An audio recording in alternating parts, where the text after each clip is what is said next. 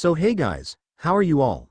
Welcome to. So we are back with a brand new movie on what if Naruto had rough harem with Blake B movie, but before we start, be sure to subscribe to our channel and like this video. Now let's begin the story. Odds were that the impossible would remain such, impossible. The toppling of a goddess, impossible, until today. With a thunderous boom, the loud crack of lightning, and the howling of a goddess turned demoness. The answer to that question was becoming clear. Love, a youth with a golden cloak covering everything but his face flew. He dodges several beams of purple light as a woman with lavender eyes, and the third eye in her forehead aimed at him. Her long kimono fluttered in the winds, the white fabric betrayed the dark heart of the wearer. Kagaya Otsutsuki, the rabbit goddess, the demoness. She flails storms, she crushed mountains, bent reality to her whim. Yet, she couldn't bend the will of Naruto Uzumaki. The person she was fighting now. He flew around using powers he himself barely understood and dodged anything she threw at him. Suddenly he throws something from his hand, a knife. All three of her eyes widened as the knife sailed past her and he appeared just behind her. A mighty kick sent her sprawling downward, her eyes wide with pain, despite her healing factor making sure she wasn't seriously injured. Slamming into the earth below, purple grass fluttered across the ground from the impact winds. Landing on the ground, Naruto Uzumaki grunts as he breathed hard. She slowly got back up to her feet, floating up from the ground when she did. Had enough? Naruto shot at her, because I'm just warming up. Bravado, incarnate of Ashura, will only get you so far. Your friend, the incarnation of Indra, is out of power. You, all alone, like you always were. Tell me, Uzumaki Naruto, what does it feel like to hold infinite power inside of you? Kagaya floats toward him slowly. What does it feel like to be a kami? I'm not a kami. Naruto stated as he got ready. My power comes from those that I call my friends, your power is just stolen. Kagaya charges at him, both clash in a massive blast of power. An ethereal fist crashes against Golden One, with Naruto and her locking eyes. The pressure wave flattens the land around them, their fight was on whole other level. The Jinchuriki of the Kyuubi no Yoko stood his ground as another ethereal fist was launched between them. The teen in front of her grunts as he was pushed back from that blow. However, he suddenly jumps back. Her eyes widened as she turns around to see several spheres of various elements heading toward her. Quickly her third eye widened, only for the spheres to turn into kunai. The kunai slammed into her arms, drawing blood. One of the kunai suddenly had Naruto appearing beside it and grabbing from her shoulder. Without remorse, he slams the blade into her chest before kicking her away. He floats there, watching as her body pushes the rest of the blades out. Her growling and demeanor signaling a change as she rose up to face him. There were no words as she looked right into him, then she smirks. As much as he continued to fight, his chakra system was slowly, but surely, frazzling out. Giving him a dark smile, she suddenly creates several bones and shoots them at him. Not wanting to end up like Obito, Naruto dodges them. He in turn throws a Rasenshuriken at her. The massive chakra is ineffective as it hit her but allowed for good over for him to escape. He flew as fast as he could to where the others were. Landing down he collapsed to his knees. He looked over at Sakura who's still giving Sasuke chakra. Kakashi watches as the wind sphere began to die down, she'll be coming soon. Tell me something I don't, Kakashi-sensei, Naruto breathed as he tried to stand up. I'm almost drained. How? Sakura asks as she looked at him. You've got all the 9 Biju and then some. Naruto takes a deep breath. She absorbs what I throw at her, so I had to put in more effort. She then noticed something. Naruto was bleeding from his mouth. Naruto, you've got internal bleeding. The incarnation of Ashura nods. I know, I can't afford the chakra to heal myself. Idiot, Sakura hissed as she walks over to him, Shozen Jutsu. He felt the chakra begin to heal him, she even began to transfer chakra over to him. Slowly, he felt his body become more relaxed as Sasuke stood up. The last Uchiha looked at Naruto, frowning as he heard the wind sphere die down. What's the plan? Sasuke asked as he looks Naruto, what now? Oh god, you're asking me what we're going to do? Holy crap, Dadbeo, we may not actually pull this off. Naruto laughed cynically as he got up, still breathing hard. Giving up, Dobi? Sasuke inquired while holding out his hand. No way, bastard, Naruto replies as he is helped up. Sakura watches as both walk forward. Sasuke turns to her, get as far as you can. What? Sakura looked bewildered, we're in this together. Sakura-chan. Naruto faces her when he looked over his shoulder, we need you alive after this. Sasuke nods, listen to him, we're the only ones that can win this fight. Kakashi looked at them both, They weren't going to admit it openly, but they both were low on chakra. He gets up. He could feel Obito calling out to him to stand and protect the world he cherished. Sakura didn't listen to them either, she instead stood next to Sasuke. You two are boneheads, the both of you. You cannot seriously think I'd let you go and throw yourselves into the fire. Sakura had tears brimming at her eyes, and allow you to die without me at your sides. She stands between them, you're not the only ones. Sasuke and Naruto looked at her with her mouth agape as Kakashi walks to the front of them. He turns to them, smiling as he lowered his mask. Revealing his face for the first time, slowly but surely it dawns upon them all. This was it, the final push. Kaguya lands in front of them, her power was increasing. She looked at them, smirking, they looked ready to die. As she grew one of her ashen bones, she saw that determination, perhaps she could help them. However, what she didn't expect was Naruto allowing Kakashi and Sakura to run ahead of him and Sasuke. Are they fools? Kaguya throws the spears of bone, they'll get skewered. The bones impact Kakashi and Sakura, only for them to suddenly explode. The black smoke filled the air around them as Kaguya fell into a trap. Her eyes widened when the smoke cleared to reveal hundreds of Naruto, all of them holding large Rasengan. Senpo. Chudama Rasen Tarangan. Kaguya's eyes widened, even with so little chakra he could do this.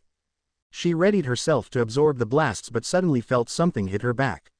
It was Amaterasu, the flames burned heavily on her back. She was forced to shift her absorbing powers to handle it. However, that's when things started getting out of hand when she saw lightning-enhanced shuriken suddenly rush toward her, covered in black lightning. Kamui Shuriken. Kakashi yells out as he appeared all around her, using shadow clones. Impossible, she was forced to jump up, how did they, when? She shoots bones at random, determined to get collateral amongst the group. She failed to notice the Kamui-enhanced shuriken impact each other, forming a large portal. Naruto's clones above her were getting destroyed left and right, but she never bothered to look down. Hey, you're psychotic demoness. Kaguya looks down, her eyes widened tremendously. Dozens of small Rasen Shuriken flew from the portal. Naruto's clones from above flew faster, and the Rasen Shuriken from below began to grow larger. Looking for an escape, Kaguya tries to form a portal to fly into only for Kamui to seal no sooner than she reaches for it. Kakashi's right begins to bleed slightly as he watches her glare at him. He only wore a proud smirk on his face, as if he was proud to have made sure she'd suffer from fear. Indeed, Kaguya felt that fear when Naruto's attacks finally impacted. Her Rinne Sharingan ran wild, trying to negate, block, and absorb attacks. However, she felt various pieces of her get blown off. Blood slowly dropped down from her mouth as more and more of his attacks breached. This was impossible. She looks around, trying to find an exit, but instead Naruto himself and Sasuke himself, assisted by a Naruto clone, flew toward her. Their hands with the marks were outstretched. This was it, the time was now. Her broken body began to heal, trying to rapidly repair critical damage so she could move. It was to no avail as Naruto grabbed her right arm, and Sasuke grabbed her arm. Or so it would appear. Instead, Zetsu had floated itself around to protect its mother. Kaguya smirks, good job, my son. Now Okazen. Zetsu gleefully screams, kill them both. Bone shot out from her palms, impacting both Naruto and Sasuke. However, they just both smirked before transforming into Kakashi's clones. To her added surprise, both clones suddenly glow bright blue. Kaguya screams as lightning chakra coursed through her. The real Naruto and Sasuke stood by Sakura, who looked at them. Now.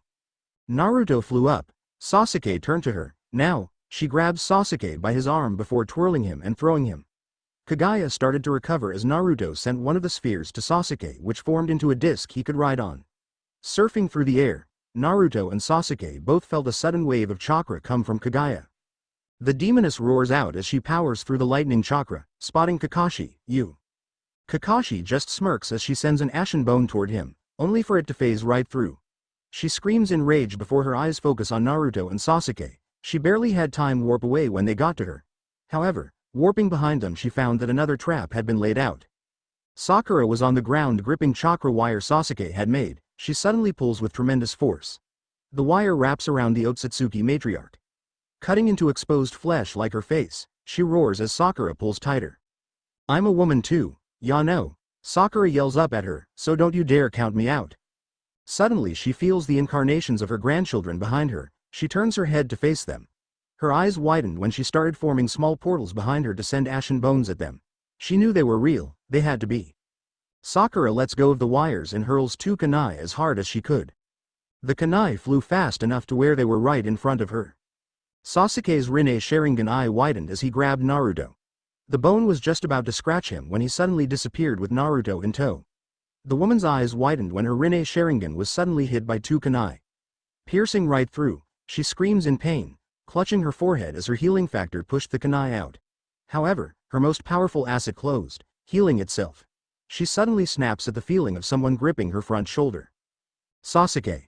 Naruto screams as his sun marks glow brightly. Naruto. Sasuke roars at the same time as his best friend. Both shout with all their worth, Rakudo, Chibaku Tensai. Kagaya screams in anguish as she is sent flying up. The woman thrashes as earth cracks around the area. Slowly, but surely going upwards. Slamming into her, Naruto and Sasuke fall backward, getting caught by Kakashi as the mountains around them slammed into the demoness. Naruto's Six Paths Sage Mode drops as he and Sasuke land on the ground with Kakashi holding them both. The duo was breathing hard as Sasuke's Rinne Sharingan lost its tomo. Both looked at one another, slowly but surely, a smile formed on their faces. Bringing up their fist, Naruto and Sasuke bumped each other. Sakura looks at them, holding back tears before falling to her knees by them, wrapping her arms around both. Team 7 had just saved the entire world, not just their village. Sasuke then spoke. How did you know that I could teleport us both? I don't know. Naruto looked at his right palm. That mark just told me. Mark? Sasuke looks at him. His eyes widened as he looked up. A loud explosion came across the area as the new moon that was being formed exploded. You've gotta be kidding me, Dadbeo, Naruto breathed as he watches a giant white misshapen palm push a piece away. A giant, very malformed, rabbit screams as it suddenly forms the biju behind it. Only for the heads to pull themselves out and fall to the ground as the beasts. They all looked weakened, tired. Kurama was the only one conscious. The Kyuubi no Yoko looked at Naruto. Brat, get out of here. Kurama, guys, what's going on? Naruto questions them, looking for signs of any movement. Kitten, Kagaya forced our chakra into her system. She broke the seal, now her own chakra is running wild, she can't even contain it. Her intent is to start anew, she is going to destroy all dimensions. Matabi answers as she raised her head up, there's nothing we can do. Suddenly the rabbit's mouth opened and kept opening like a snake until a large black ball of chakra formed. It was like the sphere Naruto had behind him, and it just kept growing, consuming chakra around it. Massive entity collapsed into this black ball of energy, it crackled with purple lightning as everyone felt reality distort around them. The skies all began to crackle with purple lightning, what was dark blue was slowly becoming a sickening yellow. Naruto looked at Sakura, then at Sasuke. Kakashi looked defeated.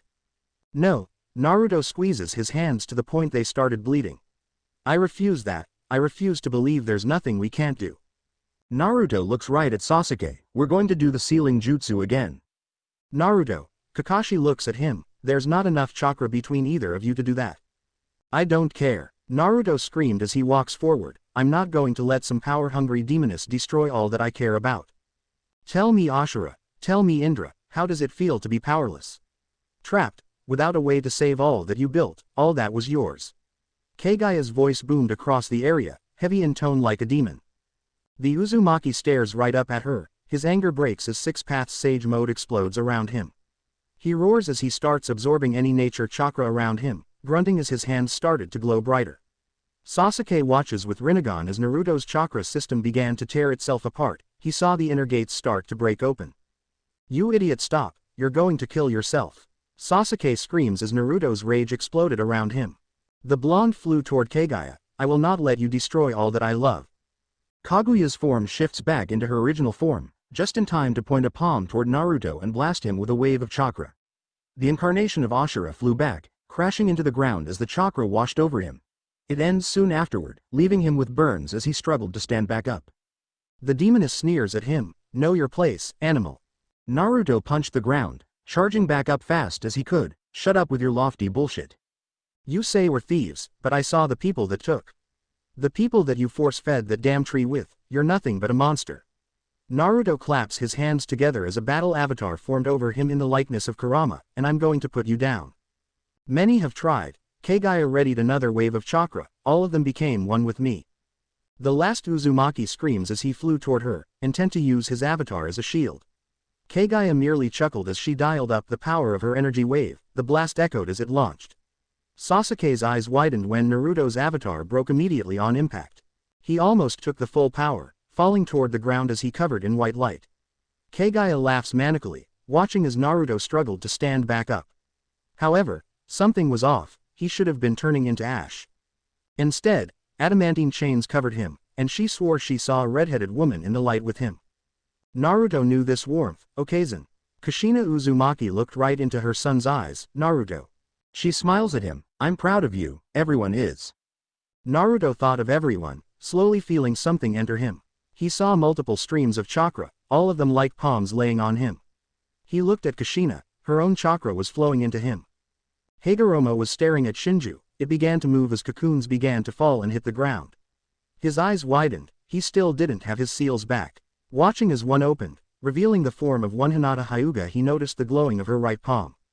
That's when he saw streams of their chakra began to flow toward the sky. Can you feel them, Naruto? They're breaking the dream, they're giving you one last chance. Hagoromo gripped his staff, make it count. That chakra is mine, give it to me, give it to me. Kagaya screams as she thrashed about, slamming more waves of chakra down on Kushina's spirit. The redhead winces as she looks at her only child. Naruto, they're giving you one last chance. We can't do the sealing jutsu, Naruto lamented as he felt began to power back up to his fullest, without the moon. Then the sun must wash away. Naruto's eyes widened when he heard his mother interrupt him, it must wash away the darkness.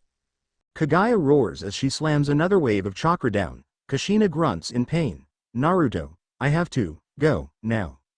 Kushina's barrier began to break, she then smiles at him, if you don't make it, dinner will be ready. Tears spilled from Naruto's eyes as he nodded. Okay Okazen, I love you. I love you too. Her spirit disappears as her barrier breaks, tell that dumb fox to help you out. Kushina. Kurama looked down and saw a little bit of her chakra enter him, jump-starting his own system again. He grunts as he felt himself get washed with the same type of chakra he felt Naruto getting. Naruto. The white light washes over Naruto as he stood there, he felt no pain. Naruto. The white light grew intensity, yet the only light shining through was the golden chakra inside of him. Naruto. Naruto breaks the white light, Kaguya's eyes widened as the sphere continued to grow behind her. Standing where her light burned the earth black was Naruto, covering in a golden light, new Gudadama. Something began to shift though, the teen had not 9 spheres, but 10. Slowly, but surely, he walks from the blackened earth as Kurama joined his side. Outstretching his right fist, Kurama bumps it before flowing into Naruto. His power increased dramatically as a result. Kagaya looked down at him, she could see chakra streams going into him instead of her. What is the meaning of this? She screams as Naruto took a deep breath, tell me. The shinobi world is free. Your light doesn't work anymore, or should I say your dream world is no more. We're shinobi, Naruto spoke for everyone as he pointed to his chest with his thumb, and out Nindo is never back down or submit. He glared right at her, especially to monsters like you. Crouching down, Naruto looks over at Sasuke and Sakura, he gives them a smile. Sasuke recognized that smile. He gets up to stop Naruto only for the blonde to fly straight up. A trail of light flowing from him, as if he was a shooting star in a night sky. The sky darkens as Naruto noticed the sphere reaching critical mass. Using his 10 spheres he sends 8 of them down toward the other Biju. Slowly the chakra from the spheres leaked into them, each of them glowing golden in color as they woke up and stood up. Matabi, who had been struggling before, stands up, kitten. Another sphere lands on the ground forming Kurama, who looked confused as he felt slightly drained again. He saw the other Biju, his brothers and sisters, with the same glow. They all looked at one another, confused until the 10th sphere formed a clone. Guys, the sphere clone looked at them, I'm going to take Kagaya inside of the sphere. You need to work in conjunction with Sasuke and Kakashi to bend space and time around the sphere. Form a black hole basically? Son Goku asks. The sphere clone nods, yes, and don't let up. If the sun and moon cannot seal away the darkness, then the sun shall wash it all away. Naruto, you'll, Kurama felt something from his eyes, die. I know. Sasuke looked on the verge of tears as he watches the actual Naruto fly toward Kagaya still, dodging light beam after light beam. Naruto's clone looks at Sasuke and Sakura, I love you both. Sakura, when we were kids, I mistook the love I felt for you like something like romantic, but Naruto's clone started to falter a little bit. I love you like the sister I always wanted. Naruto, you don't have to do this, Sakura yells as she watches him fly off. The clone shook his head, I have to, this is for our world. Sasuke didn't hide his tears, He looked right at Naruto. Why you? Because it was always going to be me. Naruto's clone gave a toothy smile. I never backed down, I never quit, and in the end. Naruto and Sasuke clash jutsu. The waves of power wash the area in bright light. The blonde and Hyuga heiress sat near a swing set. He comforts her as she had just gotten bullied for her eye color again. Kiba, Shikamaru, Choji, and Naruto all jumped out of a window. Iruka was in hot pursuit of them all, irritated that they were once again skipping class. Shien and Naruto descend into the volcano holding hands and forming a joint Rasengan to defeat an ancient demon. Kakashi and Naruto clash Rasengan. Kushina and Minato cuddle a newborn blonde infant. Iruka smiled as he hands Naruto his first bowl of ramen, smiling as he let the child wear his headband. Hundreds, thousands, of people stood behind Naruto Uzumaki. Every one of them had chakra flowing into him. His own chakra system was burning out. He was burning, but those flames didn't hurt, they pushed him. The sun was rising. My definition of shinobi is the same as family. Naruto's clone's glare fixated right on Sasuke. That's why I knew you were in trouble, because the real you would never become like Kagaya is now. Dobi, Sasuke mumbles as he reaches out to him, don't. Naruto's clone smiled, see you around Sasuke, and thank you. The clone begins to fade, now go do your job idiot, I love you, Nissan. Naruto no. Sasuke screams as the clone fades away. The bright shooting star slammed into the dark goddess. It sends them both flying into the dark sphere. Slowly the sphere began to contort. Inside of it, nothing but white light. Kagaya flies toward the top to escape only for Naruto to appear in front of her. Where do you think you're going? Naruto punches her down before reappearing below her.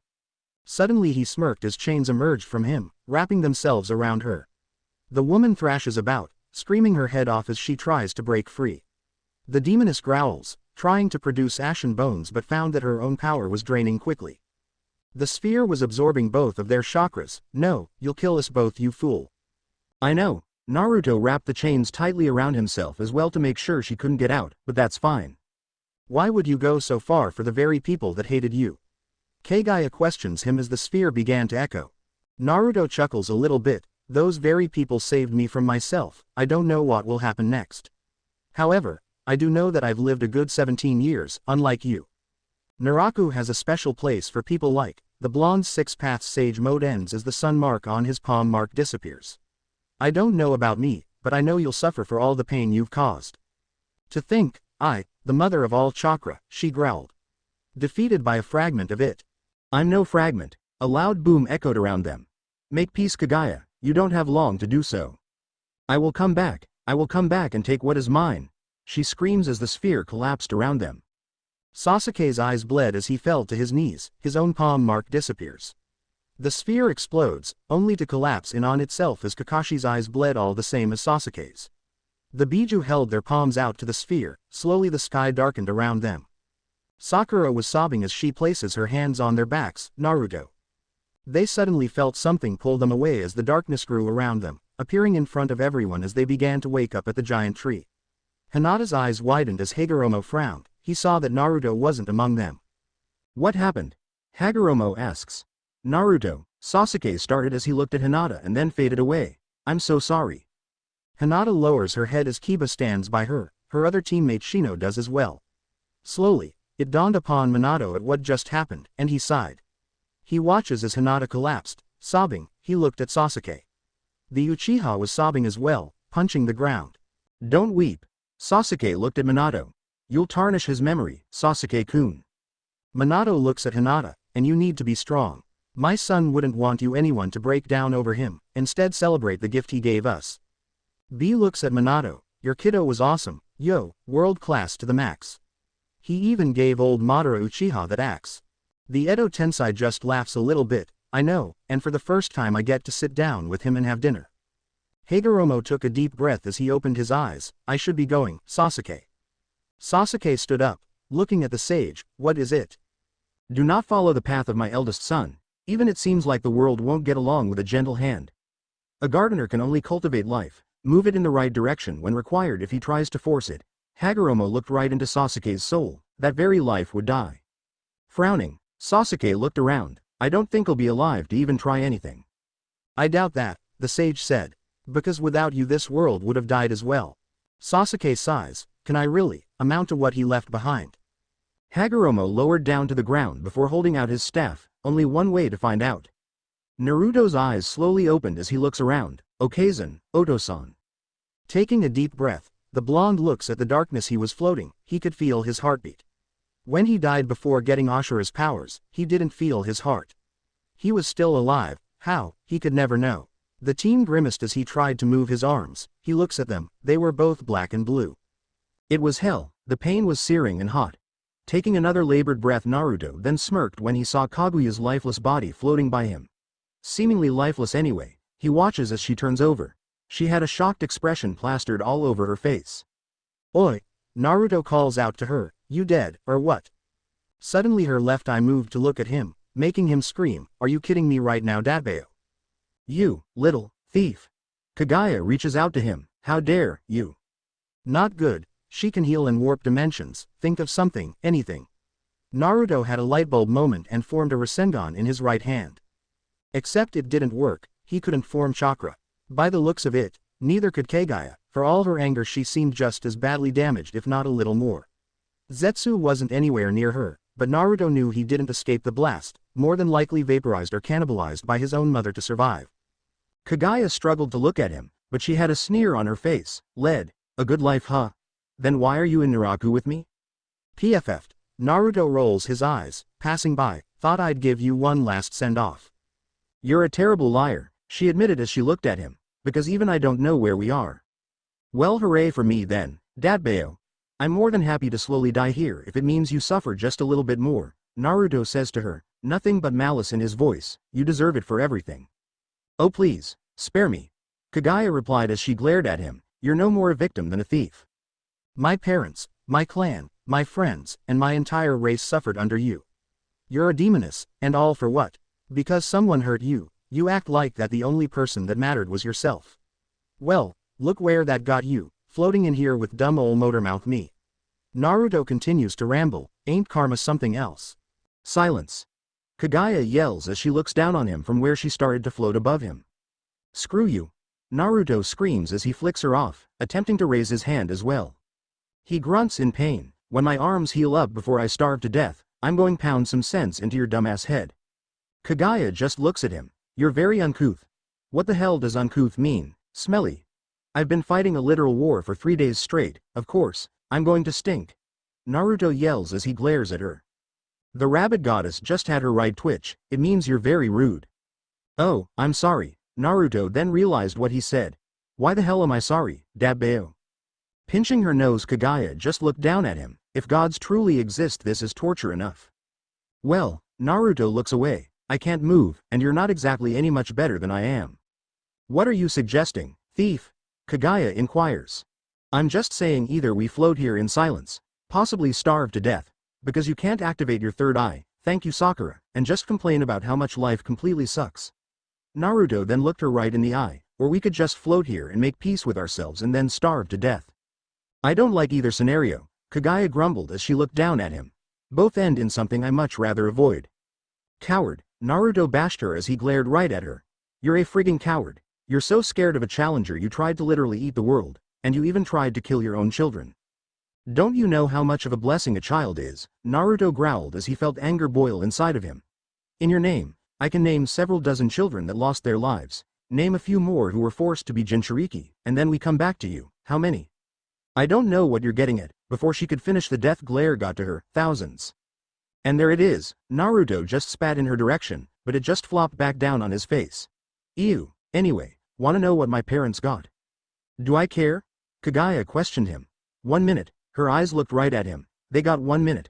1 minute before Black Zetsu put his manipulation of Obito to the fullest. Naruto then just furrowed his eyes at her, as much as I hate you, I think I pity you more. Oh, she hums. I think I can see it, you were probably hurt so bad that you never wanted to be hurt again. Which is why you ate the fruit. So that you can stop the pain, but in the end, Naruto sighed as he looked at the void. You only created more. Naruto bit his lip, I grew up being hurt by others.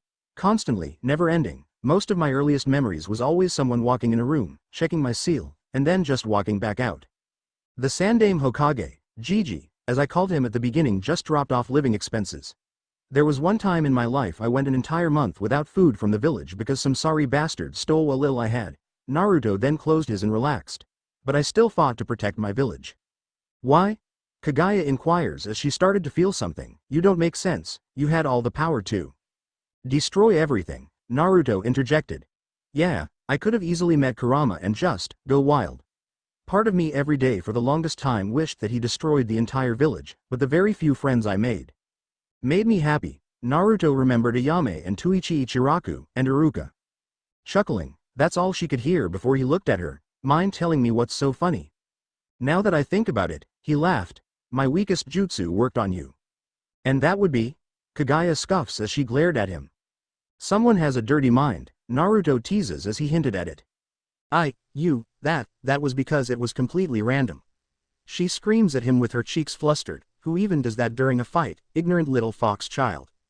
Dumb bunny, Naruto shot back. I guess it's irony that you lost to me, considering foxes eat rabbits dadbeo. She just sighs. Okay fine, you're right, I got distracted. Completely uncouth of you to give me a right hook afterward.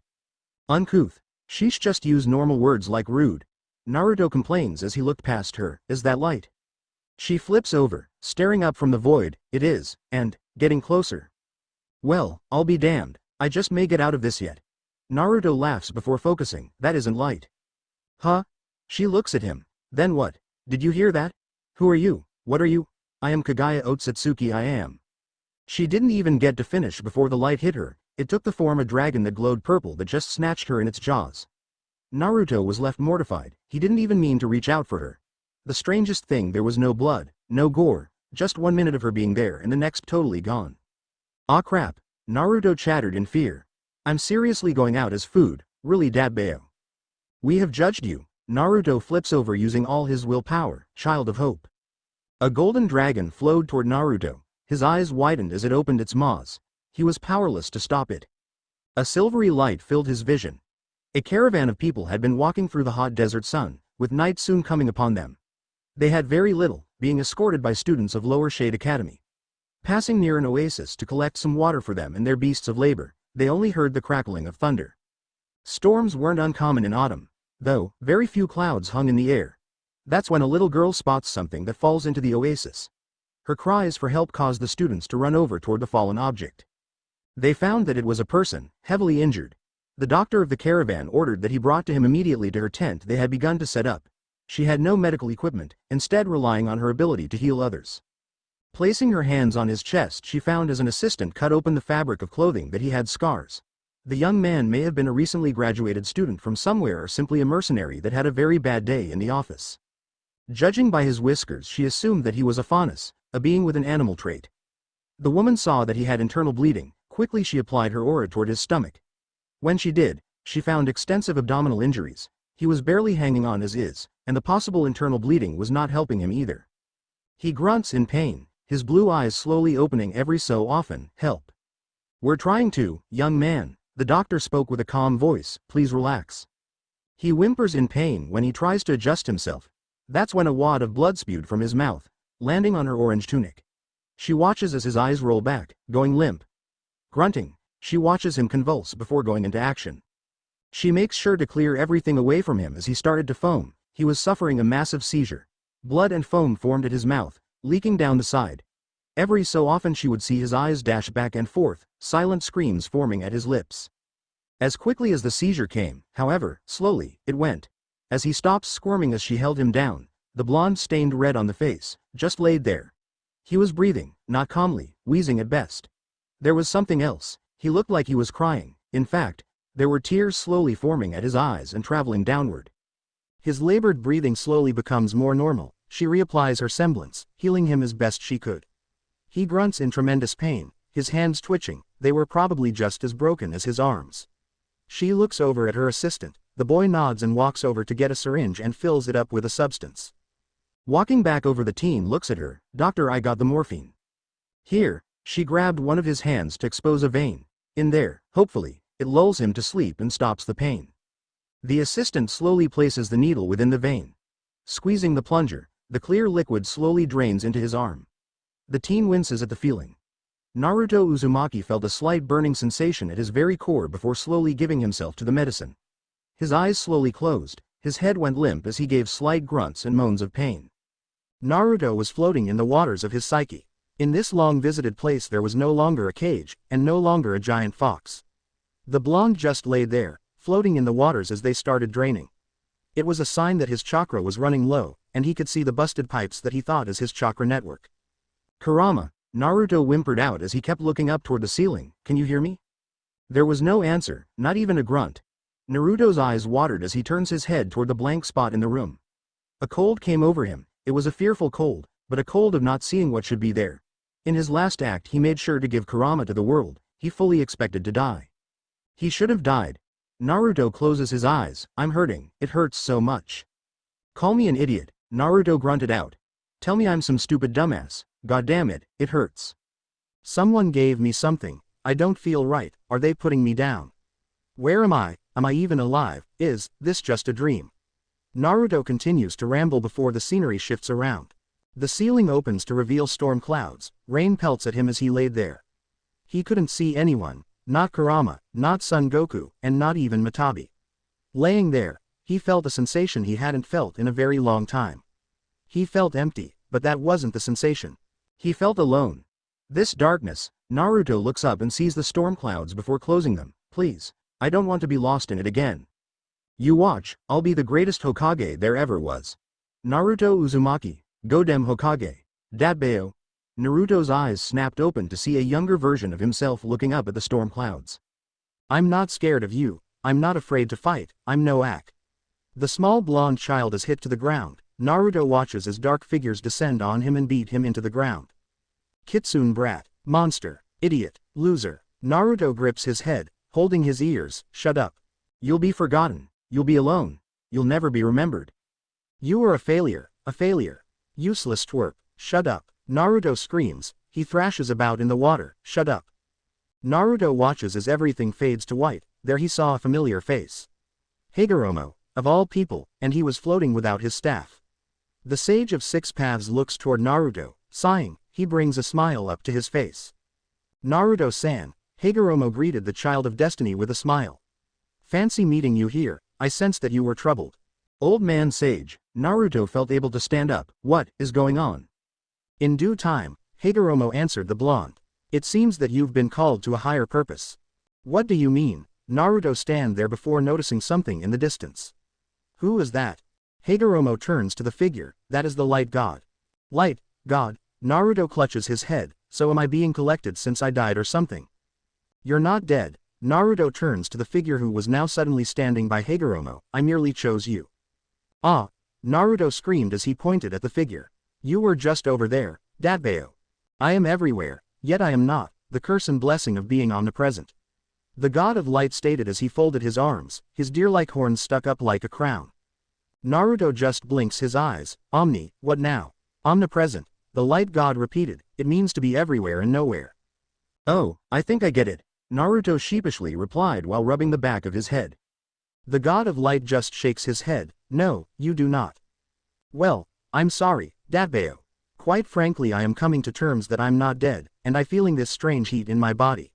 I feel like I want to puke, and then I get brought in here by old man Sage and now I'm dealing with someone who's probably Kage on steroids. Naruto raged as he held his fist up, so I'm sorry if I can't understand fancy words. Higoromo pinches his nose, Naruto, must you be so uncouth? Gah! Naruto grips his head, uncouth, Omni this. Next thing you'll tell me is that this is not real and I'm just really a Naraku. The light god looks at Higoromo, you warned me that he'd be a little unnatural for a hero. I warned you about other things, especially with your brother getting a hold of my mother, but my words always fell on deaf ears. Higoromo stated to the god next to him, Naruto-san is not without intellect, he just lacks tact. What the? Naruto looked around his pockets, I was supposed to bring tic-tacs. Oh, for the love all life and creation, the light god bemoaned as he pinched his nose.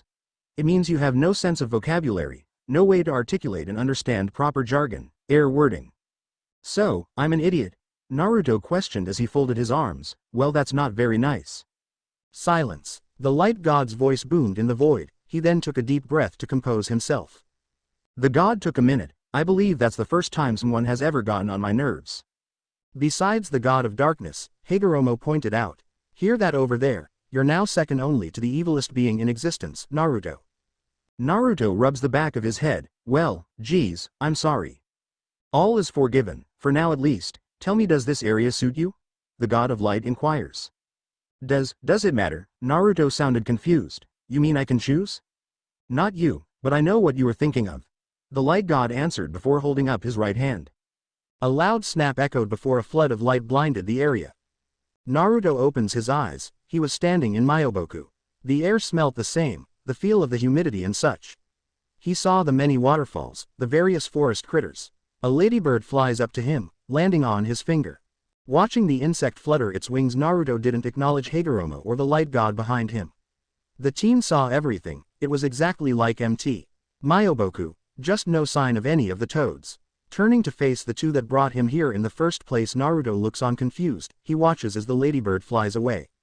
Mount Myoboku, exactly as you remembered during your sage training. I peered into the veil of your mind. I've looked into your memories. You hold this place much closer to your heart than the village of Konoha. The god explained his choice of scenery, and I feel sympathy for your harsh upbringing. However, the light god then pointed out, there is always those who suffer more, and you seem to gravitate towards them. Thanks, I guess. Naruto offered up in confused gratitude. The blonde looks at the two. So, why am I here? You and Kagaya Otsutsuki breached the realm of creation. Your final act together was both a sacrifice and a saving grace. For you've caught my eye, while Kagaya caught the eye of my brother. I do not know what he has done with her. He is twisted and has on occasion sabotaged our joint creation. The god of light holds out his hand. Mankind. Hagoromo frowns a little, sighing. In truth, Naruto-san, you're alive because the light god is curious. So, Naruto looked downcast. All I am is just a toy. Far from it. Naruto snapped his head back up to face the god. You're an anomaly just like Kagaya. Birth may have been different. The class you grew up in, beyond different. However, the life you led and the life she gave up, were one and the same. Kagaya wanted to protect her lover and her children. Her lover turned on her and the people followed suit. The light god created a miniature set for display, color-coded. Regular people were black in color. Kagaya was white, and her lover was red. Naruto could see where her lover and the people chased her down. That was before a large object made of green in the shape of a tree, and a golden light glowing from it. He watches as she took the light, consuming it. And then, everyone turned to dust. Kagaya wiped out nearly all of humanity, the light god said as he made the figures disappear. In her hubris to gain the power to protect all that she loved, she destroyed it with that very power. Naruto lowers his head, so that's why she asked why I decided to help the very people that did those things to me. Kagaya is a tragic character, the light god lamented. It saddens me when one takes such a path. Naruto frowns and nodded in agreement. Yeah, and to think I could have just as easily took that step. Hagoromo looks at the reincarnation of his youngest son. Life exists on a balance, Naruto-san. There must be balance for tranquility and peace to prosper. The former Jinchuriki took a deep breath. So, can I finally drift into the pure world? No, the light god answered. Child of hope, I found it a shame for such a life to be thrown away. But I don't want to be here, not without Kurama, not without Sasuke and Sakura-chan. I hate this feeling. I don't know how long I've been asleep, and I just, Naruto starts to sob as he brought his forearm up to cover his face. I really wished that I could just see Kurama again. The god of light looks at the young man, he then smiles as he brought his hand onto him. Child, you must remain strong. How? Naruto lamented as he looked up at the light god. Kurama was my closest friend, and Sasuke and Sakura were my siblings. I have no one here. I brought you here because I saw a pure heart. This world needs that. The light god then looked up and smiled. It would seem our time has come to a close. Wait, Naruto reaches out to the duo. When will I see you again? When the time is right. Hagoromo bowed his head. Please, go in peace, Naruto-san. Naruto watches as they left before the whole world became dark. The gasping of a young man laying in pure white linen makes the nurse jump. The room itself was stainless, pearly white, with some windows overlooking the city. The nurse watches as the teen reaches for the tube in his nostrils. She grabs his hands. Sir, she struggled to him down from pulling the tube out. Sir, look at me, I'm Nurse Coral. You're in the hospital, sir, please calm yourself. Naruto breathes hard as he finally gave up. Re. The nurse made out the broken word. You're in Vacuo First General Hospital. VA-CU. Oh. Naruto breathed out. Yes, Vacuo, Coral answered as she looks at him. You were brought here 3 months ago, critically injured. And a team of surgeons worked round the clock to keep you alive once you got here. You actually died a few times on the table. She looked around. Sir, I'm going to go get the doctor, please do not pull at the tube. Naruto flops his head back, watching as the nurse runs out. The teen breathes hard, looking at the painfully bright room. His eyes ached from it all. The teen sways his head on the pillow. He felt hollow. Looking around, he noticed tall buildings just outside of the window. They looked no different than Suna's buildings. Then he starts to remember some details. Landing in water was of them, but it was the dry air he felt when he exited the strange void. Desert air, at least he thought it was. It felt exactly the way the Great Wind Desert felt. The doctor walks in. She had long lavender-colored hair and yellow eyes. The lady wasn't very tall. In fact, she was shorter than most people Naruto knew. The doctor looked him over, checking his pulse, and looked at his monitor. She had webbed hands, not human ones. Nod if you can understand me. Naruto nods weakly, making her smile. Hey there, sunshine, she greeted him with a joke. My name is Dr. Sahaba Sal. I've been taking care of you the last 3 months. Months? Naruto inquired as best he could. She nods. Yes, you were brought in with what I can describe as the worst beat down I've seen a very long time. You're very lucky. Between your heart stopping several times and the fear of brain damage, you came out of surgery successfully. We applied biodegradable stitches that have already disappeared. You had massive internal injuries. The doctor revealed while she read over his file. Luckily you have a strong aura. You. Naruto thanked her, watching as she smiled in response. Sahaba then looks at his monitor. We're going to monitor for 24 hours before we remove that ventilator that's been helping you breathe in your sleep. At which time we'll probably start seeing how well your nerves are. She grimaced a little before saying the next part, and work on removing the catheter. Naruto looks confused before he looks down past his feet. He saw 2 tubes. His eyes slightly widened before rolling to the back of his head. The doctor chuckles a little bit before walking out of the room. The nurse pats the teen's shoulder.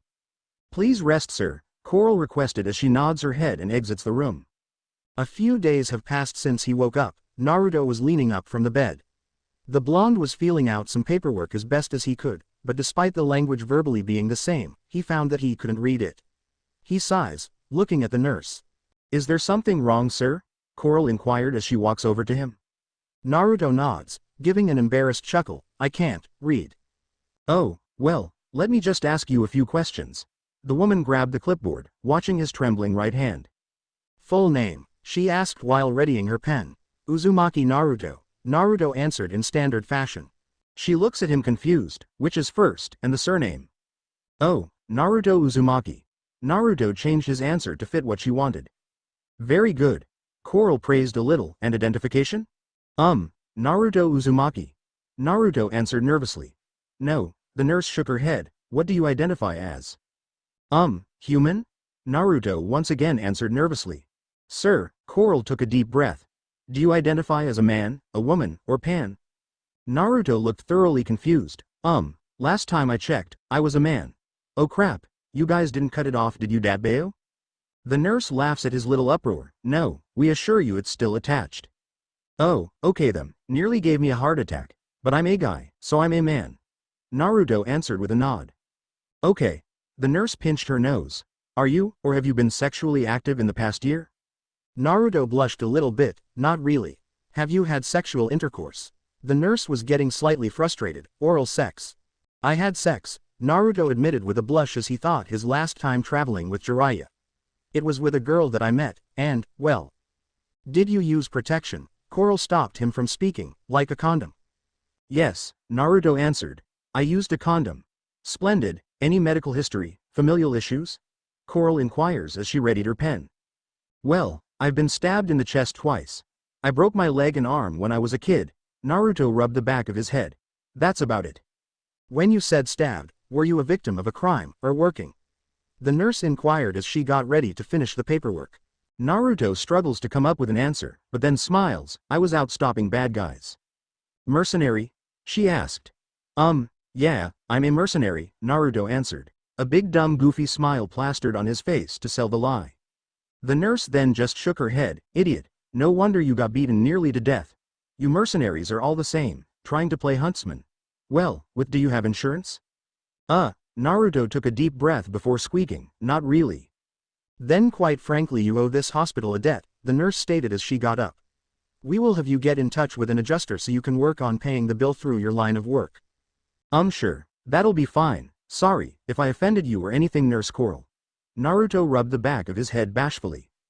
The nurse sighs, it's not you, I had a friend who decided it had been a good idea to become a mercenary. He died, she told him and then looked at him with her orange eyes. You do well to keep your young life safeguarded. Too many young people die to Grim thinking they can make a difference. Grim? Naruto mentally questioned. Okay, Nurse Coral, when can I leave? Tomorrow, you'll be given the green light to leave. Your personal effects will be delivered to you tonight. Nurse Coral answered him before walking out of the room. The blonde sat on the bed, taking a deep breath. Well, that could have gone better. He looks at his arms and then looking at his legs. They still felt a little stiff. Slowly, getting off the bed, Naruto entered a fighting stance before throwing a couple of jabs in the air in front of him. Naruto was handed a pair of black pants and an orange tunic. The tunic had long sleeves and made of a very soft fabric. Naruto noticed that his headband's sash was damaged, torn up, but his headband remained intact. There was a yellow sash obviously used to help tie his pants around his waist. A pair of all-terrain boots, and along with several of his shuriken. His pouches were mostly ruined, save for one, which still had a kunai in it. Undressing out of his medical clothes, Naruto began putting together his outfit and grimaced when he felt pain in his right arm. The doctor said he'd have some healing to do. Sighing, Naruto just placed himself in the mindset of putting himself as far away from the hospital as possible. Gathering his bearings, Naruto took a deep breath and began to mentally go over the things he had. Sighing, he got himself walking out of the door. It felt weird as people gave him some looks. A nurse nodded with a smile. Apparently, he was well talked about as the miracle guy for surviving all that he did. It didn't take long for Naruto to get outside of the hospital. Looking around the arid city, he frowned. There were very few plants in the area. He didn't know what to do with himself. So, he took a step forward, then another and another. People were buzzing through the city streets, talking and gossiping. Stop the oppression, he heard someone shout. Down with the Schnee Dust Company, a woman screamed. Bunch of crooks and thieves. Down with the Schnee Dust Company, they're a bunch crooks and thieves. A group of people chants. This caught his eye as he watches the people from afar. All of them had the animal traits he saw on some of the nurses, faunus. Naruto himself was confused on what he should have listed himself down as, considering he had whiskers on his face. Then again, it wasn't like they occurred naturally. His parents were human. He just happened to get bathed in Kurama's chakra before getting birthed. That's when heard sirens of some kind. He watches as men in fancy suites, no different than the bastard Gato wore, stood outside of a building. The strange machines with the sirens pulled up toward the building, where he saw people with armor on and shields step out. They all had clubs in their hand, and bigger machine pulls up as well. This one had a cannon of some kind mounted on top. Attention all protesters, the lead of the group of armed people spoke in a machine-like tone. Please desist and return to your dwellings. Man, that ain't right. Hell no, we're protesting unfair pay. We work just as hard as our human coworkers, we deserve to be paid just as much. The Schnee Dust Company owes us a pension, as they do with the humans. This is your final warning, we will use force. The same person stated, only for some children to step up front. Naruto watches as they arm the cannon on top of the large machine. 3. Protesters kept chanting. 2. The armed people chuckled and laughed, they seemed eager to be beating on people. Naruto's hands found themselves gripping each other. Without thinking twice, he moved. The cannon starts firing a stream of water out, aimed right at the children. Naruto formed a hand seal before several clones popped into existence by him. He managed to get in front of the kids, taking the full brunt of the water blast. He stood there, anchoring himself to the ground with chakra as the people blasted him with a cannon full of water. He wouldn't lie, it felt refreshing, the cold water. After the water died down, the lead of the group steps up to Naruto. What in the blue blazes are you doing, critter? Don't you dare use a semblance again. Deactivate it immediately. The man yelled right in the blonde's face. Naruto growls as he glared right into the man's eyes. Why don't you stop what you're doing? You could have gotten children hurt. Oh, you animals are all the same, the man complained. You belong in the mines. Kiss our ass. A man from the crowd shouted. Shut your jaws, go back to your dens, your mangy critters. The man shouted at the people behind Naruto. Naruto looks at the symbol on their uniform. Are you guys police? No, we're security guards, and you're on Schnee property, the security guard screams. The blonde then smirks. Is that so? He walks backward, the guard follows. Yeah, back up, Fleabag. Oh, Naruto looked down at the line he secretly drew in the sand. So, are you off Schnee property? Yeah, what about it, you little ba-ak? Naruto swings his left hand, catching him right in the face. The blow was powerful enough to shatter his helmet. The man's mouth spat up blood before he hit the ground, hitting it with a hard thud. The crowd behind Naruto stood silently before cheering. The other security guards began beating their clubs against their riot shields. Taking a deep breath, Naruto got ready to fight. The first one to move forward gets my foot up their ass, Dadbeo. Enough, Naruto heard from somewhere behind him. A large, well-built man walks through the crowd. People separated in his presence. He seemed very well respected. The man looked right at Naruto, who was still on edge. Stand down, kinsman, the man ordered Naruto. There's no need for more violence. It's the police chief, the man in the suit greeted the man mockingly. The caterer of the beasts. Enough, the police chief replied with a flat tone. This has gone on long enough. I came down personally to inform you'll be taken into custody if another attack happens again. Attack? These vermin came onto my property first. Mr. Schnee's property is my responsibility. The man in the suit stated, and I'll not let some wild beasts tarnish it because they don't like their pay. Naruto looks up at the man, growling as his fists balled up. The police chief just placed his hand on Naruto's shoulder, pushing him back. The police chief stares down the suit until the suit just lost his nerve. Snapping his fingers, all the guards got back. The one on the ground slowly got up. He glares right at Naruto, spitting a splotch of blood on the ground at his feet. The former Jinchuriki just flicks the man off. Kick your ass later, Dadbeo. Next time I see, you'll be going in the hospital, fucking animal, the punched-out security guard screamed. Naruto just scuffs, whatever, asshole. The blonde backs away into the ground, being met by a few people patting his back. The woman from earlier stops, throwing her arms around him. He felt weird, looking at the people. Thank you, kinsman, the woman thanked him. Those bastards were going to blast our kids. Yeah, what's your name? A man with rough skin yells, shaking Naruto by the shoulder with a smile on his face. Naruto looks at them, he then smiles. My name is Naruto. Life had a funny way of working its wonders. Naruto didn't know that the vision he had was just some sort of drug-induced fever dream or the actual deal. Taking a deep breath, he looks at the bubbly brown liquid in front of him. It was called a beer, and apparently, someone bought it for him. He had been struggling to adapt. This world was totally different than the one he remembered. Was it even the same one? Taking the bottle into his right hand, which slightly trembled, Naruto tilted it back. The liquid was very offending, but he didn't want to punch a gift horse in the mouth. Quickly downing the contents, the blonde just coughs at the end of it all. Music played in the background. The throbbing of speakers in this club was weird. It radiated through him. The music was pretty good. He didn't know what it was exactly. It was like a mix between killer bees rapping and loud music. He got up from the bar. The whiskered blonde just took a moment to think about what he would do next. The people he had helped earlier provided him with a place to stay. It wasn't some fancy apartment, not some house. Merely a couch in a room. He could try to keep to his words and do mercenary work. It couldn't possibly that hard, right? All the time in the world. Time, that's all he pretty much had. Getting up from the bar after thinking this over, Naruto felt hazy. It was a hollow feeling. He closed his eyes as he walked. Dodging around people, perhaps the vision of Higoromo and that light god guy was just a drug-induced fever dream. It didn't seem like they knew what they wanted him, just that they needed him for something, and that just doesn't make any sense. The way he felt right now was just awful, and he didn't even have a friend to share his grief with. Kurama was, for the longest time, a foe. He'd do everything in his power to take over him, he'd do anything make Naruto irate. Yet, at the end, it was because he was hurt. No different than the way Naruto was, treated differently out of fear. Walking out of the bar, Naruto had to watch his step as one of this vehicle things sped past him. They weren't common in Vacuo from what he understood, but sometimes people on certain nights didn't watch where they were going. At least, that's what one of the people he'd been staying with said at least. Shuffling along the road, the teen stops. I know you've been following me. A chortle escapes the lips of a man and his cronies. It was the security guard from the other day that Naruto punched. The teen took a deep breath as he looks at the 5 men that slowly surround him.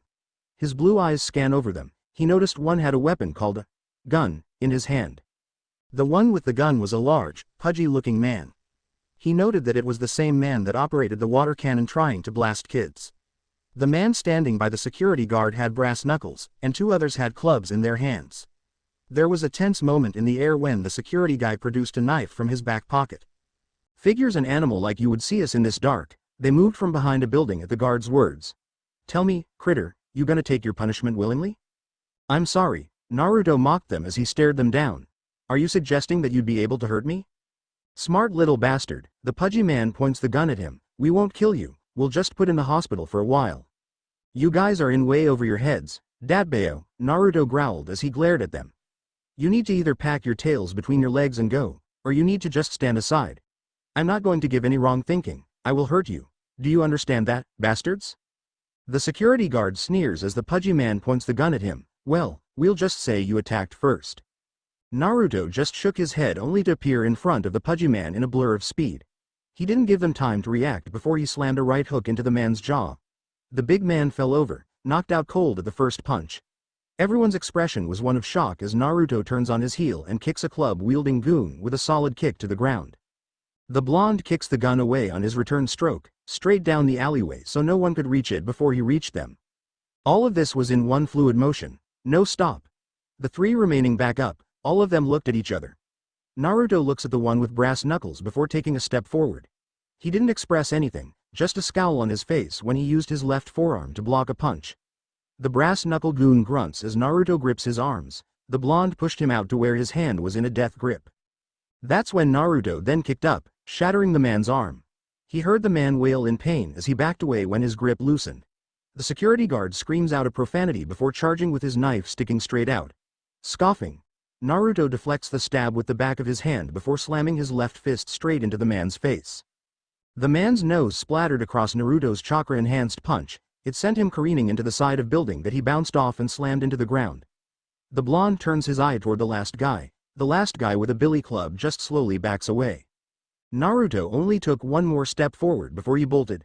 The blonde shakes his head, walks over to the downed security guard before crouching down. The guard looks up at him. Spite and hatred filled his eyes to the brim. Naruto just sighs as he looked right into the man's eyes. It's not the first time someone has given me that look. Honestly, it probably won't be last either, Datbeo. But, the former Jinchuriki glared right into the man's eyes. Hopefully this'll be a lesson to you. When someone tells you to back off, or you'll get hurt, it's best you tuck your tail between your legs and just go. How? The security guard groaned in pain. You're not Huntsman, there's no way.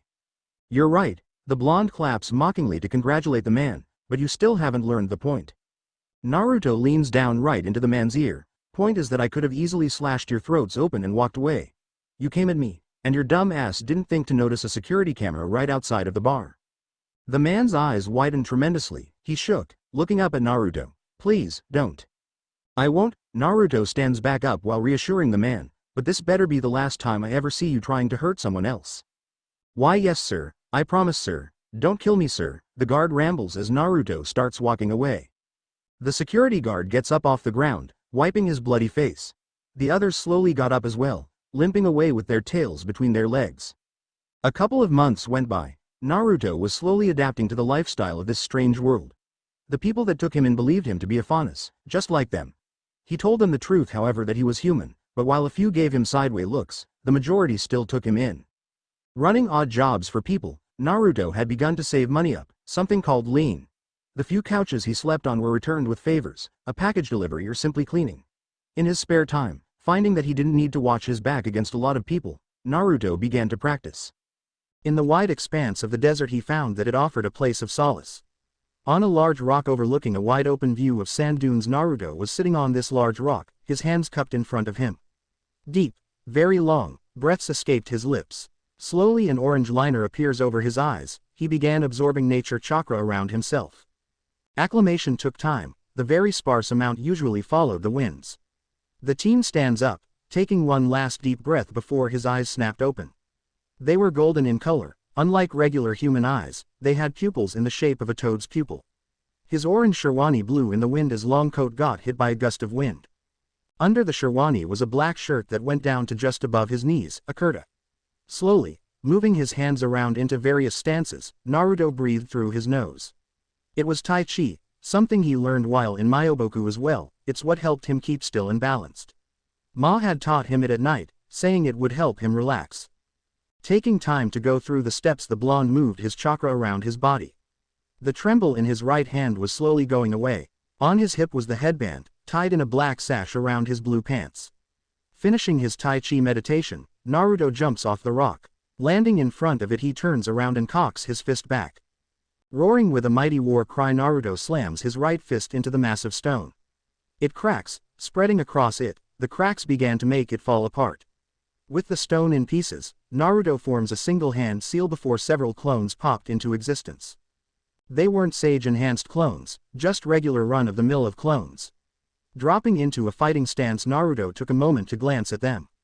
Giving them a nod, they ran at him full speed. He blocks the first with his foreleg before following through with a front kick and dispersing it.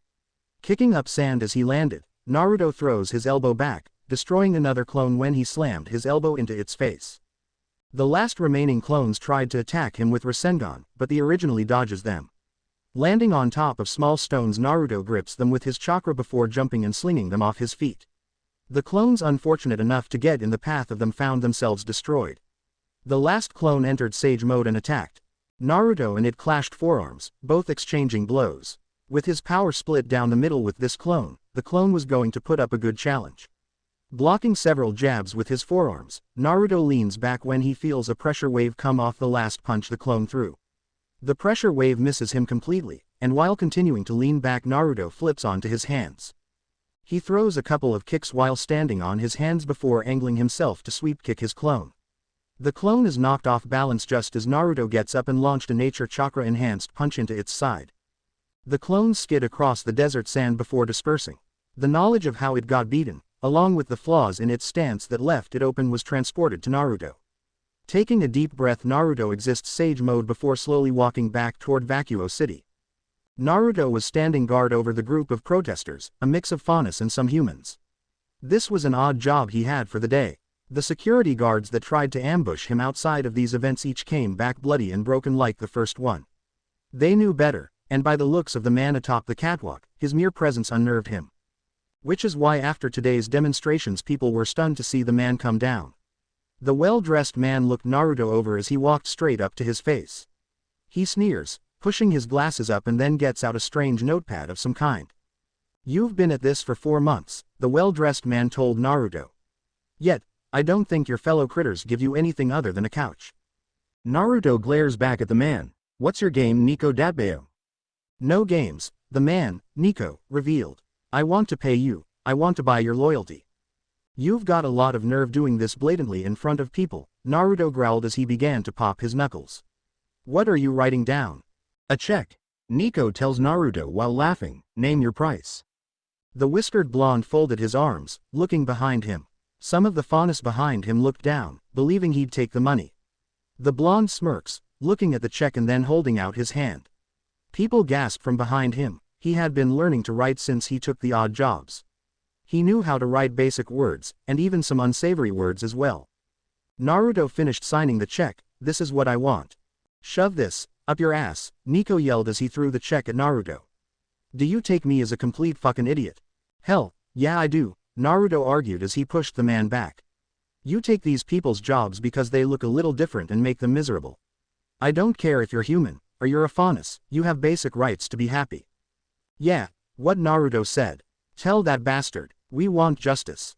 "Oh, you must be so happy with yourself," Nico spat as he glared right at Naruto. "I'm telling you right now, none of these animals will get their jobs back under my leadership." The blonde looks back at them, then scoffed as he turned his back toward Nico. The man was confused. He merely turned the cheek, but why? Naruto then answers that silent question. "You're right about that, under your leadership." So, the former Jinchuriki chuckled. "You can either leave, or I'll make you leave." "Is that a threat, you little bastard?" Nico screams as he kept looking at Naruto's back. The blue-eyed teen responds with a dark glint in his eyes. "It's a promise, Nico." Turning his head back toward the crowd, Naruto sighs. "Okay guys, let's pack it for the day. My end of watch is over, and I think it's high time you all got something to drink and spend time with your families." The group grumbles as they disperse, none of it directed at the blonde. Naruto just kept standing there, his back turned. Took a deep breath. He turns to Nico, perhaps as a courtesy, perhaps as an intimation. The two glared at one another, both hated each other. "Nico," Naruto said the businessman's name. "There was once a person like you. When I was young, I went with my teacher on a mission. He had bought that village off and ran the people like slaves. He hurt those who'd stand up to him. Sounds like a ruthless businessman. What's your point? Nico sounded annoyed. The point is that he tried to kill a man that he paid to cut his costs. The blonde then gave a dark chuckle. That man ended cutting him open. Nico's eyes widened. You wouldn't dare, you're no murderer. It's a fair warning, Nico, Naruto warned as he glared right into the man's eyes. Don't do like your henchmen have been doing, or you'll meet the same fate. Naruto walks away, looking over his shoulder. Do the right thing, Datbeo. The bar was playing music loudly as Naruto entered it. He was walking with the person most recently taking him in for the week. It was kind of a funny little exchange program, and Naruto was his own commodity. The sounds of violins and people clapping their hands while dancing in the middle filled the room. Gotta say, Naruto, the police chief Tigra greeted the teen. You continue to impress me on how much paperwork you give me and my boys. Naruto gave a chortle before smiling. Don't mention it, I'll probably be leaving Vacuo once this blows over. Well shit son, Tigra motioned Naruto to follow him. I was hoping if you'd been interested in joining the force. Nah, Naruto shook his head, police work isn't for me. Tigra sighs and then taps the bar. How about a beer then? Honestly, Naruto laughed as he looked at the man. I prefer spirits. Very well then, Tigra replied and then looked at the bartender. I need a shot of Krogan's. Tigra watches as the man slides the glass over to him, handing it Naruto while he held his beer in the other hand. Both clink their glasses together before Naruto slams the shot back. He winces at the burning. Whatever Krogan's was, it was strong. Holy crap, Datbeo, Naruto gasped as he looked at the shot glass. The hell was that? 94 proof, it'll put hair on ya, squirt. Tigra ruffles Naruto's hair and then looks over the teen's shoulder. Hey, don't look now, but there's a lady looking right at you. Naruto hummed and looked over his shoulder. The lady looking at him was young. She had deep crimson hair and red eyes. She was very beautiful, being voluptuous. Naruto's old sensei Jiraiya would have had a field day right now, probably trying to flirt with her even before she took notice of him. She was talking to her friends. Getting up from the table she was at, she walks up to Naruto. She was slightly taller than him, probably a couple of years older as well. She had a sway to her hips. She was being flirtatious, and though Naruto tried his best to ignore a certain part of him, there was an itch, and that itch hadn't been scratched in a very long time. So, instead of walking away, he just waited for her to walk over to him. Ah, the hero of the sandworm. She greets him. It is a pleasure to meet you. Hi, my name's Naruto, he replied. There was a slight blush on his cheeks. She laughs and looks at him coyly in the eye. See something you like? I'm just going to leave you two alone, Tigra chuckled as he walked away from Naruto. Have fun, lad. Naruto nervously chuckled. Don't mind the guy, who are you? My name is Rosa. She took his hand before whispering right into his ear, and I want to dance. The door to an inn room was kicked open. Naruto was currently locking lips with Rosa as they entered the room. There was something electric in her kiss. It wasn't love or anything, it was just passion. The girl laughs as she broke the kiss, pushing him toward the bed. Naruto hit the bed hard enough to bounce up a little bit. He was breathing hard. Perhaps it was the dancing, the alcohol? Maybe it was the so-called itch that everyone had and needed to be scratched every so often. Rosa looks at him, her hungry eyes scanned over his body. My oh my, what am I going to do with you? The teasing in her voice made chills run down Naruto's spine. Rosa-chan. Oh, she walks over to the inn door, closing it. What's up, stud? She grabs a disc of some kind before opening a device called a CD player. Smooth music started playing over from the speakers, and she was just teasing him further. She accidentally dropped the CD case before slowly rising back up to put it up in a pack she had with her. Who is this? Naruto asked bashfully. She turns to him, laughing. Marvin Gaye, sexual healing. He blushed brightly as she kicks off her heels, watching as he took off his shoes. The blonde watches the redhead giggle before turning fully to face him. So, you were saying something, she said to him while looking into his eyes with a predatory look.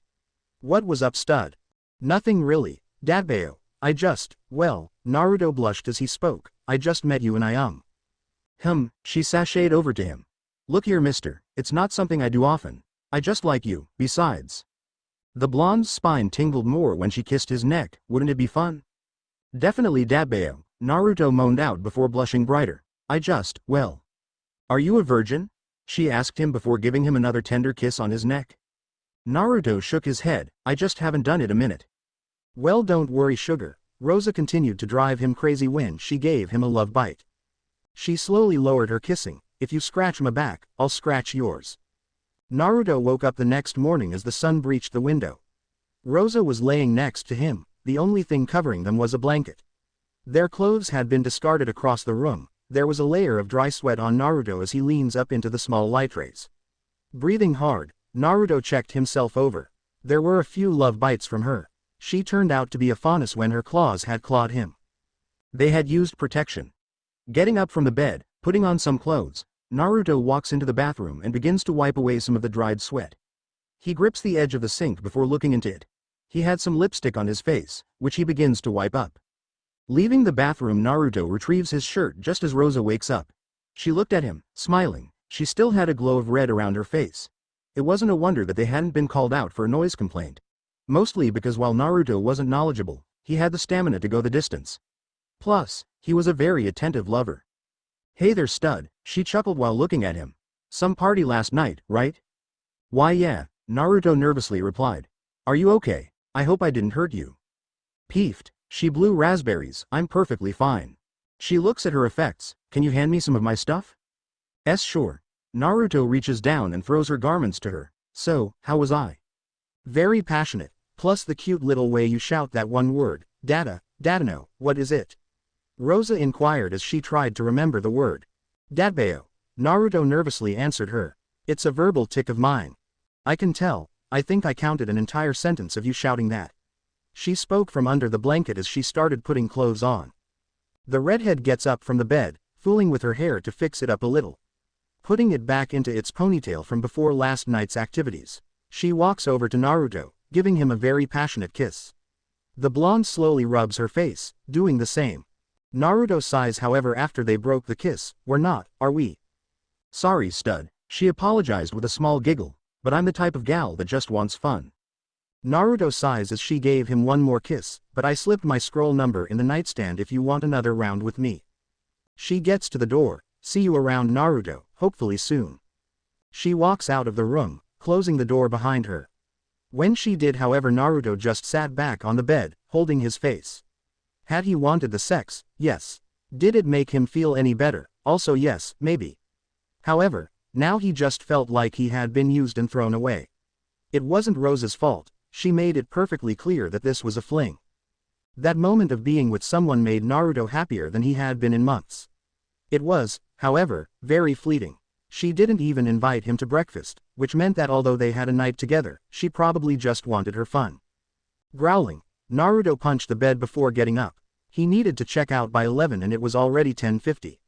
Slowly, he exits the room, putting on his shoes in the hallway.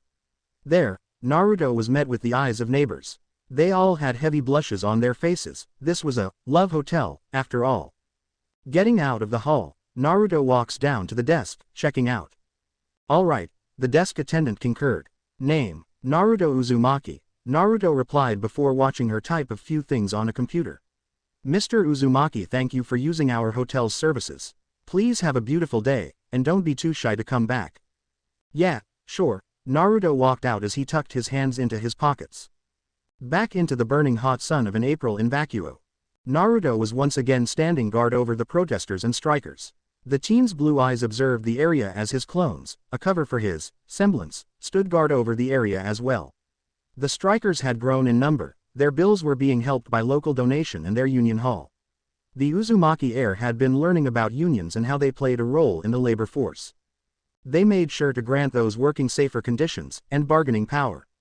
The people here were a part of SDC's Local 761. This entire thing was over the unfair treatment compared to human workers. Faunus got paid lower wages, didn't get as many benefits, and had no pension. However, today, Naruto took notice that the guards looked tired.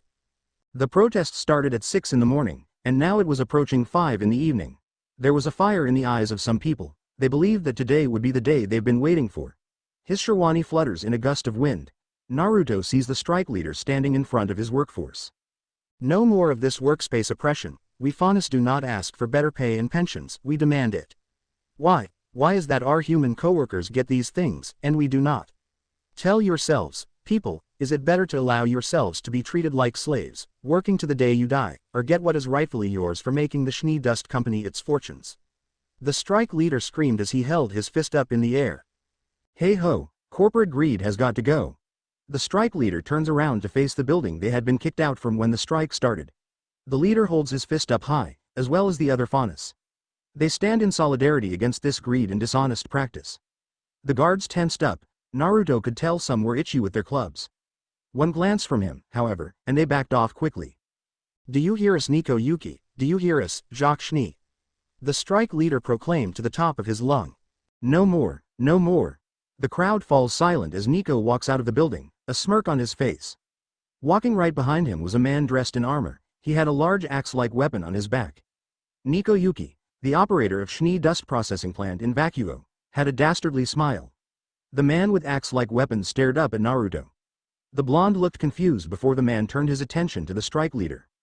Mr. Nico has hired me as a guard to his property, the man explained his presence. I am to ask you all to disperse and allow the human workers to come in. We most certainly will not, the strike leader yelled as he looked at the massive man. Who the hell are you, some mercenary? I'm a huntsman, the man answered as he readied his weapon. I have authority from the Vacuoan government to kick you off the premises. Bullshit. The strike leader steps forward only to have a punch thrown at him. The strike leader's eyes widened as Naruto suddenly appears in front of him. The huntsman's punch was caught in the much smaller hand of the teen. The two locked eyes as Naruto watches him bring his weapon back. Without thinking, Naruto kicked the strike leader back in time to turn on his heel. As he spun around, he grabbed his kunai and blocked the axe. Sparks flew off the weapons they used, Naruto using chakra to enhance the edge of his kunai. Mr. Nico told me about you, the whiskered human, more like a scrawny Faunus kid. The huntsman mocked as he pushed Naruto back a little. Naruto dodged a swing from the axe when the man backed off and tried to counter him. The two clashed weapons several times, sparks flying from each other's weapon as the former Jinchuriki danced around the huntsman. Each time he tried to punch, or kick, the huntsman was able to block with his axe. He couldn't risk Sage Mode, not that it would be a fight ender, it is just that people around could get hurt. Moving to the side of the huntsman, Naruto caught him off guard before slamming his against the back of the man.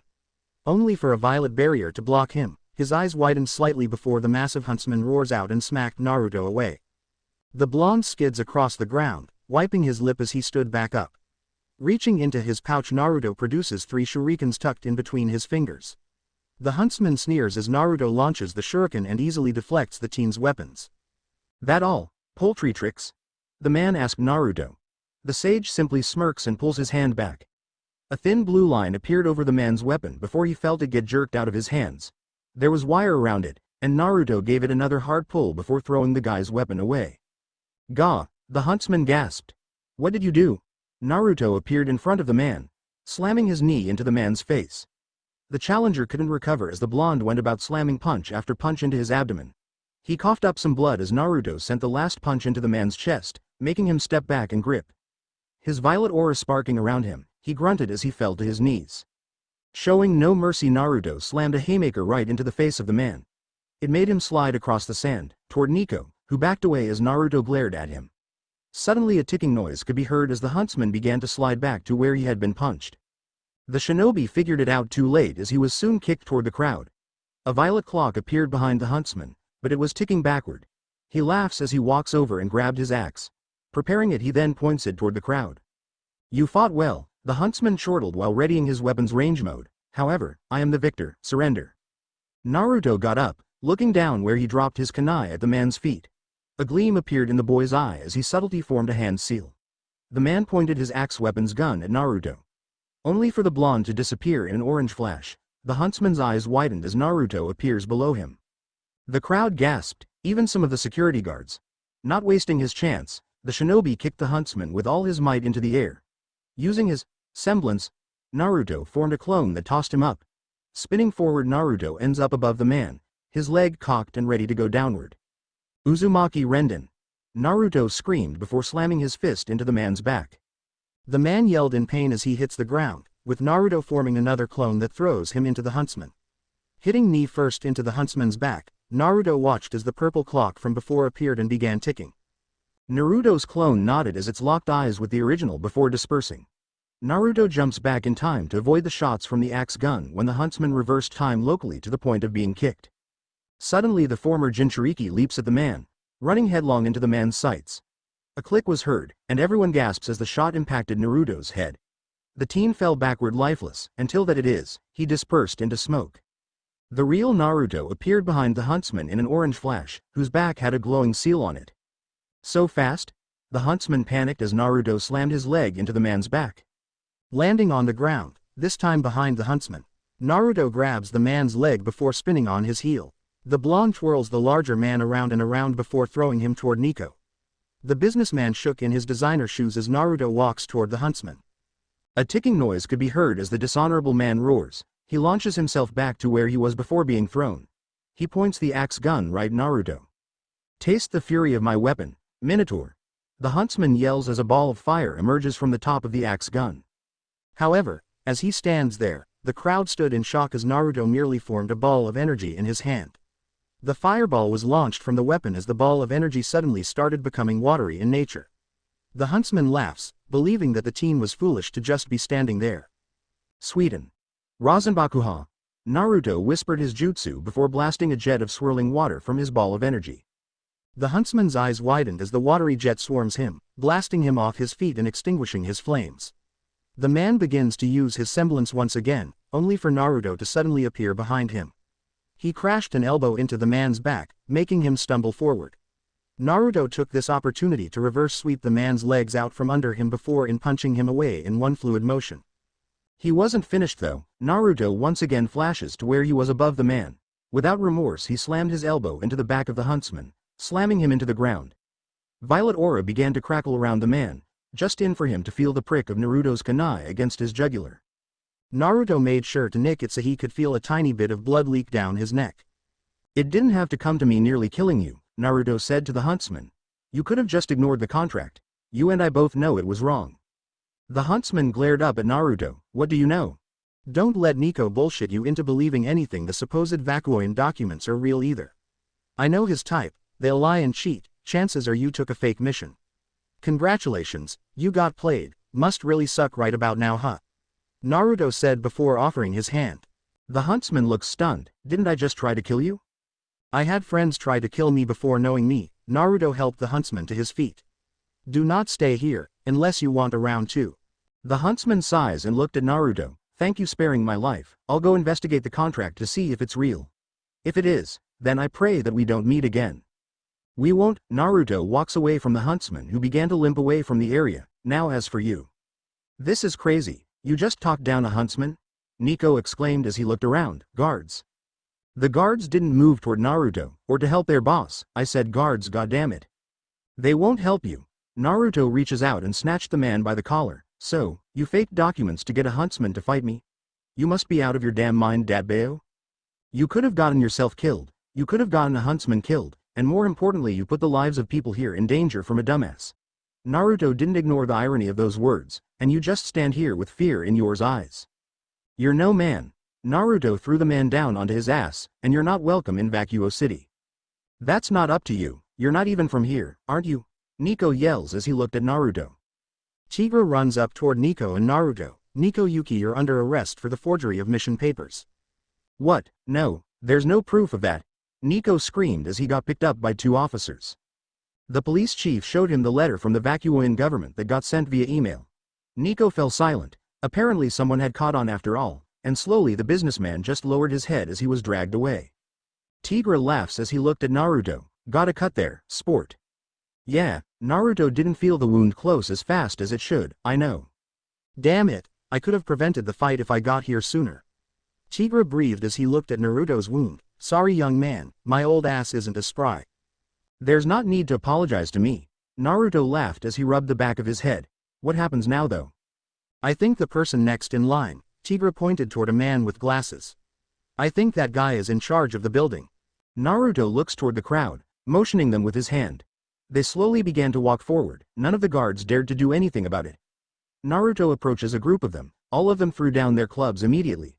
The man with glasses had black hair and blue eyes. He was tall in stature, but it was obvious he wasn't a fighter. The man looked at Naruto, then to the strike leader, Mr. Snowberry.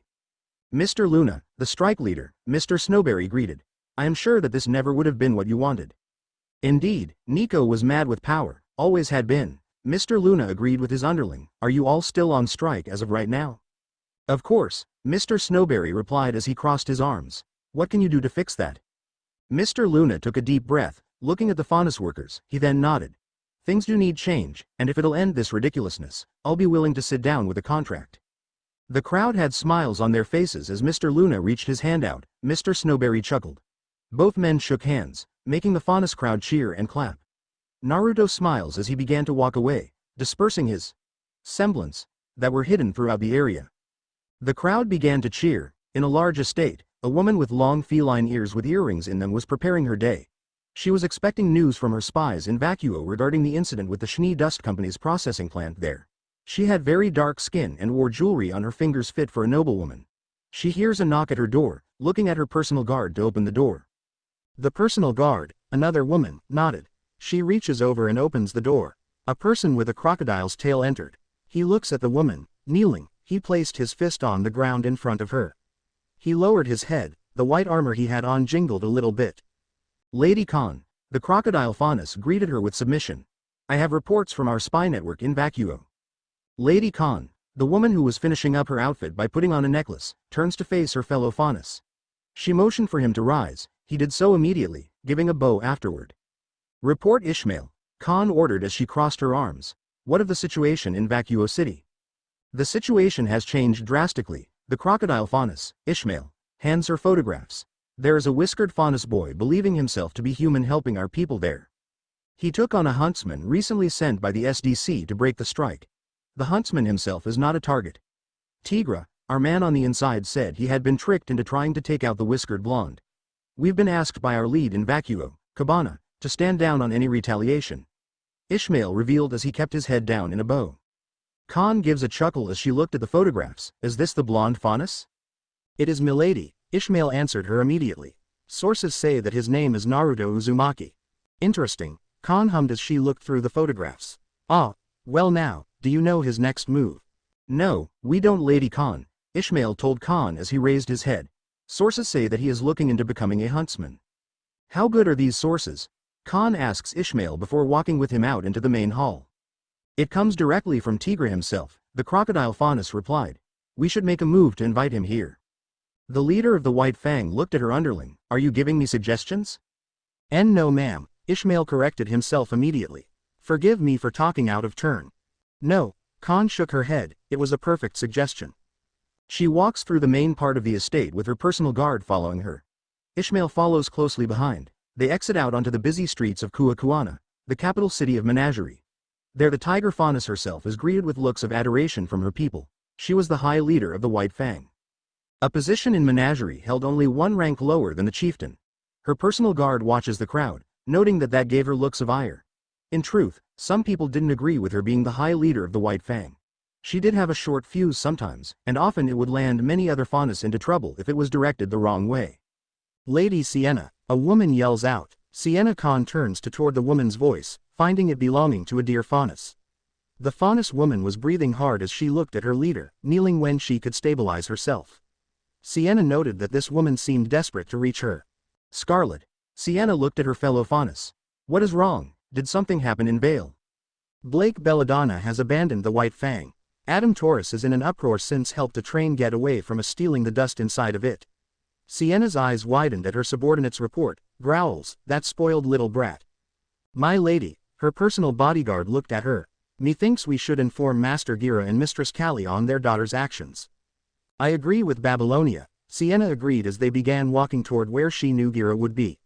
I know he won't let me give the silence order against his own daughter, but this will not go unanswered. Naruto was bidding farewell to Vacuo City. Most of the people that had been on strike went back to work, others stayed at newer places of employment. Carrying a large pack on his back full of various scrolls he had made during his time in Vacuo, Naruto had everything he had ever bought in those scrolls. He decided to turn down becoming a huntsman. Instead, the life of a mercenary seemed more fitting. Checking over his equipment, he turns toward those that had been letting him stay in their homes. He gave them a two-finger salute, smiling as he did. They smiled back and waving him as he walked toward the gates. So, Tigra came walking up next to Naruto. Where do the winds take you next? Northeast, Naruto answered Tigra as he looked at the sun. Hopefully I am not needed to come back, otherwise I may make that one guy with glasses crap his pants. Tigra laughs as he slaps Naruto's back. Agreed, please be safe, young one. Naruto nodded as he started walking toward the desert. Rosa wasn't bothering herself to be there. They weren't a thing anyway. She wanted her fun and he needed a release. He'd be lying if he said this hadn't been stressful, but now it was nothing but him and hundreds of miles of sand between him and the Vacuo Vale border. Naruto had a headscarf on that helped block the sun. The desert sands whipped over him. He was walking briskly along the desert, conserving energy in case of a fight. The blonde took a moment to check the sun, making sure he was going directly northeast. The hot sands of a near May summer. This desert felt exactly like the Great Wind Desert in Suna. Slowly the winds died down, allowing Naruto to see ahead, watching as vultures circled him. They were probably waiting for him to make a mistake, perhaps get killed by Grim somehow. Removing his headscarf, Naruto found an oasis. Giving a deep sigh, Naruto checks his canteen, finding it nearly empty.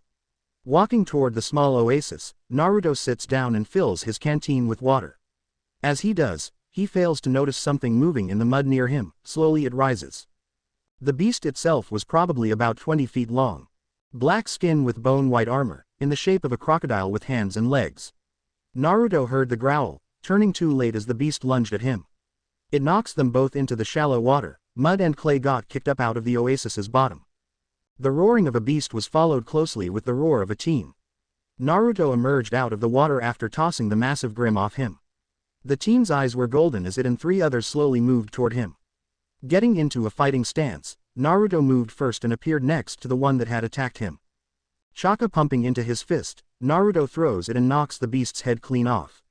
Turning on his heel, using the pressure from the power of Sage Mode, Naruto blasts the others back with a palm thrust. He roars out as rushes another one, grabbing it by its tail and then using it as a bat to knock the other two out of the oasis. After he was finished using it as a club, Naruto throws it up into the air before forming a one-handed Rasengan. Naruto cocks his fist back. Applying wind chakra to it, Naruto roars out as he unleashes the attack. Rasengan. Shunki. Naruto roars as the beam of chakra blasts forward and destroyed the crocodile Grim. The Grim split in half before turning into black dust. The others roar out, charging at him. Naruto took a deep breath before charging at the nearest one. He leaps up and then crashes both of his fists down onto the beast. The power of Sage Mode made the beast slammed into the ground, shattering all its bone armor and itself. Landing on top of it, Naruto gripped its head with chakra from his feet before rolling forward and ripping it off. He threw the head at its sole surviving kin. It roared and ran at Naruto on all fours. The golden-eye blonde roars in return as he charged. A heartbeat later, Naruto had punched the beast literally in half. The last of the Grim that had attacked him flowed in the winds as black dust. Naruto stood there, taking a deep breath as he deactivated Sage Mode. Walking back toward his pack, he found where one of them had crushed it. His eyes widened as he got his scrolls out, finding some of them destroyed. The ones that were destroyed had the food stored in it. He growls and throws the broken tattered scrolls toward the desert. Fuck, Naruto screamed in frustration while punching the ground. God damn it, fuck. He yells out into the desert, who else wants some? Suddenly the sands explode with a giant worm-like Grim emerging from the sand, heading right for the oasis. It was as tall as one of the tallest buildings in Vacuo. Jumping out of the way, Naruto watches as the worm Grim literally eats the oasis. Beyond enraged, Naruto reactivates Sage Mode, Kage Bunshin no Jutsu. 5 clones appear beside him, each one holding out their hands to the original Naruto, forming 2 sets of Rasen Shuriken. The ground shook from underneath them. Naruto nodded to his clones and one reached over while activating Sage Mode itself and throwing him into the air. The giant worm Grim emerged, its black mass and bony armor jingled and swam through the sand. However, its maw wide opened. It obviously couldn't see the bladed sphere of a Rasen Shuriken enter its throat. Followed by another being thrown toward the ground where some Grim had dropped off after catching a ride with it. The beast roars in pain just before the midsection suddenly explains into a wind dome that shreds it apart. The blonde landed back in the desert sand, feeling the last of his nature chakra reserves leave him. Spitting onto the ground, Naruto just breathes hard, still furious. Then horror dawned upon him. He turned toward the hole that had been an oasis. Luckily, somehow his backpack was still there. He just took a seat on the sand. Taking deep breaths to calm down, Naruto just watched as clouds rolled by under the desert sun. Maybe leaving Vacuo was not such a well thought out plan, Naruto thought aloud. Oh well, I guess there's no turning back now, right Kurama? The silence hit him hard, he just looked at the sand. Oh yeah, you're not here, not anymore. A lone tear left his eye as Naruto Uzumaki huddled himself together on the sand. He'd just wait for nightfall. Better to travel under the cover of darkness anyway, less chance of running into bandits. The teen just took one last deep breath before it finally started to hit him. There was no one else out there but him, he was truly all alone now. Naruto found himself roaming the great desert. Walking over a sand dune, the blonde hero just stopped and sat down. He watches as clouds roll over mountains in the far-off distance, his pack was beaten up, and he himself had a few sunburns. Desert fauna flew above him. Birds of prey, seeking his meat if she should keel over and not get back up. This empty void of dust and endless night left time to reflect. Perhaps he was reckless, and this was his punishment? Stopping as he saw a small patch of savanna grass, Naruto licks his dried lips. They were chaffed, and he was slowly becoming dehydrated. Water release seemed like the easiest way out. Just create your own water, but that's not exactly how it works. You could, technically, create your own water. However, overall, you'll be finding that you're wasting massive amounts of chakra to transform the energy into water. Then, to top it off, since you were already starving and dehydrated, you lowered your chakra pool and won't be recovering it as fast. It's an example of balance. One must maintain a healthy body to keep chakra recovery and strength. If one was under an ailment, their entirety was weakened. But, that one patch of grass meant that Naruto was coming to an end of his long desert journey. Sleepless nights because of Grim, the entire week of traveling, alone. He almost broke down one night. Kurama wasn't there, no one was. He thought he knew what it meant to be alone, but in truth, he was never truly all alone. Resuming his walk forward, Naruto found that winds had grown faster and faster. Taking the map out of his pack, Naruto looked at it. The nearest town was Shihara. It was a border town, right at the foot of the splitting mountains. Shihara was his mission. Get there and rest up, push forward later into the wilderness. Taking a nutrient-rich candy bar of sorts, Naruto bit into it. He had packed plenty of food with him. The food that got destroyed by the giant sandworm Grim was just some of it that he kept in specific scrolls. Eating the bar quickly, Naruto began his walk at a faster pace. Closing his eyes, he felt that nature chakra was slowly increasing around him. That meant good things, and the best thing of all, water. Naruto took off at a full sprint, throwing caution to the wind as he followed the nature chakra. He wasn't using chakra to speed up, he was using his stamina to keep up in pace with himself. That's when he found what he came for, coming to the stop at a tree. He was giddy, he was hardly able to contain himself as he started clawing at the sand with his hands. Until he hit mud. Bingo! Naruto screamed aloud. The tree's natural water well, which was full, was muddy. However, with no choice, Naruto quickly dipped his head in and took slurps of the lukewarm water. Ignoring the bugs that fell into it, he just moaned in glee at the water washing into his system. Finishing the gluttonous bout of hydration, Naruto pulled himself up from the hole he dug. Breathing hard, rolling to his side, Naruto just gave a laugh. His face was muddy now, his hands had clumps of mud on them. However, he didn't mind it. In fact, he reached and covered the sunburns with mud. Wiping his arms with mud, Naruto made sure to coolest patches onto his skin. Leaning against the tree, Naruto closes his eyes and just found himself unable to stop laughing. Yeah, that's right, I'm still alive, assholes. Naruto yelled out in laughter.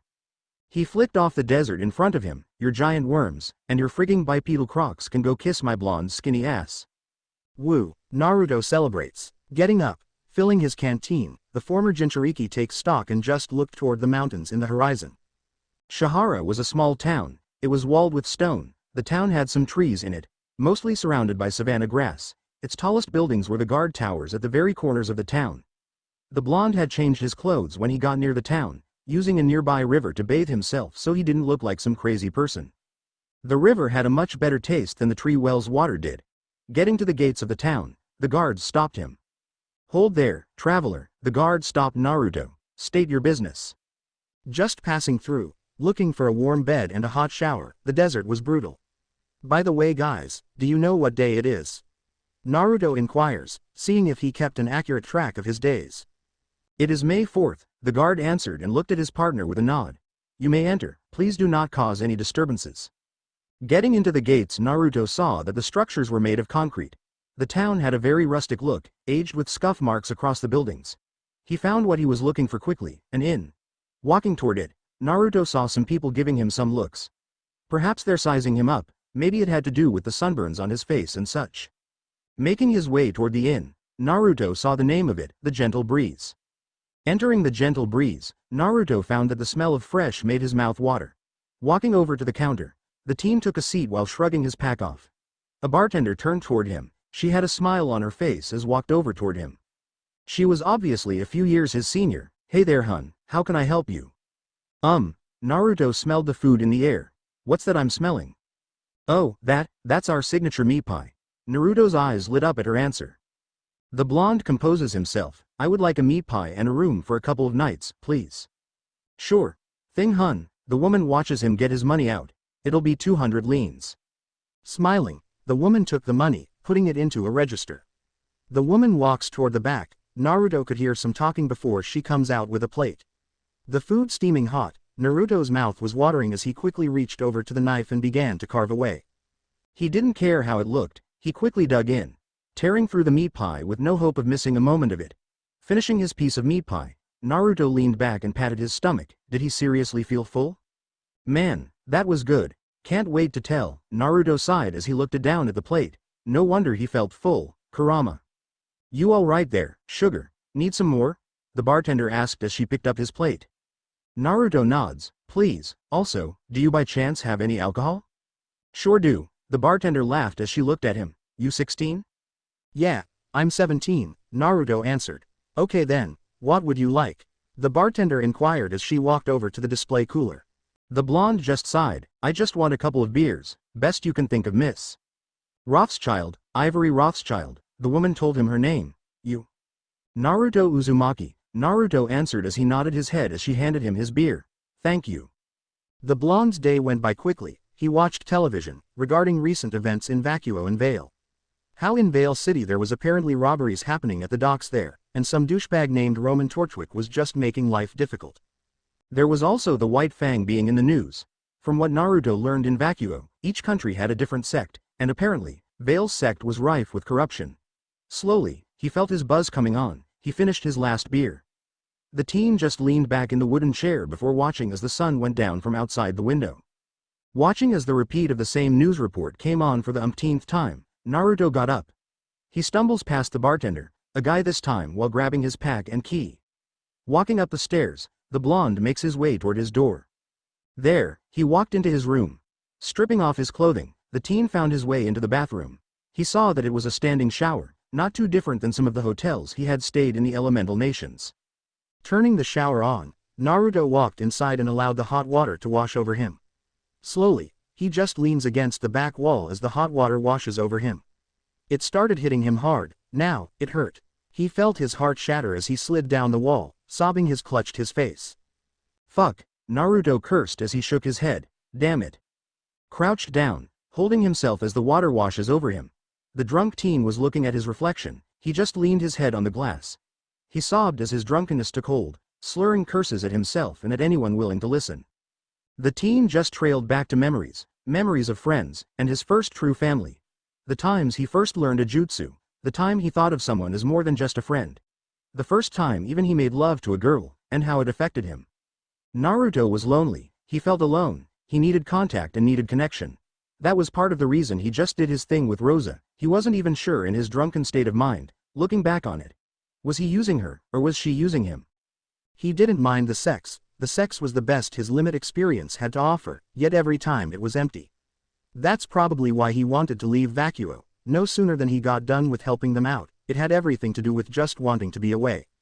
Only for him to become lonely again, also alone. Huddled under the hot water of the shower, Naruto just wanted to wake up. He wanted to wake up for the last 6 months, he just wanted to see Kurama's smug face. He'd even settle on the black void again. Closing his eyes, he just silently rocked himself back and forth in the shower.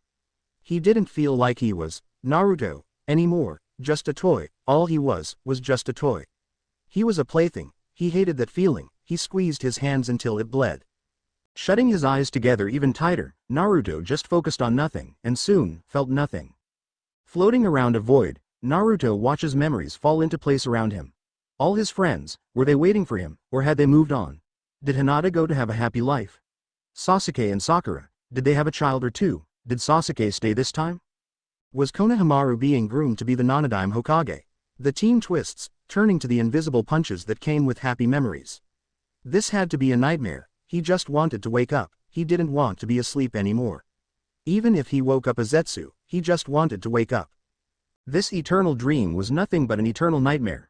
Breathing hard, he screamed as he fell into a deeper part of the void. Watching as his dreams started to fade, he was coming apart. He was literally coming apart at the seams. No needle to piece him back together again. Humpty Dumpty had fallen off the wall one too many times and can never be put back together again. Naruto-san. Naruto's eyes widened at the voice. Are you okay? Naruto's eyes widened as tears refracted the light from himself as they traveled up. Hagoromo floats right in front of him, facing him, eye to eye. The blonde just looked at the old sage before sighing. The sigh reverberated across the dark void. He answers the sage of six paths. No, I don't know if you're just an illusion. Naruto gripped his head as he grimaced. I'm losing my mind. I have trouble sleeping sometimes. I just want to know if they're okay. I can't. Naruto-san. Hagoromo placed his hand on Naruto's head. If you remember the vision you had, when you were in a coma, that was real. So, Naruto looked away as he scrunches his face up. All I am is just some toy to someone, because I took out someone close to him or something? Naruto's felt emotions running through him. Why me huh? What did I ever do? I'm not a toy, I'm a person. I'm not a toy, I have friends and family. He whimpers as he looked upon the void around him. You don't know what they want, do you? I don't know. Hagoromo answered Naruto as he continued to float with the boy. Now that I'm away from the light god, I can speak freely however. Naruto's eyes widened. So, you hid something? For your safety, Hagoromo reassured the teen. I do not trust them. I have no love for them, they are not kin to me. The blonde took a deep breath. So, if he can't hear us, he lied. Yes, the sage revealed as he floated with Naruto. The truth is that they are gods, but they aren't omnipotent, omnipresent, or omniscient. The blonde's eyes blinked. Omni what? Ah. Hagoromo sighed as he rubbed his nose. I've forgotten that you aren't much on big words. All-powerful, everywhere and nowhere, and all-knowing. That's what omni and its root words mean. From what I gather they are what they say they are to an extent. Naruto felt his body turn, landing on solid ground.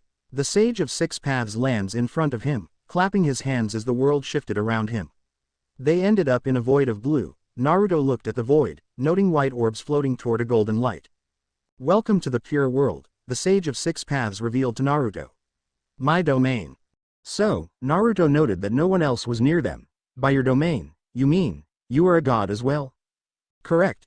Hagoromo stopped him while he replied. I am the god of the cycle. The cycle? Naruto questioned the older sage. Hagoromo laughs as he sat on the ground. The cycle of life and death. Those who pass must walk into the light and be judged for their misdeeds and goodness. It's like good and bad karma? Naruto asks. Correct, Hagoromo chuckled, and I don't even have to put into layman terms. Naruto suddenly remembered. Crap, I was in the shower. What if someone thinks I passed out? Don't worry, here, I effectively can speed up and slow down time. Well, in your subconscious anyway. Hagoromo watches as a soul floats past him. Naruto recognized the soul. Isn't that Onoki?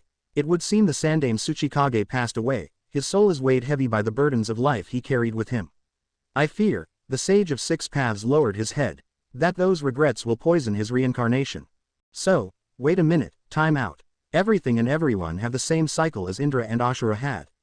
Naruto was freaking out as he asked, that's terrifyingly awesome. Not exactly, most people die and get reincarnated as different people. Their souls are the same, they just wipe the slate clean. Souls like yours and Sasuke however have bond, that bond has transcended many incarnations.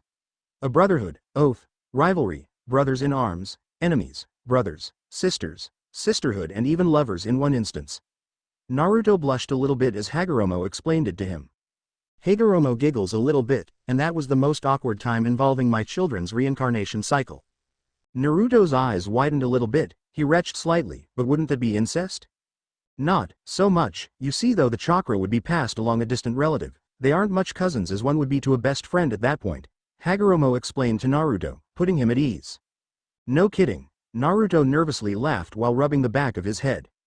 The blonde watches as yellow souls floated in the sky, so, I'm guessing those are people getting reborn. No, Hagoromo shook his head, new souls.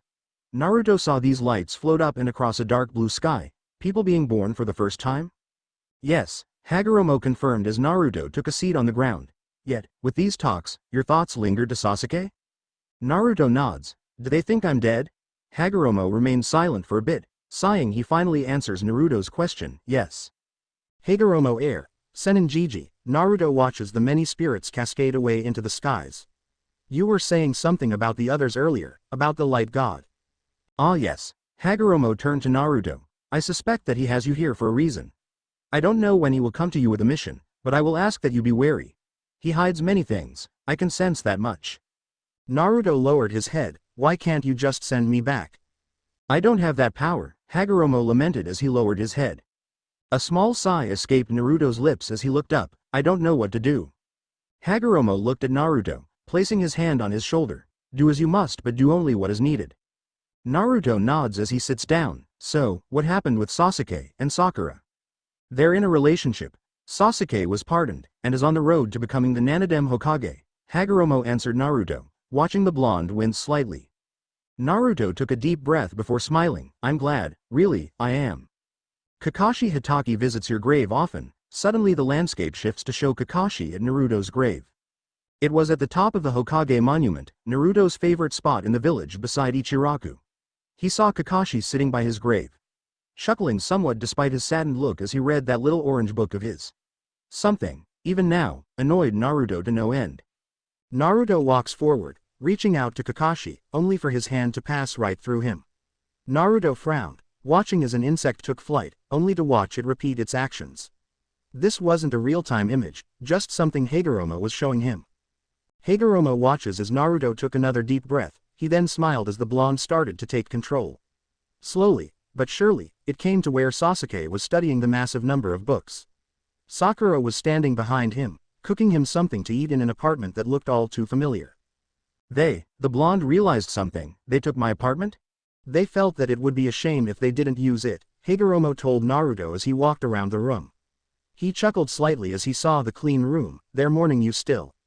Naruto clenched his eyes. Tears spilled from them. Sasuke Teme, Sakura-chan. The blonde then took notice of something. It was a bulge in Sasuke's pocket, a box shape. He stopped crying, then looked at his brother in arms. He had a smile on his face, a genuine smile, a contented one. Something that Sasuke rarely had, even as kids, he simply looked happy. Sakura did as well, she was cooking miso. So, Naruto breathed in. What advice can you give me? Our time draws to a close, Naruto-san. Hagoromo watched as the void began to collapse. This realm is open to you when you sleep or meditate. As for my advice, live. The void glows bright, blinding Naruto. Naruto woke up in the shower. The water was still hot and steamy. The teen got up, watching as the steam rolls of his skin. His scar pained him a little bit as he thought of Sasuke, but slowly he brought himself up to his feet. Checking himself, Naruto just found that everything was normal, and took a deep breath. Holy crap, Naruto gasped a little as he clenched his head. That was weird. Finishing with his shower, Naruto simply got out and dried off. He looked at his face. Some stubble had been allowed to grow. Taking a deep breath, Naruto just rubbed the stubble. He'd clean it up later if he felt like it. Walking into his room, the hero of the shinobi world took to putting on his undergarments and a pair of string shorts after unsealing them from a scroll. The blonde slowly made his way over toward a remote control, turning on the small TV in the room. Flipping through the channels, he settled on a channel displaying something called sci-fi.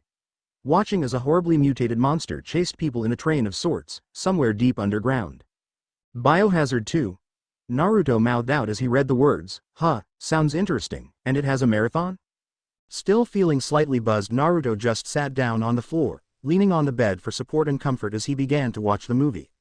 A person screamed at another named Leonie, while the person screaming was a girl named Claire. Leon, catch, Claire shouted as she handed the man a magazine for his pistol. The man caught it. Claire, we need to get this train disconnected. I'm working on it, just kill the bastard, so we can get out of here with Sherry, Claire yelled at Leon as they start working on their ends to beat the mutant. Naruto hums a little as he watches it go down. Neat. Naruto was doing crunches as the series went into the 5th movie. His muscles ached as he counted out his 500th crunch. He had started them since the 4th movie. He was bored out of his mind, nothing to do. He hadn't had anything left to think about either. Nothing he could do would change the situation at large. He was stuck. So, finishing his set, he stops as sweat rolled down his body. Getting up from the floor, Naruto just climbs up into the bed. Laying his head on the twin bed, the pillow was very soft and offered him something better than couches or the in-beds at Vacuo City. Rolling to his side, Naruto just stares at the wall, taking a deep breath as he lulls himself to sleep. Waking early in the morning, the blonde decided to go for a walk. He walks through the dusty roads of Shihara, looking at the desert trees that the city apparently got its name for. The Shihara tree, a tree that blooms in winter and dies in spring, the opposite of most trees. Its flowers were on display in various shops. These desert flowers were rare, and acted as Vacuo's alstroemeria. A flower that symbolized both patience and honor, a custom at Vacuo in weddings. Walking over to a stand that was selling them, about 30 leans per flower, Naruto saw the little white flowers blowing in the breeze. The man maintaining the stand looked at Naruto. "Hey there, youngster, are you looking for a flower for a significant other?" "No," Naruto answered. "I'm just looking." The man sighed. The Shihara tree flower is truly a beauty. Shihara is one of the few places that grow them regularly. They often get shipped via bullheads toward Vale, but they lose such luster.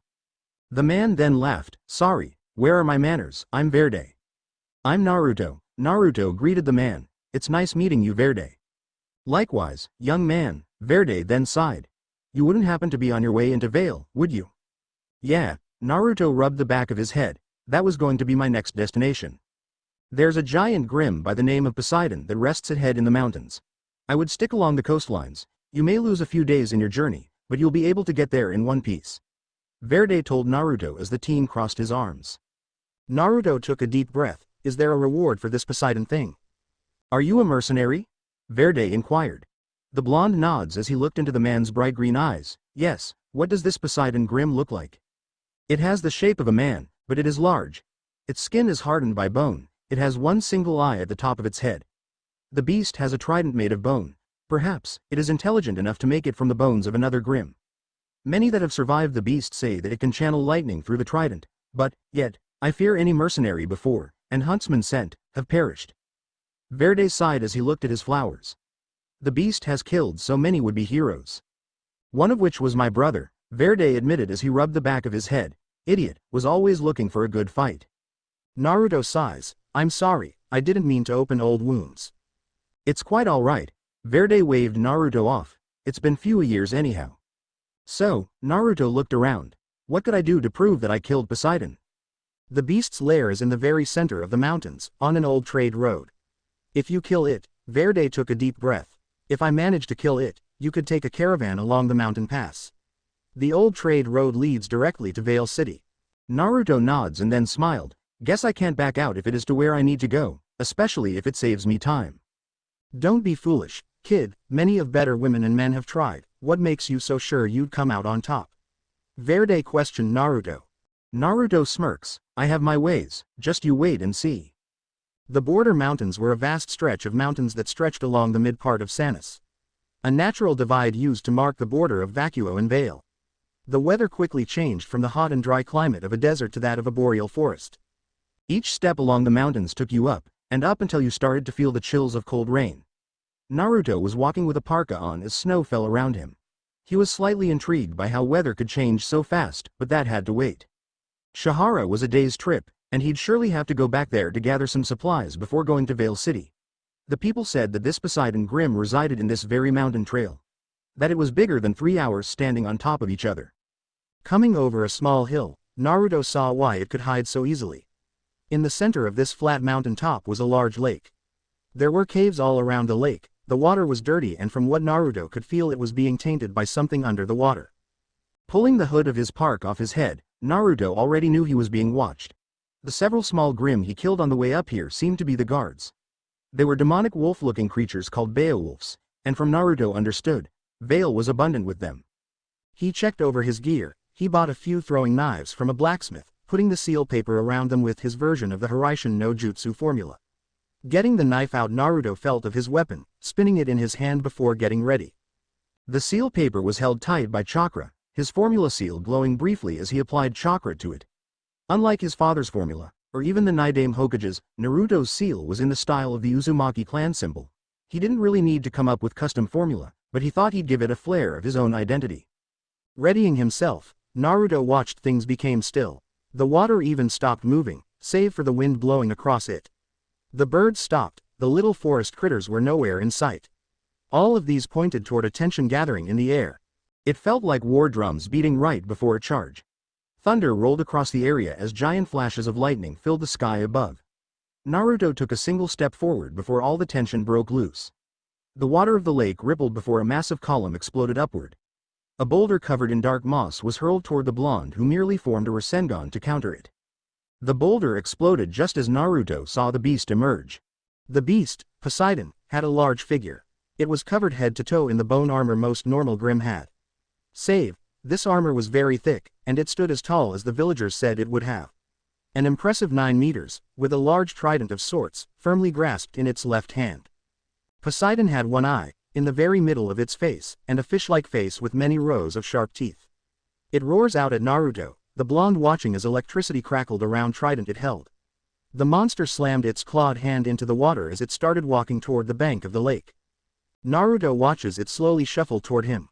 Its single bright red eye glared at him before it suddenly took off in a full-blown sprint. Naruto's eyes widened as he didn't expect something so large to be so fast. Without preparing himself properly, Naruto was forced to make a Rasengan to counter the beast's charge. The massive Grimm roars out as it stumbled back. Naruto was about to attack before the beast raised the trident up and caused lightning to fall toward it before its body glowed. Naruto's reflexes kicked in as he activated Sage Mode, and he dodged the stream of lightning that came from the beast's mouth as he channeled the natural lightning through its body. Skidding across the ground to the side of the beast, Naruto jumps toward the small lake. Landing on the water, he turns around and forms a Rasenshuriken. Roaring out at the beast, he throws the bladed ball of wind and chakra. Its screech filled the air as it flew toward its target. Only for something to throw very dense boulder and force the attack to detonate a few meters short of the target. Naruto looked for the source only to find a similar-looking beast to Poseidon reaching for another boulder. Obviously, these Grimm were much more intelligent than he realized. The Beowulfs that attacked me also worked in packs. Naruto backflips out of the way as he observed another Grimm emerge from a cave. The blonde dashes to the side, sliding across the water on occasion to avoid other boulders. He ran full sprint toward the boulder-throwing Grimm, Cyclops, and leapt upward. Naruto was about to near them when Poseidon intercepted him. Naruto grunted as he blocked a swipe from the trident. Energy crackles around the mighty weapon, but it dissipated when it hit Naruto. Smirking, the blonde used the trident as footing before launching himself backward. He lands on the water with a slid, looking up as a very large boulder heads right for him. Using a chakra-enhanced punch, Naruto shattered the next boulder heading for him. Leaping backward, the blonde twists around as he formed two Rasenshuriken. Sliding across the water as he landed on it, Naruto launches the balls of energy.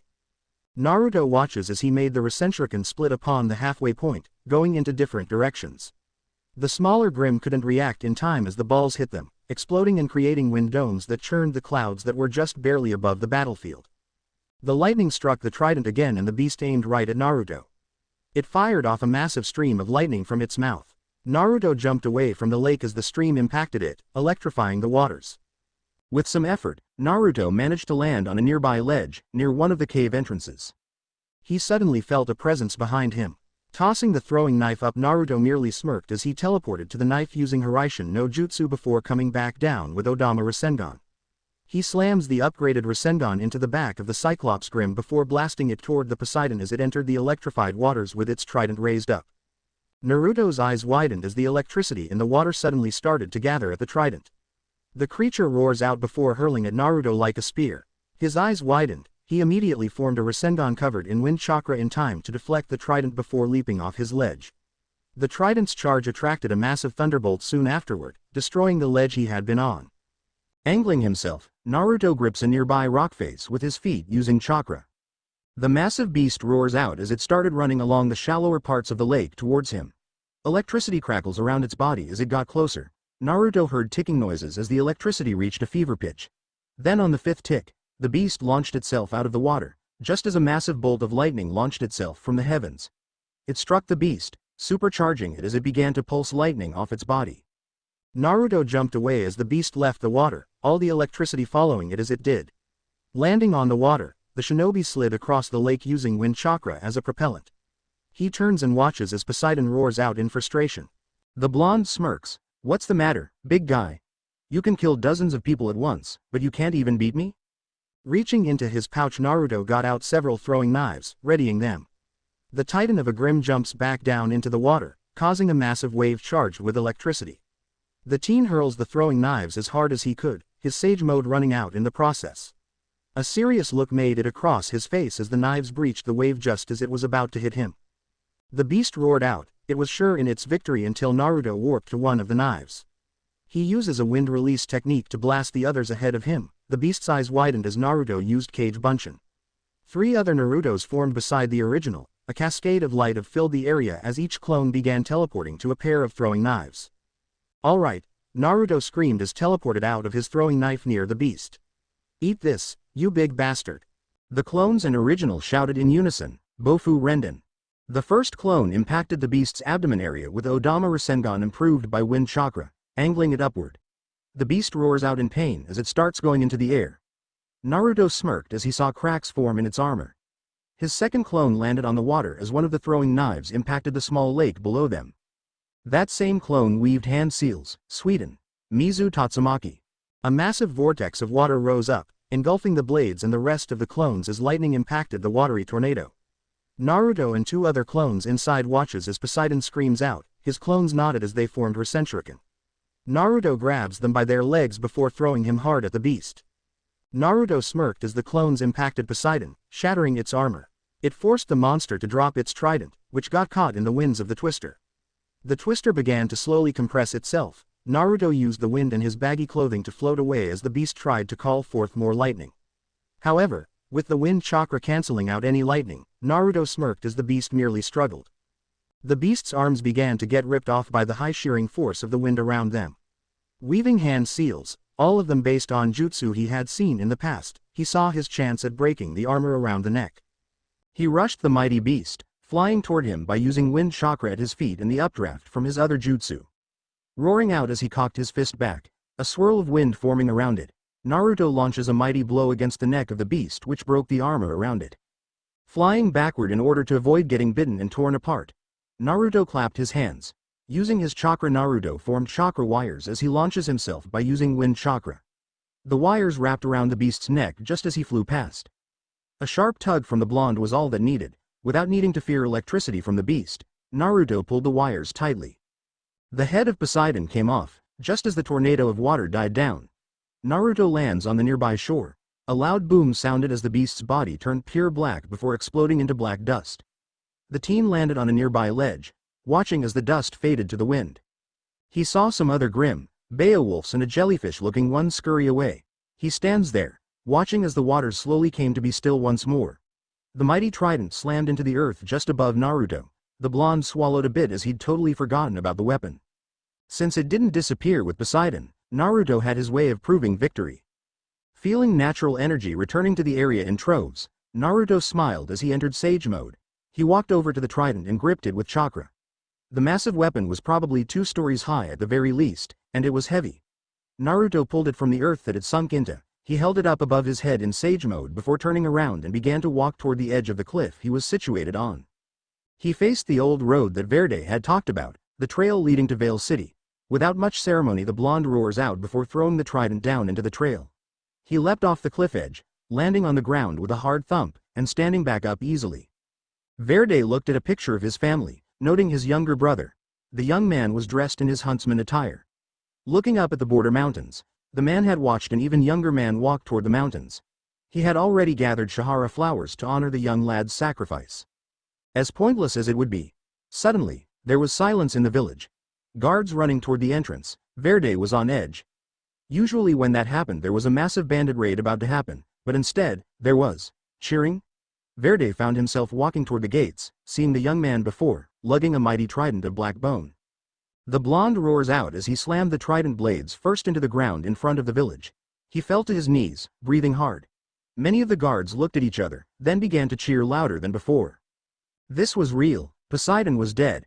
Some of the guards ran over, grabbing Naruto and hoisting him up. They didn't care how he had done it. The monster was dead. Verde looked at the blonde teenager and then toward the mountains. He found himself smiling as he noted a bright little light at the very peak. It was green in color, the same color as his brother's aura. He nodded, watching the light slowly drift into the skies.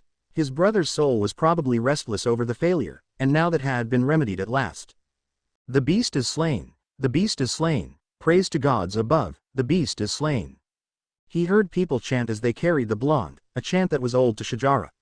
Naruto had a goofy smile across his face, but that didn't matter. The teen had done the impossible in Verdi's eyes. Naruto was with a lot of people in the inn. Many of them clamored around him as he weaved a very edited tale of how he killed Poseidon. The teen motioned with his hands, telling them how he had come upon some dust deposits on the way there. Which was true, there was a lot of dust in the mountains. He had made a bomb out of burned dust and wind dust, managing it shove it down the beast's throat when it tried to eat him. The other Grim, Cyclops Grim, tried to swarm him, but he managed to use his semblance to fight on even ground.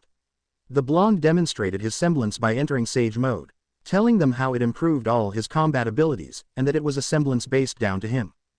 Dancing to music, the inn had cleared some tables out to make a dance floor as the entire village celebrated. People outside were throwing a festival as well, with the trident moved into the center of the village as a trophy. Naruto was wearing some new clothing he got for this night's occasion. Free of charge, of course, he indulged a little bit as the red silk robe he wore fluttered in the wind as he danced with some of the people. He showed no interest to any of them, instead, he just danced with people while drinking. That's the one thing that caught Verdi's eye. Naruto was a heavy drinker. However, it was a small price to pay for a village plagued by that bastard Grim. The young lad wasn't demanding anything in return, he just went and did his duty. The songs died down as the village leader came into the inn. He was an older man with gray hair and light brown eyes. He shuffled toward Naruto, hunching over with his hands behind his back. "Ah, the slayer of Poseidon." Naruto stopped dancing, looking at the older man. "Yes? I just want to say thank you, on behalf of all Shijara and Greater Vacuo. The trade road will allow us to prosper once again." The old man took Naruto's hand, shaking it. "Please, indulge in our town's delights. Drink, eat, and celebrate your victory." Naruto chuckles a little bit. "Thanks, Dabayo. Do not thank me, you could ask for payment, but you haven't, so we do this out of free will. The people have been needing this good news for a very long time. It was about time someone delivered our greatest news. The great Grim Poseidon is dead," the old man yelled joyously. Naruto smiled as he began to converse with the old man. Waking up the next morning, Naruto felt groggy. The teen got up, stumbling slightly as he went into the bathroom. He retches as he throws up in a toilet. He had drunk a lot last night, a lot more than he did the previous few nights. The alcohol helped him sleep, helped him keep his head clear, the loneliness at bay. The teen took a deep breath as he took his clothing off and walked into the shower. Turning the water on, the blonde rests his head against the glass. He had a splitting headache. He slowly found his vision going in and out. Falling to the side, Naruto grunts in pain as he clutched his head as he faced the light. He struggled to get back up. His breathing became labored as he grimaces in pain. The teen took a moment, gathering himself to stand back up. He felt something run out of his nose, discovering little bits of blood dripping from it. Weaving hand seals, Naruto pressed his glowing palms against his forehead, taking deep breaths as his healing jutsu began to take effect. Slowly, the headache began to die down, becoming a minor migraine. He was slightly shaken by the fact his nose started bleeding. He holds his head up and spits out any excess blood that filled his mouth. Grunting and lightly complaining, Naruto began to wash, wiping the blood that had fell on his chest and his lips. He took deep breaths. For some reason he felt lightheaded. The light was really bothering him, so he got out of the shower briefly to turn the lights down.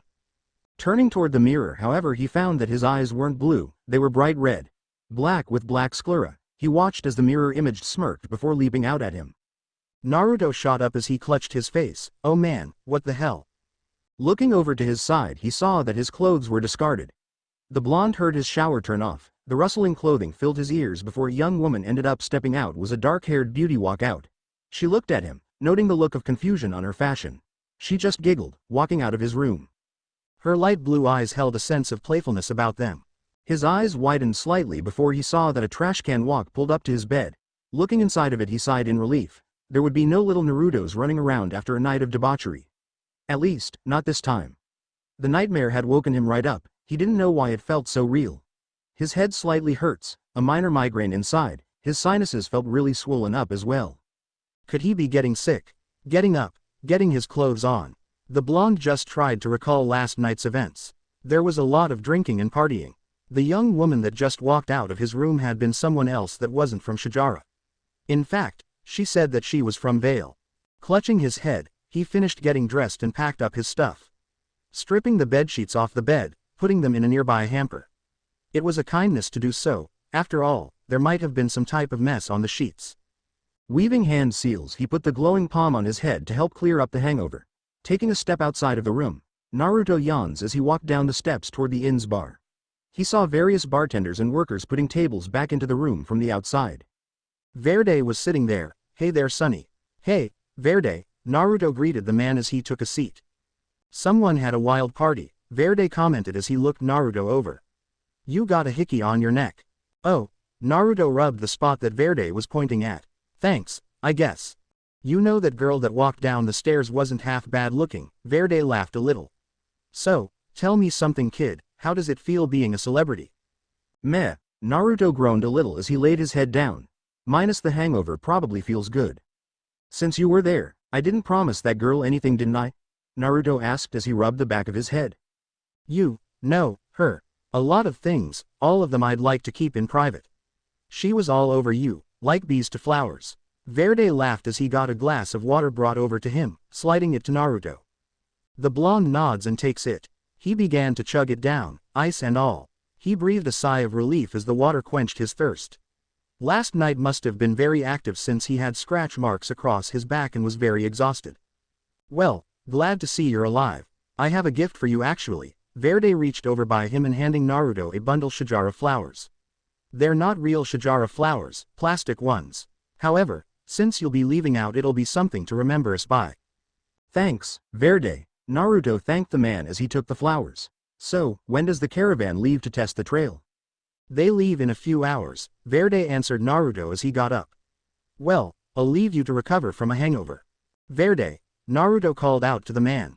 You all right? I'm fine, kiddo. You brought me some peace, you're going down in the history books. I just wish that this town would remember my brother's sacrifice, Verde sighs as he looked at Naruto. However, I think you helped me and him move on from it all. My brother can now rest in peace since you killed that big bastard. Naruto nods. I understand the feeling, trust me I do. I do trust you, Verde yawned. Well, back to the store with me. Getting up from the chair, Naruto walked out of the inn and into the streets Shajara while carrying his pack. The team looked at the clear blue skies above him, sighing. The blonde then turned to see the girl that had been in his room earlier leaning against the inn. About time you woke up, lover boy, the girl giggled as she winks at him. You probably have a lot of questions. Some, Naruto admitted as he leaned against the doorway. Who are you? I'm just a traveler. I'm heading to Vacuo City. Stopped by here, saw a party, and decided to join in the debauchery. I say though, kind of glad, it was fun last night. Have any regrets? She inquired, though she had a sly smirk on her face. More memories flooded Naruto's mind, not particularly, but I really wished I got your name. Meh, the young woman waved it off. My name is Vernal. So, Vernal, why are you headed toward Vacuo? Naruto asked as he looked at her. She rolled her eyes with a smile. I'm just doing a mission there, that's all I can say, lover. Naruto blushed at the nickname. Thanks, Vernal. My friends call me Blue Eyes. She walked over to him. I do have to say, the moniker fits you better. Naruto smiled slightly. Thanks. So, do we just go our separate ways? You could tag along, but I'm not really looking for anything serious. Besides, what's the harm in a little bit of fun? No wonder I feel like crap, Naruto thought with a fake smile. Yeah, you're right. I'll see you around, Vernal. Hope you have a good journey. I'd avoid the giant sandworms. Damn, those things are real. Vernal laughed a little. Raven is definitely going to owe me double, frigging deathworms and bullshit. So, they're called deathworms. I just called them assholes, Naruto told Vernal, making her laugh. She rubbed the back of her head, but that's too broad. Deathworms makes them sound cooler. Yeah, well, I think you'd be safer taking bullhead there. I think Verde told me that they get a regular bullhead in every Tuesday and Friday here. So, Naruto rubbed the back of his head. You should wait for one just to be on the safe side. I'll take it into consideration. She walked to him before kissing his cheek. You have fun being a hero now, been hearing around town that's what you are. Thanks, Naruto blushed before she walks off. The teen sighed. I really need to stop drinking. Naruto walked with the caravan through the woods of Vale's giant forest. The last 2 days traveling had made Naruto think for a little bit. He had a beer bottle in his hand and was riding in a wagon. It was his turn to rest, while a huntsman took to the watch. They had made it past Poseidon Point, the mountain region where that mighty Grim had been at. Slowly, he finished the bottle, putting it into a pile inside a bin in the wagon. He felt alone again. The teen didn't know what was wrong with him. One minute he felt okay, the next he felt severely depressed. Thinking about Kurama and everyone else didn't help him in the slightest. Instead, sitting in the wagon, he tried to drink the feeling away. Sometimes he woke up in a cold sweat. One night he had a nightmare where he was trapped in the Mugen Tsukuyomi. Then came the dream of where he took Kagaya's place. It was startling to see people he knew cowering before him. All the while his hand summoned storms, his eyes cast a cerulean glow, and people called him the Kitsune Kishin. It had been one of his darkest dreams. Something that the teen didn't have often, but it meant one thing: the darkness inside of him was back. Sighing, the blue-eyed hero just huddled in the wagon. The air outside was getting colder, slowly but surely. Rain pelted the wagon's covers, with the blonde watching as a tiny slit in the fabric tripped water into a nearby pan. Grabbing the pan, the blonde tilted it back and drank the water that flowed from it. He felt buzzed, but he also felt empty. This wasn't something that someone could understand, being lost in an unknown world, uncertain to what anything has planned for you. It felt very sinuous, with no pathway leading to the same place. Getting himself adjusted, the blonde merely stared out into the darkness of the rain. A storm was brewing above. His sage mode senses allowed him to sense it. He found that Vale's forests were abundant in natural energy. So much so that he could enter sage mode without a problem. This place also felt a lot like the land of fire back on his world. The natural energy was pristine, but he could feel them. They were black spots in his senses. They hung around miles and miles. There was a very large black spot underground somewhere. It wasn't moving there, just lying dormant. He felt of it, taking a deep breath. It was very big. Easily over hundreds of meters. He hoped that he didn't have to fight it, not anytime soon at least. It was troubling as well. He didn't feel anything like that in Vacuo. Then again, in Vacuo, he could have trouble gathering nature chakra. The teen closed his eyes. Memories of the night 2 days ago flooded them. Vernal didn't seem so bad, and perhaps he was gaining a reputation. He doubted it. It wasn't unnatural for someone to have a sexual partner from he understood. There was a sense of freedom to it all. Not having to watch out for other shinobi, not having to worry about Akatsuki coming to literally rip your soul apart, not worrying about rabbit goddesses or destiny. In irony, perhaps mockingly, this is exactly what he wanted as a child beside being Hokage. Freedom. This was a dream turned into a nightmare. He had no friends, even if it seemed like it. No one really got to know him. It seemed like no one really bothered to know him. Rosa saw him as a prospect for an FWB, and he succeeded and surpassed what she expected. To say Naruto hated the term would be an understatement, but like with all living things, he had needs. Wasn't wrong to fulfill them either. Sometimes a person needed to scratch an itch. It wasn't like he was forcing them to do what he wanted or going around promising them anything. There was no harem of girls that would please him in any fashion he wanted, and to be honest about it all, he found the prospect of a harem very troublesome. Hearing the water trip into the pan, the blonde just winced. It gave him a headache to hear it. Holding his head, the teen's eyes opened to see the storm raging outside. Sighing, he suddenly retched and crawled to the entrance of the wagon. Throwing up, Naruto looked at the muddy ground below, watching as rain pelted the puddles. Wiping his lips with his forearm, the teen got his parka, putting it on. Stepping out of the wagon, the blonde walks toward the back of the caravan. There he saw the huntsmen, all of them walking with their own parkas on. "Hey guys, go ahead and get in a wagon," Naruto told them as he pointed toward the caravan with his thumb. The huntsmen looked at one another, nodding. They moved past Naruto to enter one of the caravan's wagons to rest for a little bit. Taking a deep breath, Naruto watched as lightning flashed across the sky. It reminded him of Sasuke's jutsu. Taking a deep breath, Naruto began to vibrate his chakra in his right hand's index finger. There was a spark, followed by a crackle. He looked down at it. Ever since entering Six Paths Sage mode for the first time, he gained an understanding of how chakra worked. How to form other elements and such. It was all basic to him now. He just preferred other elements over others. Looking at the storm above him, Naruto could have sworn he saw something flying in the clouds. Taking a deep breath, the blonde watched the caravan closely as he formed several cage bunchen around the area. Some of them formed a couple more clones that went about clearing the way forward, others just simply kept to scouting. Stopping for a moment, Naruto feels the rain slowly come to a stop. The clouds broke away, revealing the broken move above. He could feel something watching him, someone watching him. Taking a deep breath, he closed his eyes before going back on his walk with the caravan. Vale City was on the horizon. Naruto stood on top of the hill. He had separated from the caravan that went toward a small town near the big city. The blonde looked ahead, taking a moment to do some tai chi in order to calm his nerves. He had tried to go a couple of nights without drinking but found his right hand was trembling again. When he stumbled on a step the teen just growled, repeating the motions over and over, going through the works. He just growls. All the while, he looked over at his pack.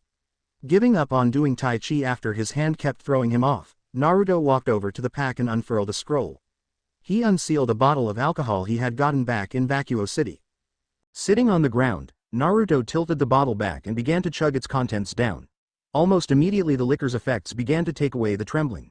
Why he didn't know, and it wasn't something he was going to question. Ever since he left the hospital in Vacuo, and began to casually drink, his trembling would come and go. Slamming the bottle back, finishing off the contents, Naruto just stood there. It seemed like a haze, the trembling in his hand stopped as his eyes dulled over slightly. He quickly took the stock off the stuff he had in his pack before picking it up. Struggling to walk forward, Naruto elected to just stumble along the path. Swaying back and forth, his cheeks flustered from the alcohol, the teen simply kept his hazy vision focused on the road ahead. Feeling something come over him, the blonde began to slow his stumble before suddenly falling forward. The blonde's eyes were dulled completely over, no visible sign of a pupil as he laid there. He just stared at the road and felt completely empty of willpower. What? Naruto looked at the road ahead. What am I even doing here? It'll never be the same. Live for what? I can never be Hokage, I can never go back, I'm just... Naruto had tears spill out of his eyes as the feeling just increased dramatically, a nobody, again. Do this Naruto, help us Naruto, I'm so tired, Naruto thought out as he laid there, drunk. Screw this, the world, Naruto mumbled as his right hand trembled. Slowly, but surely, his eyes turned. His sclera turned black, his blue eyes turned crimson. He felt something flood within him, it felt like darkness. What was this feeling? Naruto curled himself into a ball, he just laid there, looking out into the forest. He could hear moaning, the moaning got louder and louder. Until, slowly, several figures shuffled out of the woods toward the road. The figures were grim, humanoid-looking grim, skeletal in appearance. They spotted the blonde before slowly advancing on him. Naruto just laid there, feeling the emotion wash over him. It felt hollow, it felt like anything he ever did was useless. It made him empty, it made him sob as he thought of everyone back on his world. Worst of all, he felt angry. Naruto could hear the moaning of the creatures as they approach. He growled as his eyes began to glow brightly, he began to grip the ground as slowly but surely, he dragged himself up. This feeling washed over him, it consumed him as he grabbed onto the bottle and then turned on his heel. The bottle sailed forth from his hand, slamming into the nearest skeletal figure. The blonde's round pupil betrayed the abnormality of his eyes now, with red irises shining through the dark sclera like a blood moon in a night sky. Naruto found himself gripping his face, the feeling wasn't anything like Kurama. It felt like himself, but it wasn't himself. The blonde watched as the nearest figure reached out toward him. Naruto then suddenly lashes out. His punch smashed through the creature's face, knocking its head off as it sent the body flying toward a tree. Just before impact, like all Grim, that body dispersed into black dust. The Grim stopped, watching as dark blue chakra poured from Naruto. He raised his head up, exposing a corrupted sage mode. His eyes were golden like normal, they were clouded over by the haze of darkness in the sclera. The creatures backed up as Naruto shuffled toward them with his arms dangling. The blonde's expression was one of pure rage and hatred as he snapped forward. The creatures couldn't react as Naruto grabbed the nearest one before ripping its head off. He turns around and then smashed a kick into the next one. The kick was strong enough to send a shockwave that knocked the others back while destroying the one impacted. Naruto turned around before using a Sage Mode enhanced Rasengan to tear through a couple of the creatures. Landing in the middle of them, he felt the rage take over him. Grabbing the nearest one by the arms, the blonde twirled it above him before smacking it into the others like a bat. He proceeded to smash the bastard into the ground several times, throwing it into the air. Just in time for Naruto to throw a regular wind chakra Rasengan up, blasting it to pieces.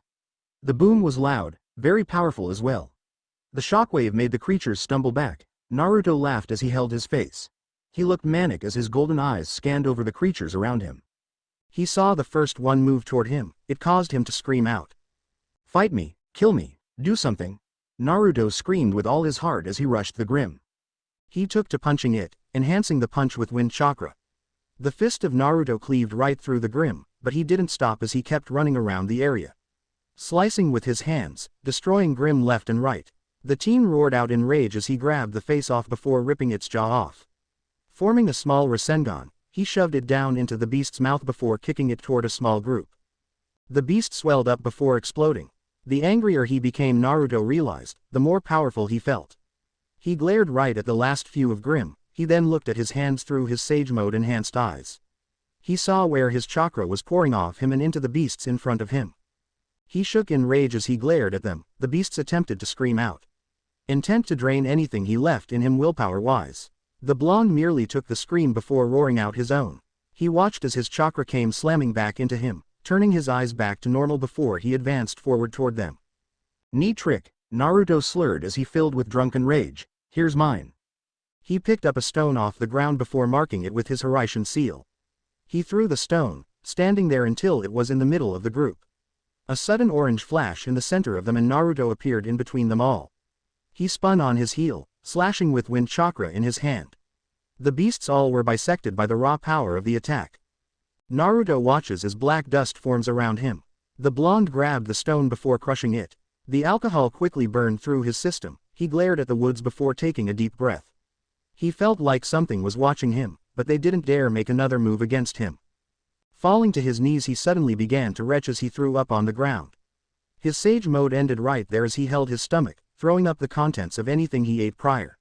He shook as he felt his right hand start to tremble again. He shrugged it off as he forced himself to stand up. Fucking great, Naruto grumbled as he looked right at the forest. If your plan was to make me come down from being drunk, congratulations, you won. He flicked the forest off before stumbling forward, holding his pack strap for comfort on his right hand. He didn't even bother noticing that it was bleeding heavily from where he grabbed the inner jaw of the Grim and tore it off. Blood dripped onto the ground, leaving a small trail. He became woozy as he felt numb. Everything around him felt numb. His ears ringed before he found himself stumbling and nearly retching again. Something about what they did when they took his chakra was just afflicting Naruto. It felt like they were not only taking his chakra but everything else spiritually. It shook him down to his very core. Stopping, he finally addressed the bleeding on his hand. Looking at it, the warm liquid dripped down, forming little splotches across the ground. Growling, Naruto just weaved a few hand seals before placing his left hand over the wound. Hissing as the wound burned, steam rolling off it, Naruto took the time to just sigh, trying to clear his head of what just occurred. He felt something dark inside of him. It wasn't anything like he felt before. At least, not like he could remember. The teen finished healing his hand before looking at it. It was fully healed. Vale City was massive. Naruto struggled to comprehend the tall structures all around him. The number of vehicles and other machines moving about. The teen looked at them all, walking along the streets, carrying a pack.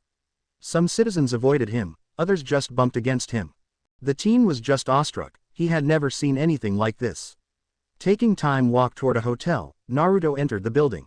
There was a fountain in the center of it. From what he could tell, it was seriously high-classed. The teen was about to walk up toward the receptionist desk before getting stopped by a few security guards. Sorry sir, the guard stopped Naruto. There is no vacancy. Vaka, what now? Naruto questioned them, rubbing the back of his head. One of the guards rolls his eyes. It means there are no rooms available. Oh, well crap, thanks. Naruto walked out of the hotel before watching a couple walk in. He got curious and then watched as the security guards didn't stop them. Instead, the couple got to the receptionist and booked a room. Naruto growled, re-entering the building as he opened the door. The teen looked at the officers in there. Hey, what's the big idea? Naruto called them out. I come in here to pay for a room, and I get told no, only for someone else to come in and get one? Sir, one of the security guards got toward Naruto. I'm sorry, but we do not know what you're talking about. The teen recoils a little bit. Are you seriously calling me blind? Are you? The man questioned. Naruto just growls and walks away. Kiss my ass. Hey, animal, the security guard yelled out. Don't you ever tell your betters that. The teen struggled to make it out the door. Instead, he just stood there. Taking a few deep breaths, he just walked away. He needed to control his anger here. He couldn't lash out.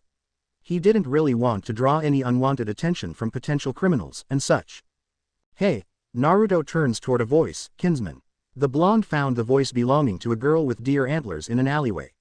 The teen sighed, walking toward her. He decided to just get away from the crowd. The girl smiled as she looked at him. She had her scroll out, a communications device, and looked at his picture on it. The girl introduces herself. I'm Servina. You wouldn't happen to be Naruto Uzumaki, right? If I am, Naruto answered her, what of it? I'm pretty sure you are. Forgive this sudden introduction. The White Fang seek you, and I bring an invitation from them. Lady Sienna Khan herself will be in Vale a few days from now. She asks that you meet her at this location. Servina handed Naruto a piece of paper as she spoke to him. It is very rare Lady Khan leaves the homeland. Consider it a high honor. Naruto looked at the paper. What's there to lose? The blonde took a deep breath, watching as Servina made her way into the shadows. He was still able to easily sense her, despite the fact she had gone invisible. That was possibly her semblance or some technology. Naruto couldn't really tell which in this world sometimes. Taking a step out of the alleyway, Naruto felt something was amiss about the entire situation. How the White Fang knew of him was obvious. It was because of Vacuo City. How they found him, on the other hand, was the entirely different story. Perhaps they were seeking his strength. He wasn't going to hide the fact that he was human. No need to lie to an organization that could seize power if they really wanted to. Then again, if it was his power they were after, would that make them no better than the Akatsuki of his world? Pondering these things, Naruto simply walked away, into the crowds of the city.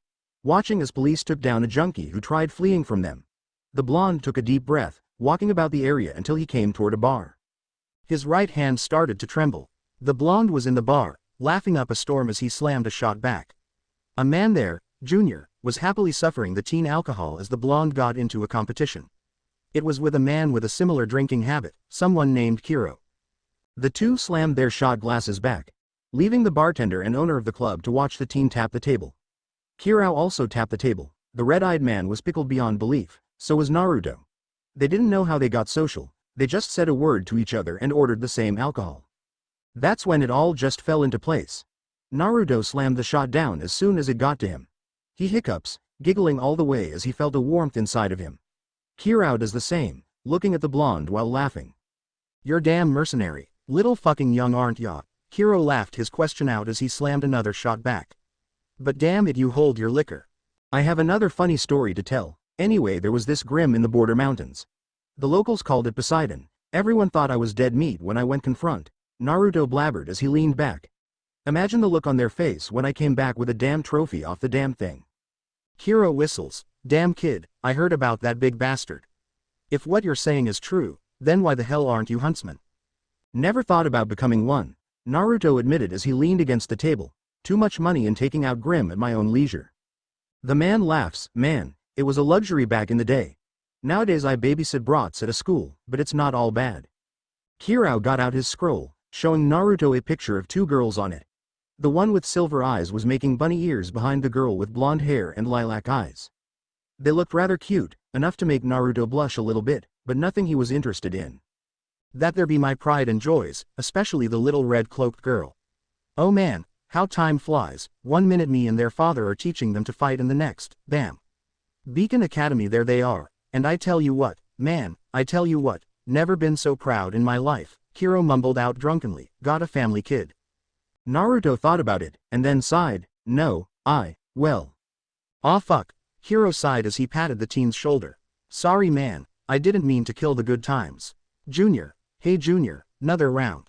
Junior walked over. I'm cutting you both off after this round, boys. Oh man, Kirao complained. Oh well, even the most flooded of lakes dry up sometimes. Hear hear, Naruto cheered as they both took a shot together. Oh man, this feels great, takes the bad times right out of me. The blonde woke up the next morning with a screaming headache. His eyes stung when they hit the bright light. Slowly, he raised up, looking up at the bed. He noted that nothing seemed moved around. He remembered last night. Suddenly a sense of dread came over him. He looked at the trash can. He breathed a sigh of relief. It seemed like he didn't have any fun last night. Especially with a guy. That would have been very awkward the next morning. However, looking over to the side, he saw another bed in the room. He was perplexed until Kiro walked out of the bathroom with a toothbrush in his mouth. He had his shirt off, exposing his scars. The blonde looked at the man, who just laughed. Morning sunshine. Kiro tossed Naruto some sort of medicine. It helps with hangovers, better to dry swallow as well. Naruto popped a couple of the pills, slamming his head back as he swallowed. They tasted bitter. He got out bed, discovering that he was shirtless. He had a few scratch marks on his chest and shoulders. He took a deep breath as he began applying his healing jutsu on them. Kirao looked at the teen. You're probably wondering where you got those from. Please tell me we didn't. Naruto smacked his face as he grimaced. Kirao laughs while holding his face. Oh no, we didn't. I'm straighter than an arrow. You got them when you fell down the staircase. Wait, what staircase? Naruto questioned as he got up and looked out of the window. They were in a high-rise apartment complex. Where am I? You're in my apartment, Hiro answered him as he put a shirt on. You got super wasted last night and decided to do a favor for Ya. Naruto nods. Thank you, I really mean that. No problem. Hey, since you're a mercenary, perhaps you wouldn't being hired on to do security? Hiro inquired as he got his coat on, getting a ring on. The blonde looked at the man. What kind of security? I won't do anything that requires me to hurt innocent people. What? No, I wouldn't do that either. I'm asking if you want to get a job, you know, something steady so that way you're not just going around everywhere. Hiro pointed out as he looked at the teen. Naruto blinks. How much did I tell you last night? A shit ton, Hiro honestly answered. I just want to throw that out there. I mean, take it from me, with Vital coming up there's always people hiring for security. Oh, isn't that the big festival thing? Naruto inquired as he rubbed his temple. Well, duh. Whatever festival thing would it be? Kirao chortled as he threw his toothbrush into the bathroom. Crap, it landed in the toilet.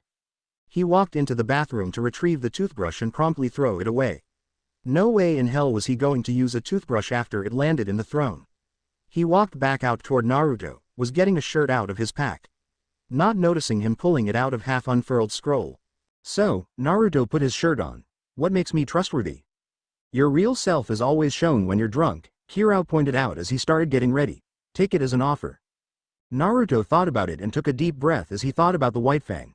I'll have to think about it. Fair enough, kid. Hiro opened his apartment door. Now come on, I need to get work and I am not keen on trusting strangers in my apartment. Yet, Naruto points out as he walked out of the apartment, you'll get blackout drunk with one. I didn't black out, but you sure as hell did. It was kind of funny actually, you kept moaning a name. Hiro then chuckles really loud, it really likes a good dream. Naruto just scoffs a little. Oh, was it Vernal or Rosa? No, Hiro giggled as he locked his door. Some broad named Hinata. Naruto stood there in the hallway, watching as Hiro walked past him. Almost immediately it slammed into him again, that feeling of loneliness. He just lowered his head and took a deep breath. The blonde teen walked with Hiro until both had to go their separate ways. Once again, Naruto felt alone. Naruto stood in front of a mirror, taking deep breaths. Slowly, but surely, he put his gear on. He kept his headband in his pocket, a good luck charm. A trash can behind him had a couple of beer bottles in it, and as he finished getting ready, he just stood there. Thoughts of Hinata and his friends popped into his mind. He felt filthy, disgusted with himself. The blonde shinobi didn't have the ability to control his drinking anymore. It was an urge, it felt right, and it made him feel good to forget about everything for just a little bit. To have arms wrapped around him at night, just for a little bit. That's what the alcohol was for, to help him forget, while the lovers he took to bed drunkenly were to make him feel human again. None of those things were him. He wasn't a drinker, he wasn't a Casanova. He just wanted to feel again, to feel wanted, and not alone. Uzumaki Naruto stared at himself in the mirror, placing his palm against it. Retching into the sink after a moment, last night's alcohol flowed down the sink drain. Wiping his lips off, the blonde just took a deep breath. Rubbing his hair, the blonde just stared at himself before sighing, it doesn't matter anymore. Walking into his motel room, the smell burning his nose, the blonde paced about. It had been a couple of days since talking to Kiro, the young man thought over his options. They were plentiful, more than he could count his fingers and toes. The realistic ones, however, were very few. He could continue drinking himself numb and just wither away as he had been. The alcohol certainly made him forget about the lost prestige he worked so hard for, along with the loss of his friends and the only person to ever fully believe in him since they were children. The other option would just keep doing mercenary work, and just look for a fight to make himself feel alive again. Grim weren't bad opponents, just predictable, and the blonde was anxious to fight someone of equal caliber again. There was a doubt in his mind, this world probably couldn't handle who he was anyhow. The final option, the hardest one, to swallow the pain and move on. Sitting on the bed, Naruto laid back, staring up the ceiling. Nearly an entire year has passed he came to this world, and ever since then, he'd lost himself. The bright, cheerful, and energetic blonde devolved in a drunkard. Drinking was fun, but it was the wrong kind of fun, he had no business betting those women either. They seduced him, yes, but he still should have just said no. His base needs, the needs everyone had, shouted over reason. Frowning, Naruto just huffed before getting up. Walking toward the door, the blonde opened it, hearing the bustling of the city of Vale. Getting his scroll out, Naruto looked at it, noticing that Kirao had put his contact number it. Pressing the number, the scroll began to have a dial tone. After a few seconds, the chuckle of an older man came over the scroll. So, interested in that offer? Kiro asked him, knowing why he called. Sucking his teeth, Naruto replied, yeah. Awesome, I'll send you a text of where to meet me tomorrow. Kirao responded, and then the blonde heard some fighting in the background. I'm going to have to call you back, got some gangsters to take care, Crow Daddy out. The line hanged up, Naruto stood there bewildered, Crow Daddy? That's just terrible. Finding himself chuckling, the blonde walked down the flight of outside stairs. The rented room's time was up tomorrow, and he'd at least make the best of the situation at hand.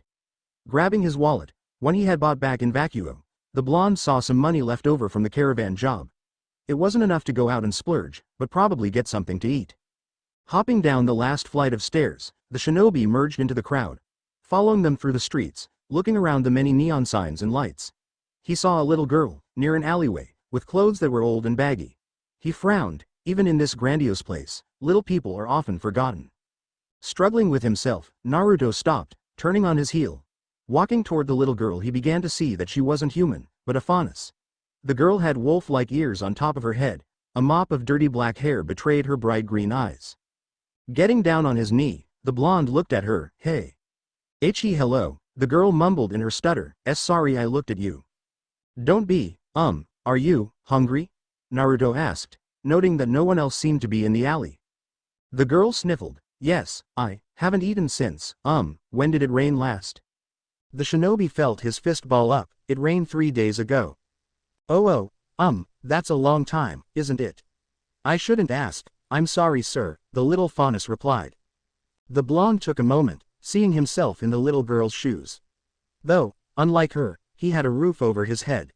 Reaching out, he offers his hand to her, with a bright smile. Tentatively, she reaches out to him as well, placing her small, soft, palm into his callus-laced hand. I'm Naruto Uzumaki, I'm gonna get a bite to eat. Come on, it's a little chilly out tonight anyway, Naruto told her, introducing himself fully. The girl whimpered a little bit, she was taken aback by the kindness.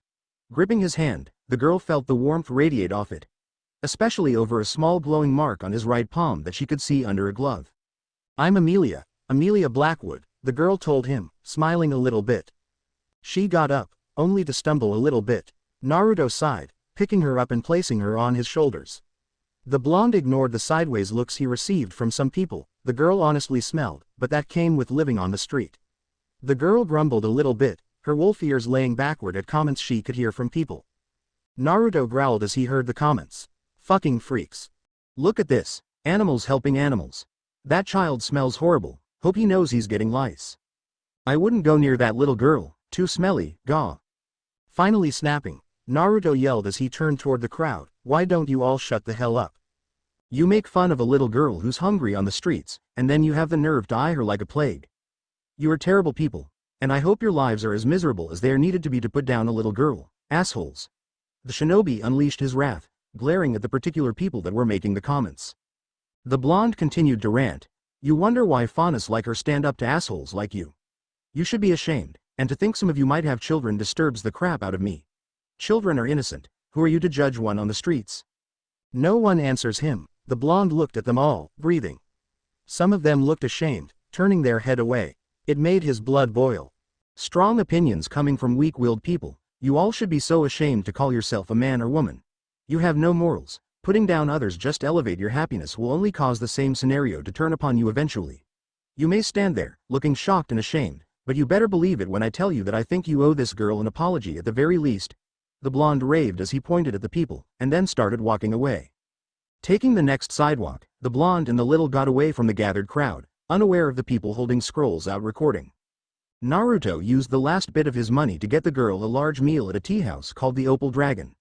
They had stopped in after the blonde had looked up a ValeNet coupon for it. The girl was stuffing her face as he sipped his water, she looked like she had just gone to heaven. Amelia hummed as she bit down onto a fish cake, quickly gobbling it up. The girl stopped for a minute, looking at him. Aren't you going to eat too, mister? Just call me Naruto. Naruto smiled as he looked at his wallet, truly seeing that it was empty for the first time in a very long time. The blonde sighed, and, honestly, tea house food isn't my cup of tea, eheh. The girl deadpanned, looking at him. That's horrible. Yeah, give me a break, kid. I suck at puns, Naruto grumbled in reply, leaning back in their booth, watching as cars go by. Emilia swallowed the glass of water in her hands. I haven't had so much good before. The matrons, they never gave us anything really. Matrons? Naruto looked down her, failing to notice her already digging back into the food. She stopped, looking at him before burping loudly. The shinobi chuckled, finishing his glass of water. Emilia looked at the last fish cake on her plate, sliding it over to him. The girl smiled brightly. Naruto hesitated at first before picking it up and taking a bite of it. It was full of flavor. The blonde quickly finished it off with another quick bite. With his mouth full, the blonde inquired on something. You saw nothing about matroms? Why yeah, I was living in a house, and well, they didn't really like me too much. I don't know why they just treated me different, the girl whimpered, sniffling a little bit. The blonde took a deep breath. That's horrible, but I understand, trust me I do. It gets better, Dadbeo. I don't know. Emilia lowered her head. Mama and Papa never came back from their mission. This hit dead center for the blonde. He took a deep breath to avoid shedding a tear. Her story, minus ancient powerful demons getting sealed into her, was almost a carbon copy of his. In fact, Naruto looked at it more realistically as being worse than he ever was. I grew up an orphan as well, he told her, noting the shock on her face. My mother and father, they passed away when I born. Oh, what happened? Emilia asked. Simple as it was, it opened some old wounds. He gave a sad smile, replying with a heavy voice dry of emotion. Bad people happened, but those bad people were misled by really bad people, and that's just the end of it. The only reason I know of my parents is because of my friend, Kurama. He wanted to punch himself for mentioning Kurama's name. Sighing, he gauged her reaction, watching as she stared at him, a mix of emotions on her face. She was scared that he was trying to trick, but curious, and wanted to trust him. These feelings and emotions flowed over her at the same time. Confusion. What happened to Kurama? She asked. It was innocent enough, but it still made Naruto winced. The blonde sighed, looking at his empty glass of water, watching as the ice melted. I don't know. Naruto closed his eyes. I just hope he's okay. Sorry, she apologized, lowering her head. Don't be, you did nothing wrong. Besides, it is just me being dramatic. I'm sure he's fine. Naruto commented, looking out of the window, noticing something. He got up. Emilia followed behind him. They had already paid for their food, so there was no disturbance for them walking out of the door. There was a silver-haired man walking down the street. That wasn't what Naruto noticed, it was the shadows following him on top of the rooftops. He looked at the man, taking a deep breath, and quickly formed a clone. Emilia looked surprised. The burst of smoke created some attention as well, but Naruto quickly explained it. Don't worry, Emilia, this is my semblance. I have the ability to clone myself. He'll stay with you, don't get scared if he suddenly pops. Naruto knelt, explaining his clone, semblance, to Emilia. All right. Why yes, Emilia nodded, looking up at the clone. Hi. Sup, the clone greeted Emilia, a small smirk on his face. All right then, I'll be right back, Naruto told her, quickly dodging his way through the crowd. Emilia lost him shortly after. She sighed, looking at his clone. Getting near the man, Naruto watched the shadows, counting under his breath. Time seemed to slow down when one hopped from a rooftop and into the shadows of structures on top of the roof. The broken moonlight offering very little light for him to work with. 1. His eyes focused on a second shadow following closely behind the other. The shadow had something on its back, like a tube of sorts. As the shadow hopped over an alleyway, he got a clearer look at the tube. It was quiver, and he could tell the arrows were heavy due to their lack of movement. 2. Something was off. Just 2. Naruto scanned the crowd, looking at anyone that would have been staying with them. Getting nearer to the man, the blue eyes of the young shinobi focused on a third shadow crawling up a wall. The shadow didn't move when a beam of light from a car hit it, and only moved afterward. 3. Getting beside the man, Naruto suddenly realized something. Those 3 were following with them. A 4th one was nearby. They had to be. It made no sense. Obviously, the one with arrows was meant to lead the man he was walking by, making sure that he would go where they needed him to. The other 2 were also meant to push, The one hanging out in front was to block any escape route, and the other one hiding in the shadows and alleyways could easily lash out with a surprise attack. That was the thing, if they had him blocked, had him locked down, and had him ready to be pushed into someone. The one remaining question, the missing fourth person, was the one who'd be forcing the man to retreat. The group's fighter, the fourth member, and they weren't with the others. He could be wrong, but instinct told him otherwise, and it hadn't failed him before. The blonde, accidentally, bumped into the man. "Sorry sir, didn't mean to run into you." "Oh, it's fine young man. Lost in the moonlight? I saw you staring up at the buildings. Are you all right?" the silver-haired man inquired. Naruto nodded, replying with a small smile, "I'm fine. Sir, what's your name?" "My name is Ozpin." Ozpin introduced himself, holding out his hand. Ozpin. Naruto took his hand, secretly applying a seal to his palm. "I'm Naruto, Naruto Uzumaki." "Nice name. Where are you heading tonight?"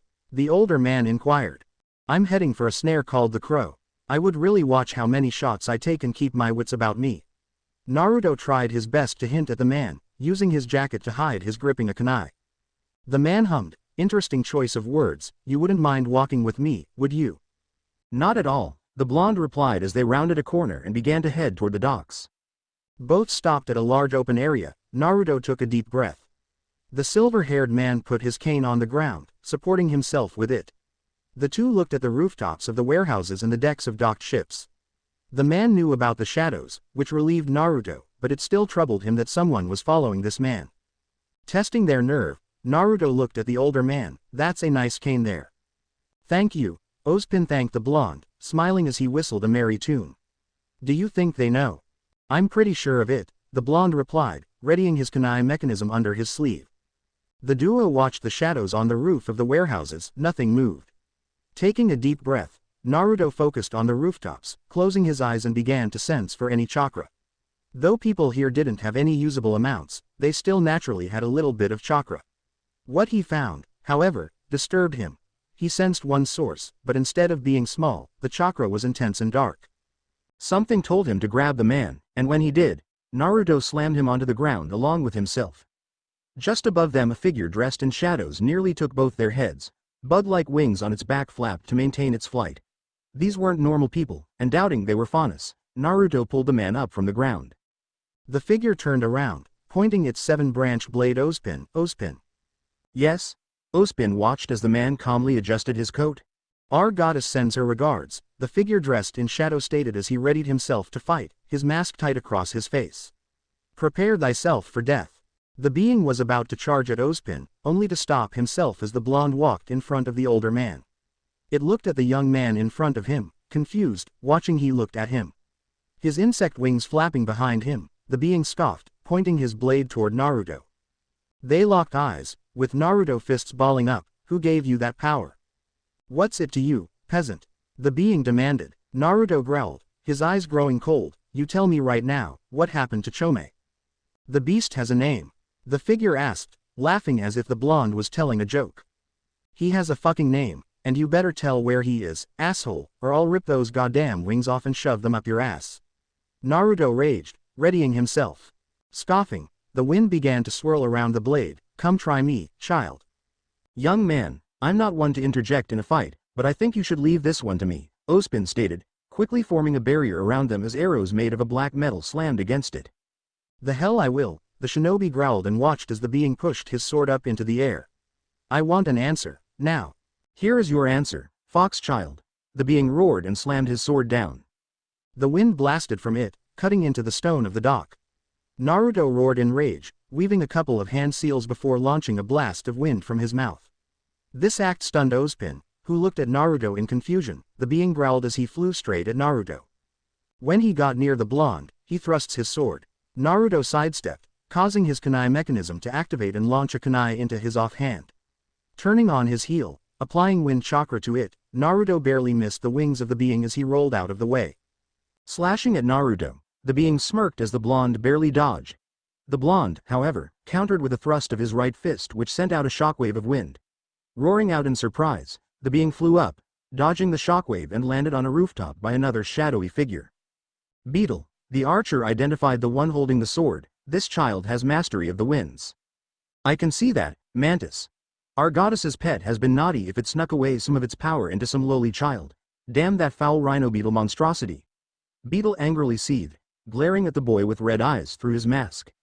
Naruto scowled, his eyes filled with rage at them insulting the seven-tailed beast. He charged, stopping once he saw black silk starting to appear on the ground. Grunting, he suddenly disappeared in a yellow flash. Ospin flinched when Naruto appeared just in front of him again, watching the blonde ready himself. No civilians are inside of this operation zone, Beetle. Ospin and this false bearer shall soon die. The woman spoke from the shadows of an alleyway near one of the warehouses, emerging to reveal a skin-tight black suit around her body. Mantis chuckled, nice for you to join us, Widow. Widow sneered and held two sickles in her hand as she charged straight Naruto. The blonde engaged her, quickly dodging the first slashes while countering with his own. He was surprised at her speed. She was able to keep up with him, and it wasn't long that he saw something move out of the corner of his eye. Old man, look out! Naruto screamed, barely blocking the sickles with kunai. Ospin hummed, turning his head to see a lanky figure with a large sword in his hands. A shrill laugh came from the figure, his sword plummeting toward Ospin's head. The man simply raised his cane up and blocked it. A loud sound of metal clashing against metal sounded throughout the docks. The figure moved to try against, but Ospin merely took a step forward and blasted him away with aura by slamming his free palm into the man's sternum. Naruto broke away from Widow by leaning back and dodging her sickles.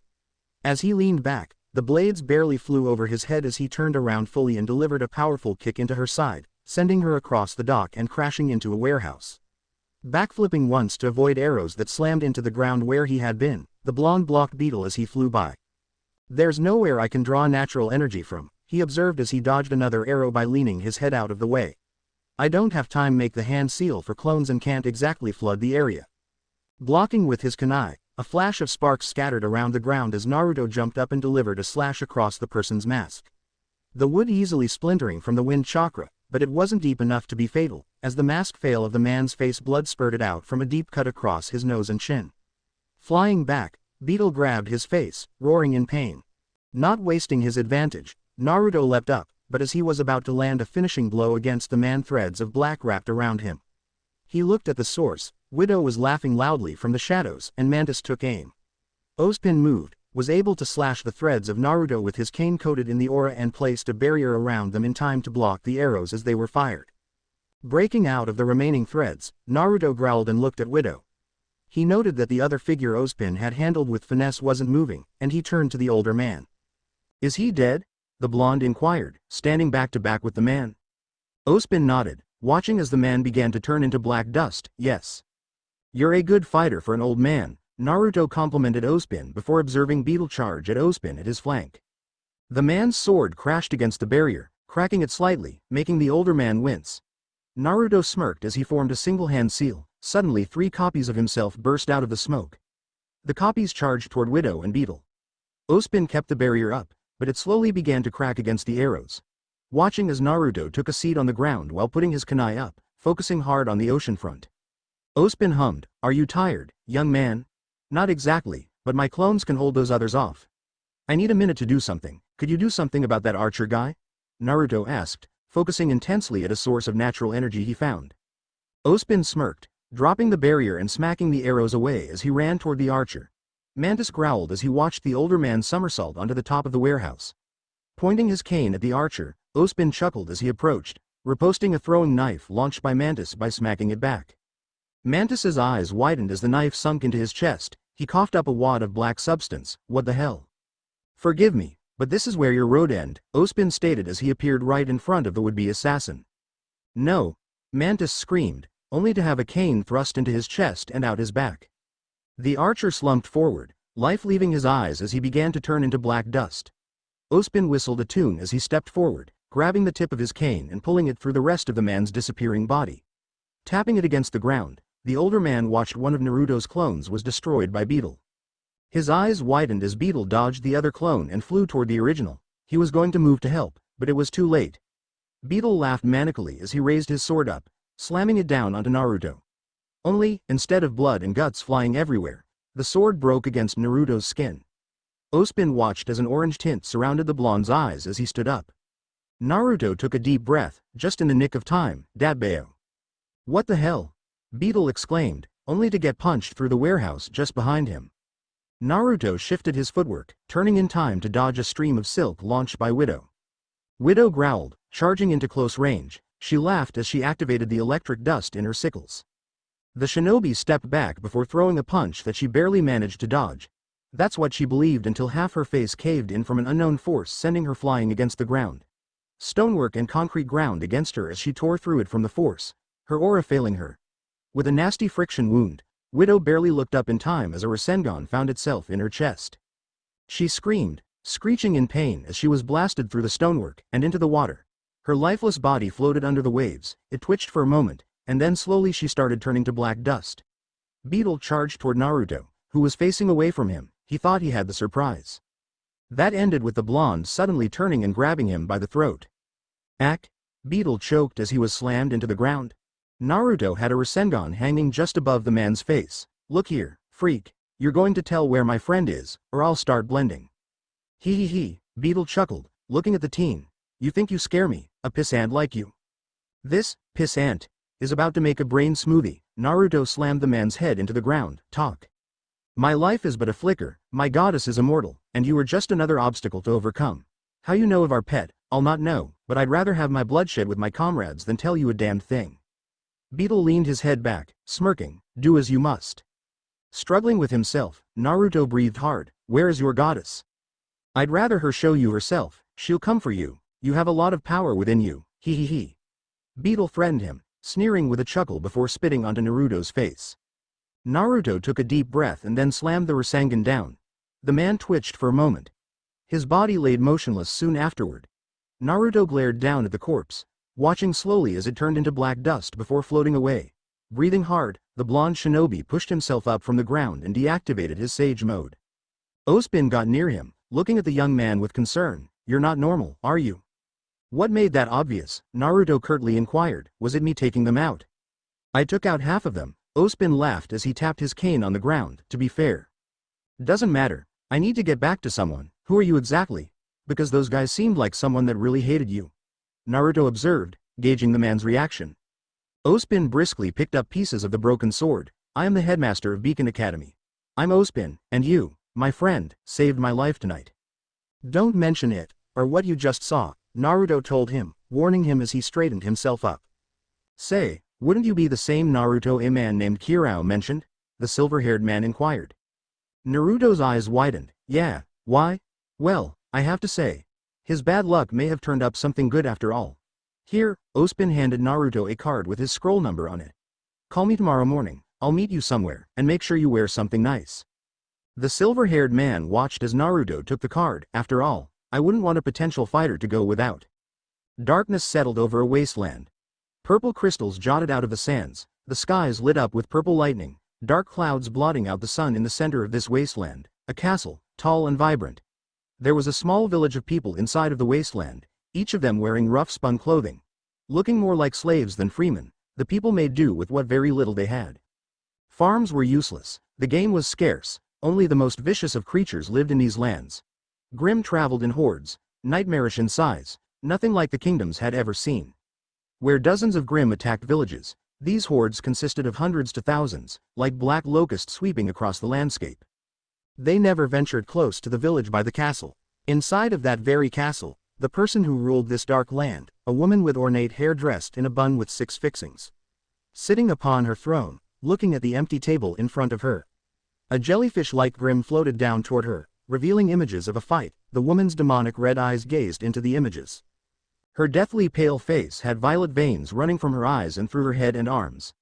The black cloak she wore obscured her feet as she got up, walking with the Grim creature. The woman watched in one image as a silver-haired man stabbed through one of her assassins, Mantis, killing him instantly. Meanwhile, her assassin's 2 most powerful Widow and Beetle were taken out by the blonde-haired boy she had once seen before. He seemed to interrogate Beetle before killing him. A dark smirk formed over her lips, the diamond on her forehead glowed slightly, and she traveled through her walls. The people outside suffered. She was their goddess, and their ancestors' sins of joining the traitor god submitted them to a life of servitude. Traveling down the steps of her grand hall, the demoness chuckled with delight as she felt a rumble. Tapping her foot against the ground, the grand hall opened, magical sigils lighting up the building. A flight of stairs led to the bowels of this complex. Inside of castle's bowels, she drifted along the ground. A door sealed with various sigils stood in front of her, and she smirked while waving her hand in front of it. The dark sigils disappeared, opening the door, revealing a horrific sight behind it. A giant beetle, 50 meters in length, its wings were torn off. Laying upon the ground, above it, a flower-like creature sunk its vines into the beast, barbed and draining it of energy. The beetle's body was partially turning black from being injected with the vine's substance. The roots of this creature stretched all the way to a nearby small sea of this very sludge. It glared at her. "I will not break to you. I don't need you to break," she told it with a sneer. Snapping her fingers, 4 people were dragged and all tied up. "I just need you to give me what I want." They couldn't even shout a word as they were stabbed with various vines. Blood slowly leaked past the vines embedded inside of the people. A thick sludge mixed with green energy began to pour into them. The beetle tossed and turned in his prison of vines and chains, the being roaring out in pain as its chakra was slowly suckled by the plant before being transferred into the people. One of the people turned fully midnight black, exploding into the black sludge.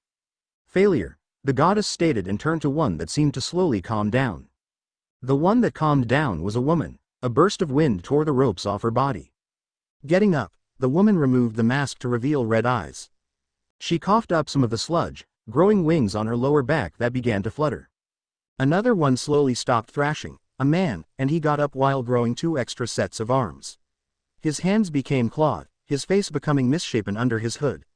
Freeing himself by cutting the ropes with his new claws, the man's face was feared from its baggy prison as his teeth began to fuse and mutate into mandibles that slowly pushed out of his jaw. He screamed in pain, agonizing pain, until it finally stopped. The last one swelled up. It looked like he was going to burst until his body became thin again. A dark mist flowed out of his bag. The mist melted through the ropes, not affecting his skin, and allowed himself to be freed of his bindings. She watched as he took off his mask, revealing a ghostly pale face underneath with dark veins flowing from his throat and down. The beetle thrashed about, "You're a monster, you killed them all." "On the contrary, I saved them, from the wretched existence that is being human and faunus. I made them me. I am a mother, giver of life. Their life, with pieces of me inside of them. You're just battery, but soon enough, you'll join my ranks. Shomei, if that is your name, how does the wound feel from being taken down by my hordes?" the goddess inquired as she walked forward. Thrashing about, the beast shouted, "I may have fallen, but my brothers and sister will come for me. I sure they do, for this world's sake, after all, more the merrier." She chuckled darkly, the beings kneeling behind her. She turned to them, looking at the one with wings. "I shall name you Monarch." "Yes, mistress," Monarch breathed out, bowing further into the ground. The 6-armed brute monstrosity in front of her looked up. "What is to by name, Lady Salem?" "I believe," Salem observed his new form, Pincer. The other man, lanky and thin, breathed toxic mist from his mouth. She approached him, cupping his chin, making him look up at her. "Your name, my son, is Bombardier," she told the poison breather, watching as he nodded. Looking at the sludge remains of the failed subject, she sneered, "I suppose 3 will do." "What is our mission?" Monarch inquired. She turned to Monarch. "Uzumaki Naruto, capture him, and bring him to me so that we may lure the ultimate prize." The trio nodded, getting up slowly, walking out of the room. "He'll find us," Shomei growled, glaring right at her.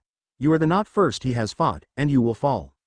My dear beast, I sure hope they come to me. We have an old score to settle after all." Salem smirked, watching as the beetle was about to say something. With a snap of her fingers, electricity flowed from the flower above, electrocuting the beetle before its screams. She strolled out, a smug grin on her face. Salem ventured back up the stairs and caused them to rise back up, so the grand hall would look normal. As she made her up the stairs, back to her throne room, she stopped and turned toward the Grim that had been following. "Seer," she called its name and ordered, "Bring up Mistral's Storm Mountains." The ball on the seer's head lit up, connecting with another seer, observing as a horde moved out. She watched as the horde of Beowulfs and Baringal. They are approaching a large cave system, but once they got to the entrance a jet of blue flames erupted out of it. Instead of being surprised, Salem merrily walked toward her throne, taking her rightful place upon this dark kingdom. She snapped her fingers as a slave brought her a glass of wine. The slave bowed her head, backing away as her dark mistress took a sip of her choice drink. The dark mistress watched as those Grim were slaughtered relatively easily, but it was fine. She had her ways. Shomei, the giant beetle, had fought the same way in the sky. However, everything had a breaking point. It had been a challenge. Murders of Nevermore and fleets of Sphinx Grim took time to make. The giant beetle was pushed, constantly, endlessly, for an entire 2 weeks. 50 years ago, Salem had managed to capture this hulking behemoth, her grandest prize eluded her yet. Chome had fallen when she had designed Grimm specifically to detonate themselves into fireballs onto his wings. Right into the ocean, that giant beetle fell and grabbed by leviathans, it was taken straight to hell. Sipping her wine, a little bit more, she got comfortable. Watching as more Grimm poured out of the forest. My wonderful, my feline friend, how long you'll last. You may be much smaller than that beetle, yet it makes you nimbler, a great flight risk if given the chance. Too bad, for you, I don't deal in chances. Still, the grand prize I seek bears 7 more tails to your 2, and I still cannot find him. Salem finished her wine as she observed the battle. Slave, she called out to the girl that had handed her wine, more wine. Yes, mistress, the mountains rocked with blue flames shooting from inside of the cave. A cat made of blue flames, with dark blue markings across her body, lunged out and smashed through a pile of dark creatures. Roaring, her small stature of about 20 meters, and sleek form, easily dodged the several nevermore in the air as they launched their barbed feathers. Knocking down some trees, she grimaced as a squad of Baringals leapt onto her. Shaking them off, Matabi charged a small ball of energy near her mouth. The Grimm had no chance of escape as she launched the ball of energy, burning everything in its path in blue flames. Dashing as fast she could, the flaming cat skidded to a stop near a cliff's edge. Damn it, she cursed, turning toward the encroaching horde. No choice, I have to make a dive for it. Matabi jumped backward, launching several dozen fireballs from her mouth. The fireballs impacted the Grimm in front of her, but she couldn't turn around and to counter the large claw that came from beneath the waves. Within a moment, she was caught in the grip of a giant Grimm, a leviathan. It quickly slammed itself with her underwater. Trying to use her flames, Matabi managed to boil the water around them, but the beast didn't let go. Her head cocked up, observing several long snake-like Grimm with wings swimming underwater. She struggled more, charging a Biju Dama in front of her, intending to take the head of the beast in front of her. With blasts of lightning impacting her back, the giant cat lost focus, and the orb dissipated. Swallowing water, she felt her flames flicker. The beasts behind her didn't let up, blasting her with their lightning beams, electricity crackling all around her underwater. She reached up, drawing back, managing to claw the face of the leviathan holding her down. Slicing one of its eyes out, she felt herself then beginning to get dragged. Chome put up a better fight than me. Whoever is behind these monsters knows us very well. It can't be, damn it all. I can't just go like this. Matabi mentally screamed at herself. She looked around and focused. She took one last deep breath, glaring up at the beast's eye and noticing a jellyfish-like creature nearby it. Sensing energy heading into and from it, she figured it was some sort of sensor. Grimacing, Matabi did the one thing she could do and smirked.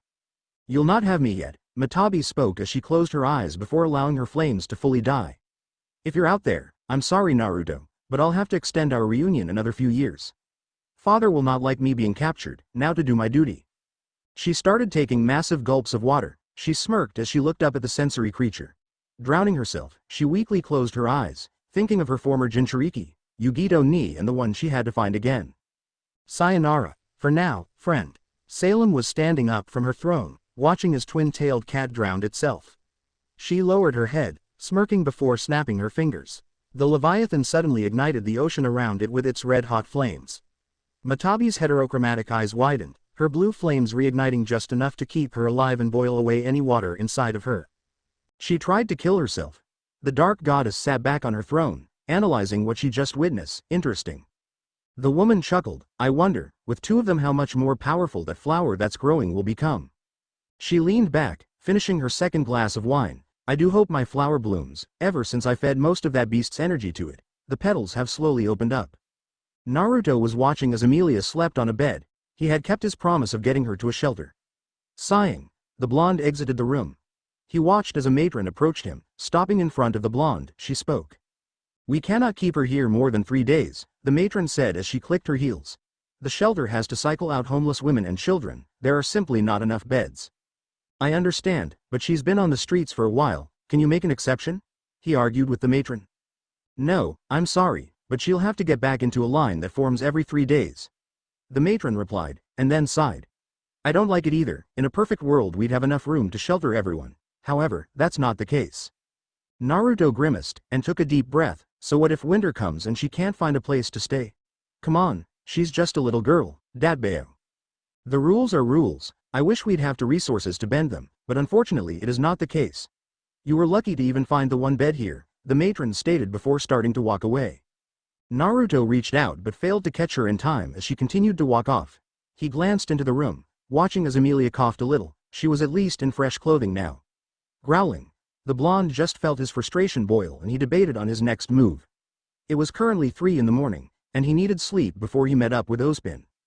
Still, that fight a few hours ago changed things.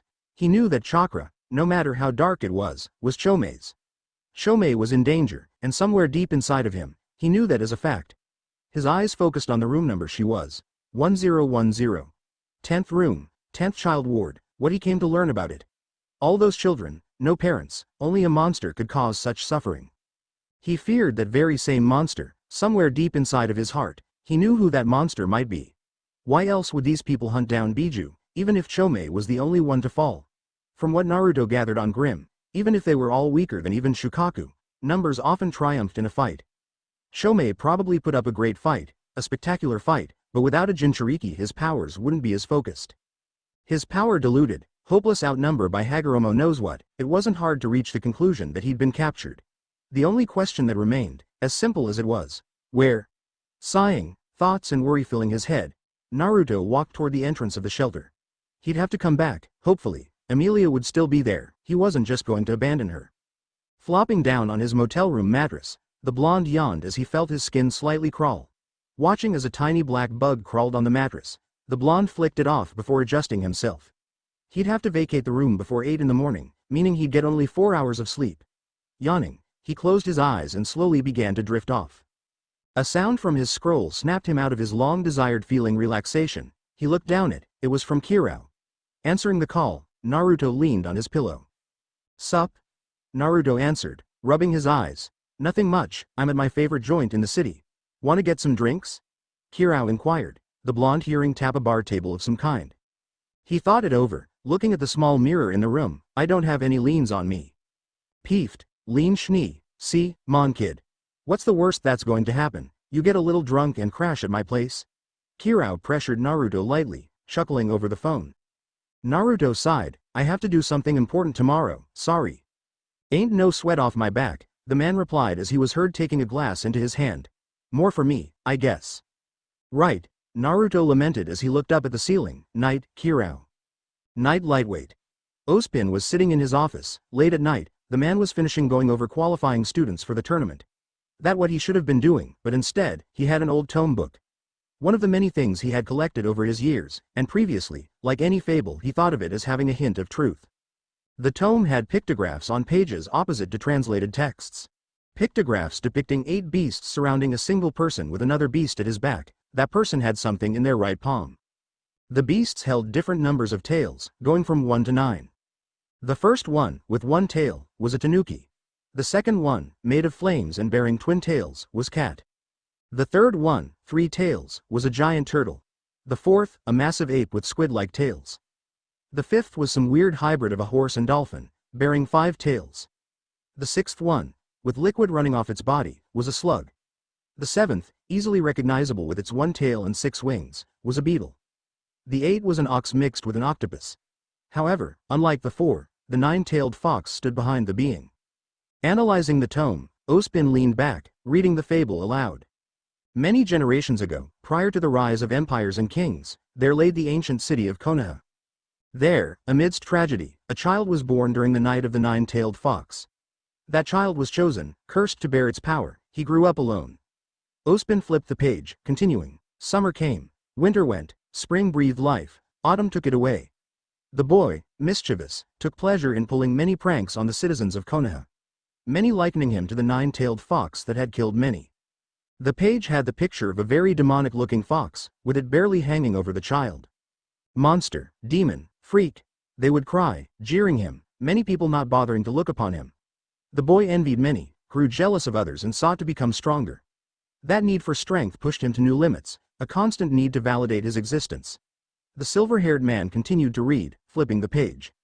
The next pictograph depicted the young boy becoming a young man. Many years went by, the boy found friends, and soon he left the village to travel with an old sage he met.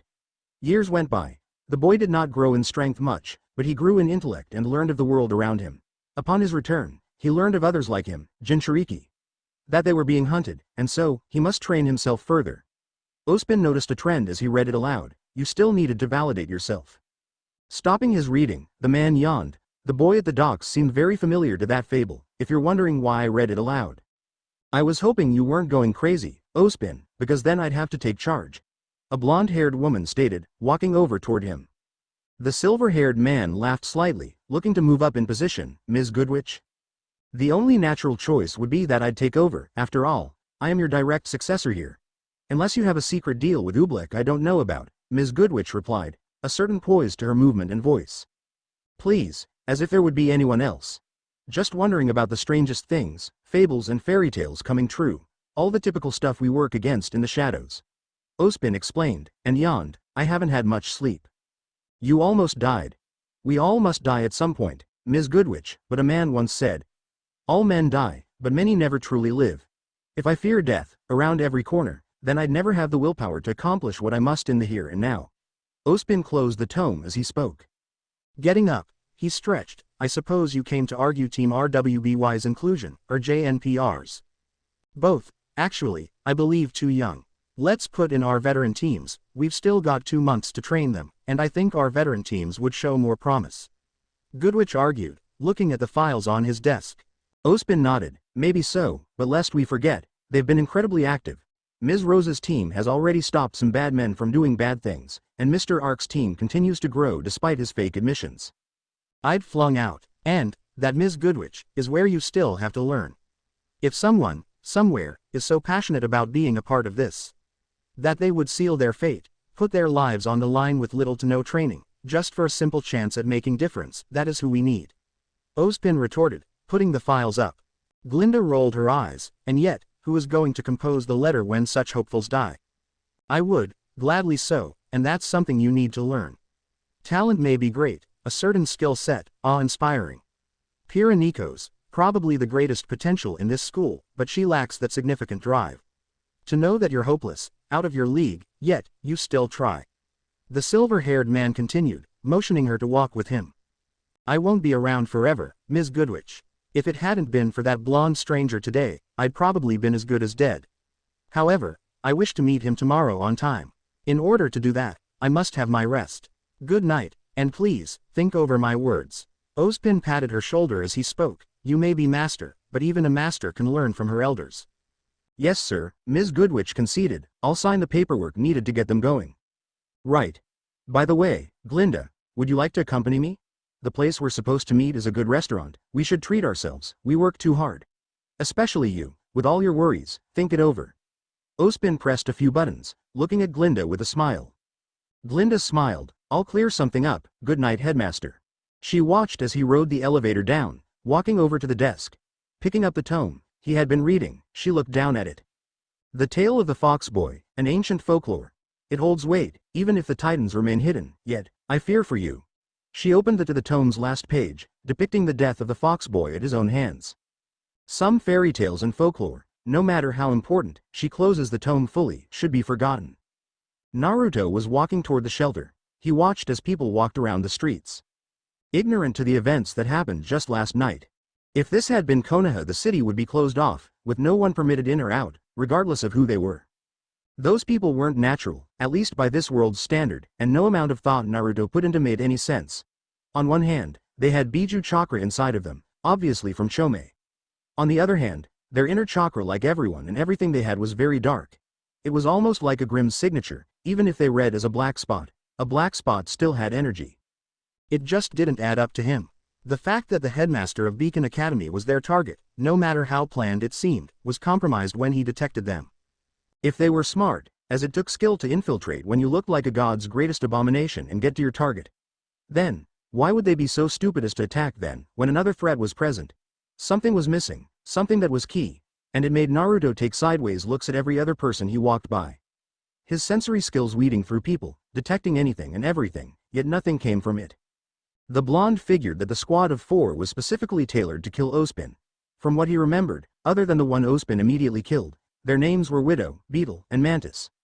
Widow, obviously due to her ability to use webbing, was probably meant to lock him down. Mantis provided the ranged support, if need be, execution. Beetle was the main fighter, which made that fourth one a medic. If he was, then why did he attack first? Gah! Naruto gripped his head, this too much of a headache, as if this place couldn't get weirder. Dadbao. Choosing to withhold his thoughts, the blonde had made his way across the street. His stomach rumbling, he had no money, which made him stop. How was he supposed to afford something nice to wear, let alone find some place to sleep tonight? Sighing, the blonde just walked forward, and stood outside of the shelter as a line of women and child already began to form. It was obvious that with how fast people were arriving, Emilia wouldn't get a bed to sleep on. The wolf Faunus walked out, looking at him. She had a small bag draped over her shoulder. She gave him a small smile. Walking toward him, she held out a piece of bread. Taking the bread, Naruto and her both ate a slice, watching as people walked on by. More and more children that left the shelter running, and some desperately getting into the line leading back into the same place. Did you sleep all right? Naruto inquired from the girl.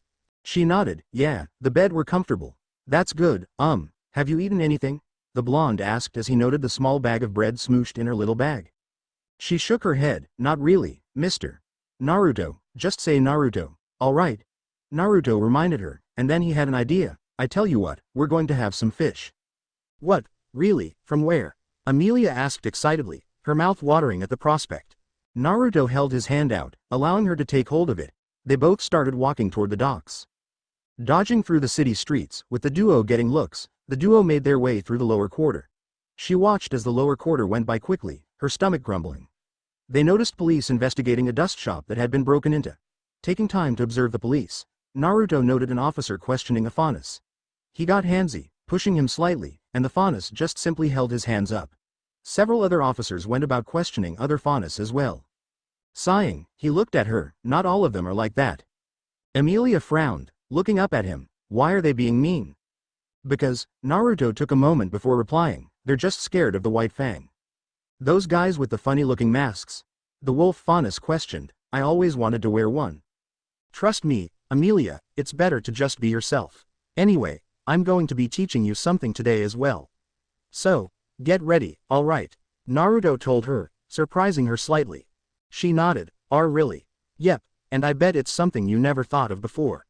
Naruto stated as he walked over toward a trash can. He sifted through the garbage, pulling out a piece of half-eaten chicken. Emilia grimaced slightly, watching him as he peeled the meat off and put it on the small hook he kept in a side pocket of his bag. The blonde whistled as he motioned her to follow him, getting nearer to the docks. He reached over to a pouch on his right hip, pulling some wire out. Attaching the wire to a hook, Naruto sat on his knees, looking down at the water. You may not find wire as I have, but fishing lines that are thrown away can be reused. What you want to do is scope out how many fish are swimming around. The less there are, the more likely you won't catch them. Fish are like the garbage men of the world. They'll eat pretty much anything, so this piece of rotting chicken may be disgusting to us, but to them it's like a candy bar. Naruto explained to her, showing her how to tie the knot and how to place the bait on the hook. She grumbled, I really want a candy bar now, Hey now, Naruto laughed as he made her focus, pay attention. Letting gravity slip the wire out of his hand, the blonde stays motionless.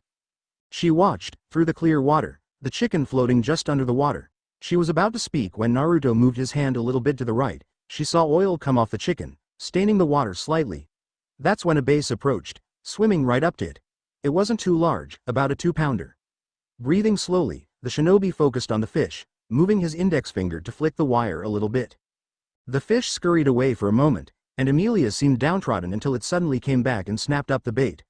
Almost as soon as it did, Naruto pulled his back and hooked the base.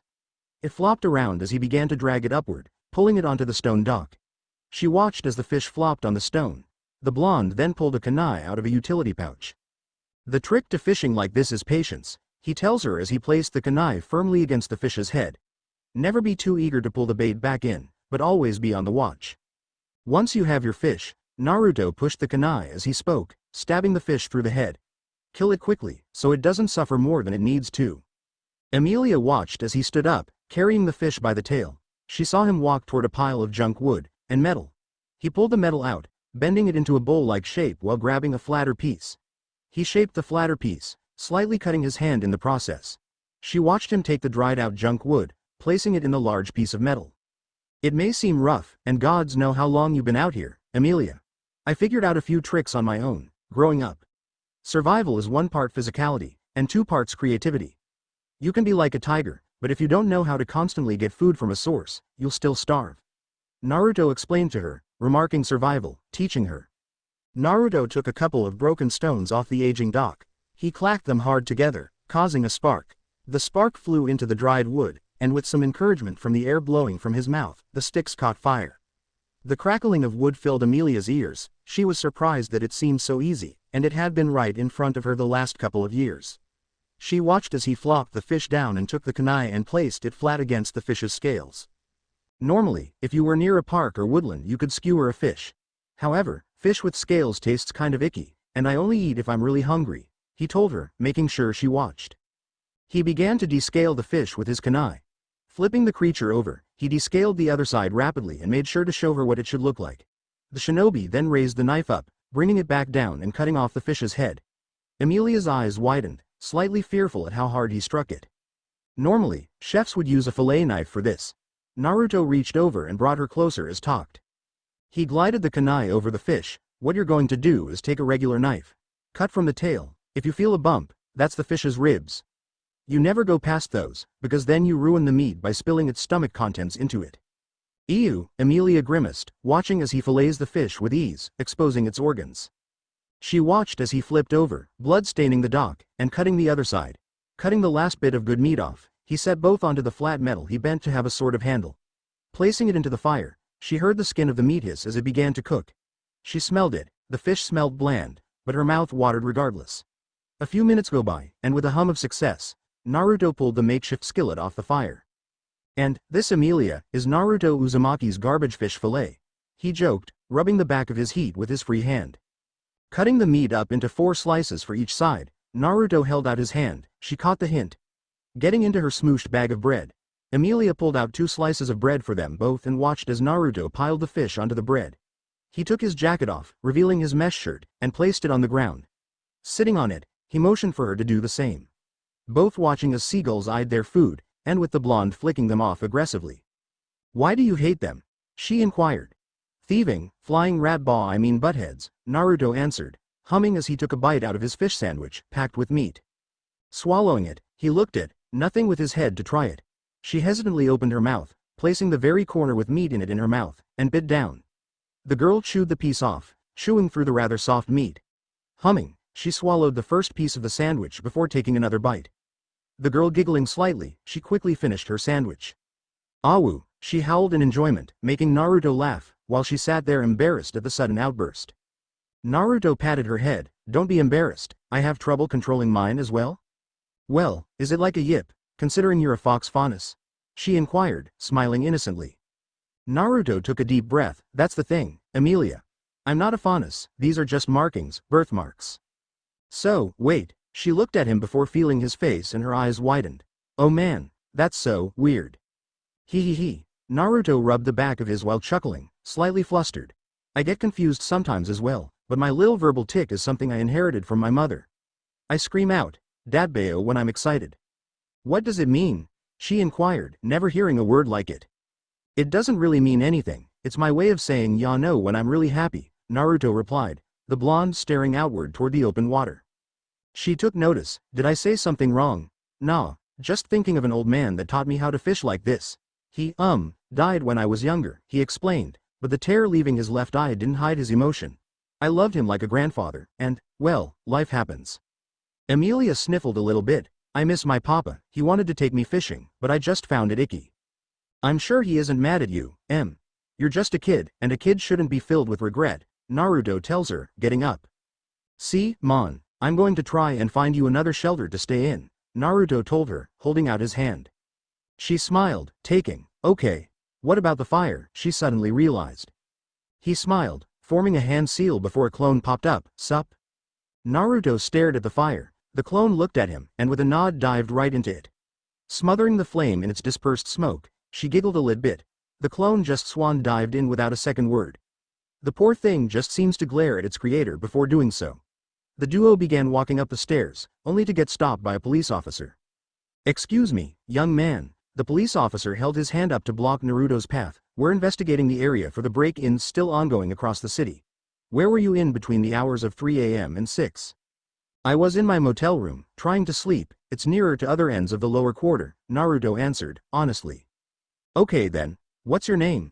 Naruto looked at the man, Naruto Uzumaki. Weird name, anyway, who's this girl? He pointed a pencil at Amelia. My name is Amelia Blackwood, she answered nervously. Alright Fido. Where were you? The police officer mocked the girl a little bit. Naruto growled, hey, there's no need for that. I helped her find a women's and children's shelter just a couple of miles away. I'll determine what's needed. The officer pushed Naruto, you got that, critter. Naruto got closer to the man's face while growling, I'm sorry, I couldn't hear you. Reaching down for his baton, the officer was about to strike at the blonde. The officer stopped when he saw a monkey faunus run past detectives. Scuffing, he lets go of the handle and glared right at Naruto. The shinobi and Leo squared up, ready to throw punches if it came to it. The two glared into each other's eyes, the older man sneered, putting a finger on his cheek. Daring the blonde, Naruto responded in kind with a death glare. It all came down to who blinked first, and within moments of the death glare, the weaker-willed Leo wilted. You get lucky this time, critter, take yourself and that girl out of here, he ordered, with Naruto's shoulder checking him as he pushed past the man. It took everything he had not to launch him across the dock. Amelia and Naruto walked across the city, with the blonde checking other shelters with his clones. The blonde sighed, most of the higher-up shelters were for abused women with their own children, or abused men. The middle of the city was completely booked, and once again the duo was searching in the lower quarter. The wolf faunus saw him wince, she looked at him concerned before stumbling. Her legs were tired, she was very tired. Reaching out to her, he picked her up and put the girl on his shoulders. The girl looked at him, surprised by the kindness he continued to show.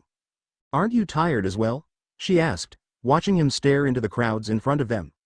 He replied, still smiling, from walking. No way, I can run around this city if I wanted to, and not break a sweat. Besides, you seem like you were struggling, but I do have some good news.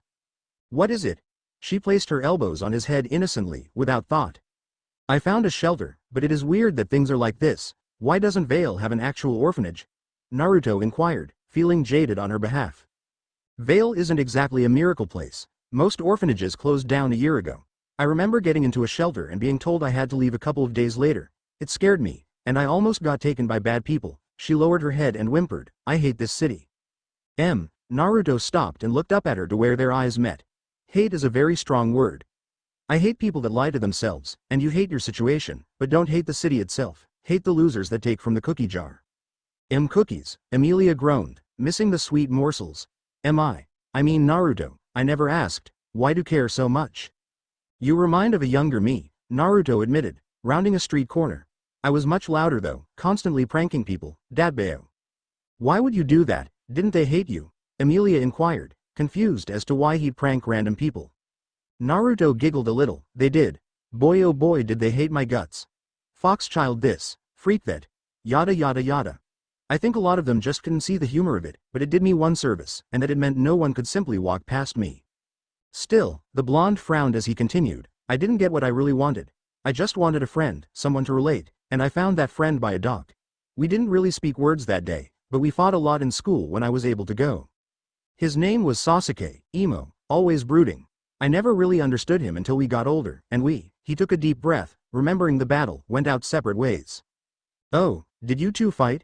She asked innocently, not paying attention to Naruto's face as he scrounged up a bit. A little, Naruto choked out slightly, swallowing his sadness as they kept walking toward the shelter. Hey, can we change the subject? Oh, sure, she got a sly grin on her face. Do you have a girlfriend? The blonde nervously laughed a little bit, remembering Rosa and Vernal. Though neither were his girlfriends, he still had to admit they had a good time together. Vernal, being a one-day fling. Rosa, on the other hand, is really the only real relationship he had. Neither of them was romantic with each other, both just realized that they were acting out their base urges. Sex was a very powerful influencer, and the human mind is anything but truly indomitable. Rosa taught him a lot, during their brief 2-month frequent trysts. Vernal, by the way, she talked, confirmed that Rosa's training had been very much effective. The flat and simple answer, he replied with a smile, nope. Ah, that sucks, Amelia sighed as she continued to lean on her elbows. The duo continued to walk across streets, coming to the shelter shortly after their talk. Letting her down, she and Naruto entered the shelter. A lady at the reception area looked at him, and then looked at the girl. Smiling, The receptionist, as fond as herself with claws on her hand, handed them a form to fill out. Emilia took the form, repeating what they had done the previous day that she figured out. How long can she stay? Naruto inquired, just so he could be here if they were doing a cycle. The receptionist smiled, 3 days, like all other shelters. All right. Hey, where is the nearest orphanage? Naruto asked, trying to find Emilia more permanent lodgings. The woman sighed, sadly sir, the nearest orphanage would be on Patch, which is the small island near here. Even then they may be reaching full capacity. There's also Sumair, but that's a journey near the border mountains. Is Sumair near Shihara, by chance? Naruto asked. It is, she answered before getting the forms that Emilia was handing back to her. Thank you, dear. Emilia nodded, watching as Naruto shrugged her pack off his shoulders. The blonde knelt, smiling. Hey, I'll be back in a few days so I can help you find another place to go. Perhaps I can teach you more stuff as well, Naruto told her with a smile, but, remember, you've got my scroll number just in case something happens. The girl slightly whimpered before wrapping him in a hug. Okay, thank you. To Naruto's surprise, the girl began to cry. Something struck a chord inside of him, and he returned the hug.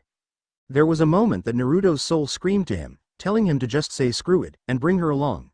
Alas, however, what he wanted and what she needed were two vastly different things. There was no guarantee that Ospin could even accommodate her, which meant that the only real option until he could get her into an orphanage was this. Breaking the hug, Naruto did something that only Sasuke had done when they were kids. He tapped her on the forehead, a smile laced across his face. Glinda was sitting at a table in an upscale restaurant. She checked her watch. Ospin had gone to the washroom for a moment, and the person they were supposed to be meeting should be arriving at any moment. The blonde's green eyes focused on another blonde that just entered, wearing some cargo pants and a yellow t-shirt with black combat boots. The receiver for the restaurant guided him over toward her table, where he shook the man's hand and stood to greet Glinda. Hello. The blonde held out his hand. My name is Naruto. Glinda, she replied, motioning for him to sit down. The shinobi took a seat, yawning as he did. He saw a menu in front of his seat. His stomach wasn't growling as much, but he felt hungry. Unfortunately, he had no money. He spotted Ospin walking toward them and saw the man smile. He took a seat next to Glinda. Obviously, the piping hot cup in front of him was full of cocoa. He nodded at Naruto. Nice to see you again, Mr. Uzumaki, Ospin stated, holding out his hand. The blonde took it, shaking it.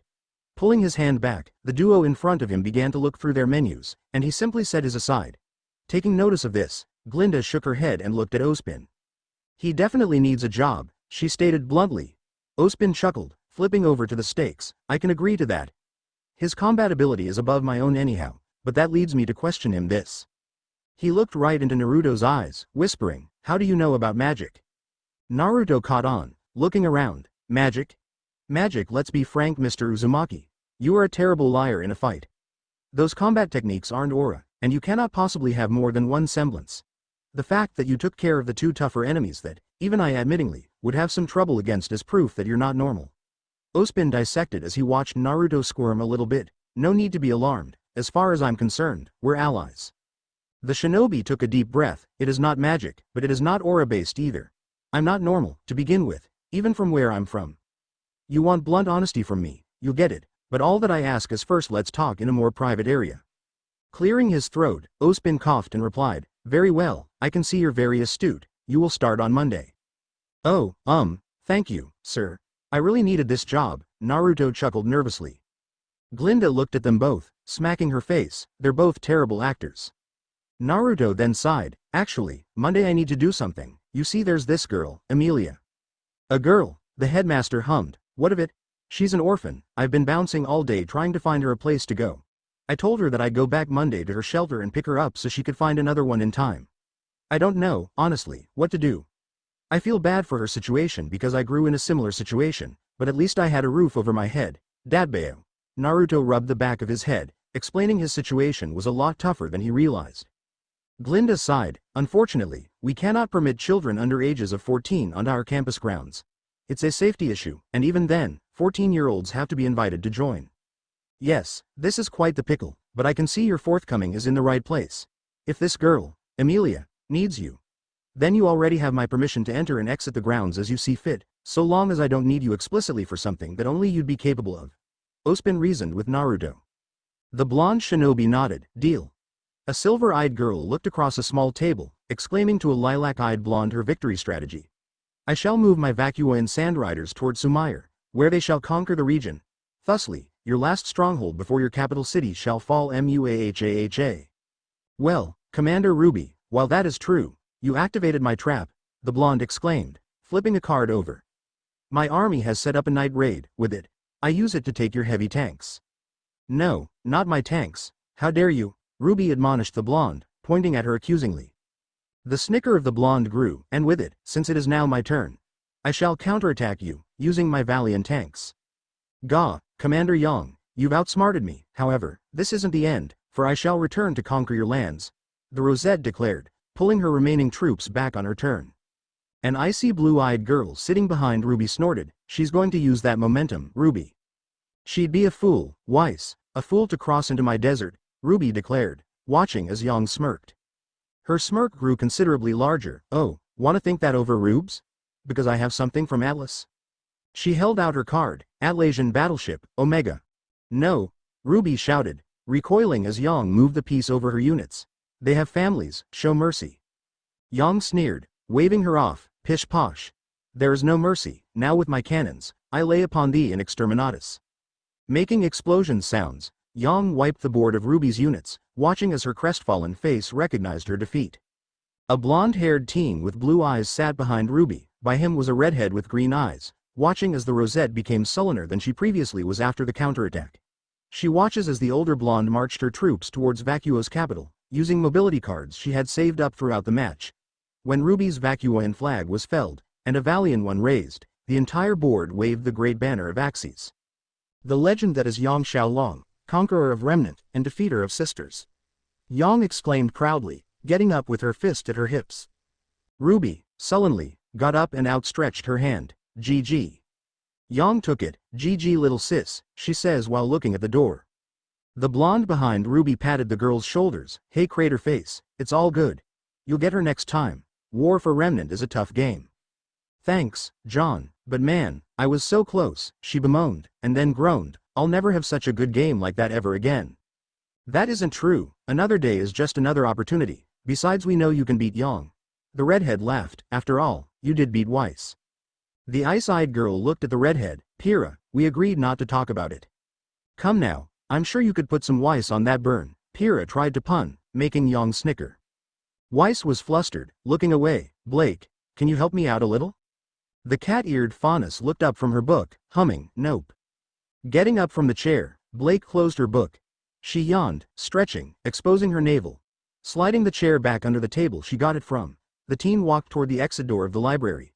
She looked at her team, smiling. Motioning for them to follow them if they wanted, Yang yawned, scratching her backside as she walked toward Blake. Yeah, I'm tired too, kitty cat, Yang stated and looked toward John. Maybe you can teach my sister a few moves since you beat Pyrrha. Wait, Ruby glared at John, you defeated Pyrrha and didn't even tell me? Well, no, John replied bluntly, Pyrrha made a mistake, I capitalized, and Yang is right. I have a few moves I can teach you, seriously, there's some rookie mistakes that she made I dismantled her army with. Oh, really vomit boy, Ruby giggled and pulled the board closer so he could sit down, show me. I meant to ask, where is Nora, and Ren? Weiss inquired, noticing the blonde and redhead lacking 2 members. Pyrrha looked at her, Nora's training regime, it's leg day. Oof, the white-haired heiress winced. Naruto was sitting in a forest. He was supposed to meet with Ospin for a tour of Beacon, however, he had a matter to discuss with an old friend. Sitting in Lotus, the blue-eyed shinobi focused hard on being calm. The mediation would take a moment, but slowly he began to drift into the state he needed to be in. All around him, his mind began to shift the area, like water, the area began to flow away. The realm of spirits became visible to him as he opened his eyes. 6 paths chakra flowing through him, his irises went from toad-like to fox-like, allowing him to stand up. The glowing on his right hand sent out a pulse as he raised it up. Clouds began to form in front of him, stepping out of them, Hagoromo bowed in greetings to the younger sage. Hagoromo looked at Naruto, his Rinnegan scanning over the blonde, noting the fresh generation of 6 paths chakra.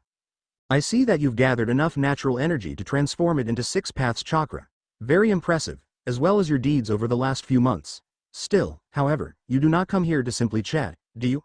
The Rakudo Sennin inferred with a question, sitting upon his truth-seeking orbs after getting comfortable.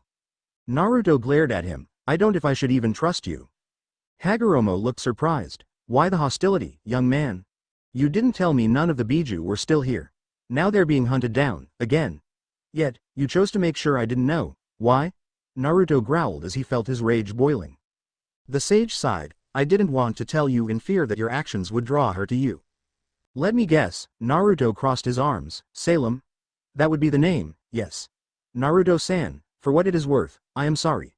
Shomei, and now Matabi, are suffering under her hand. Believe me, I wish them no harm. They are my children as well. My greatest feat, and my greatest example of ninshu.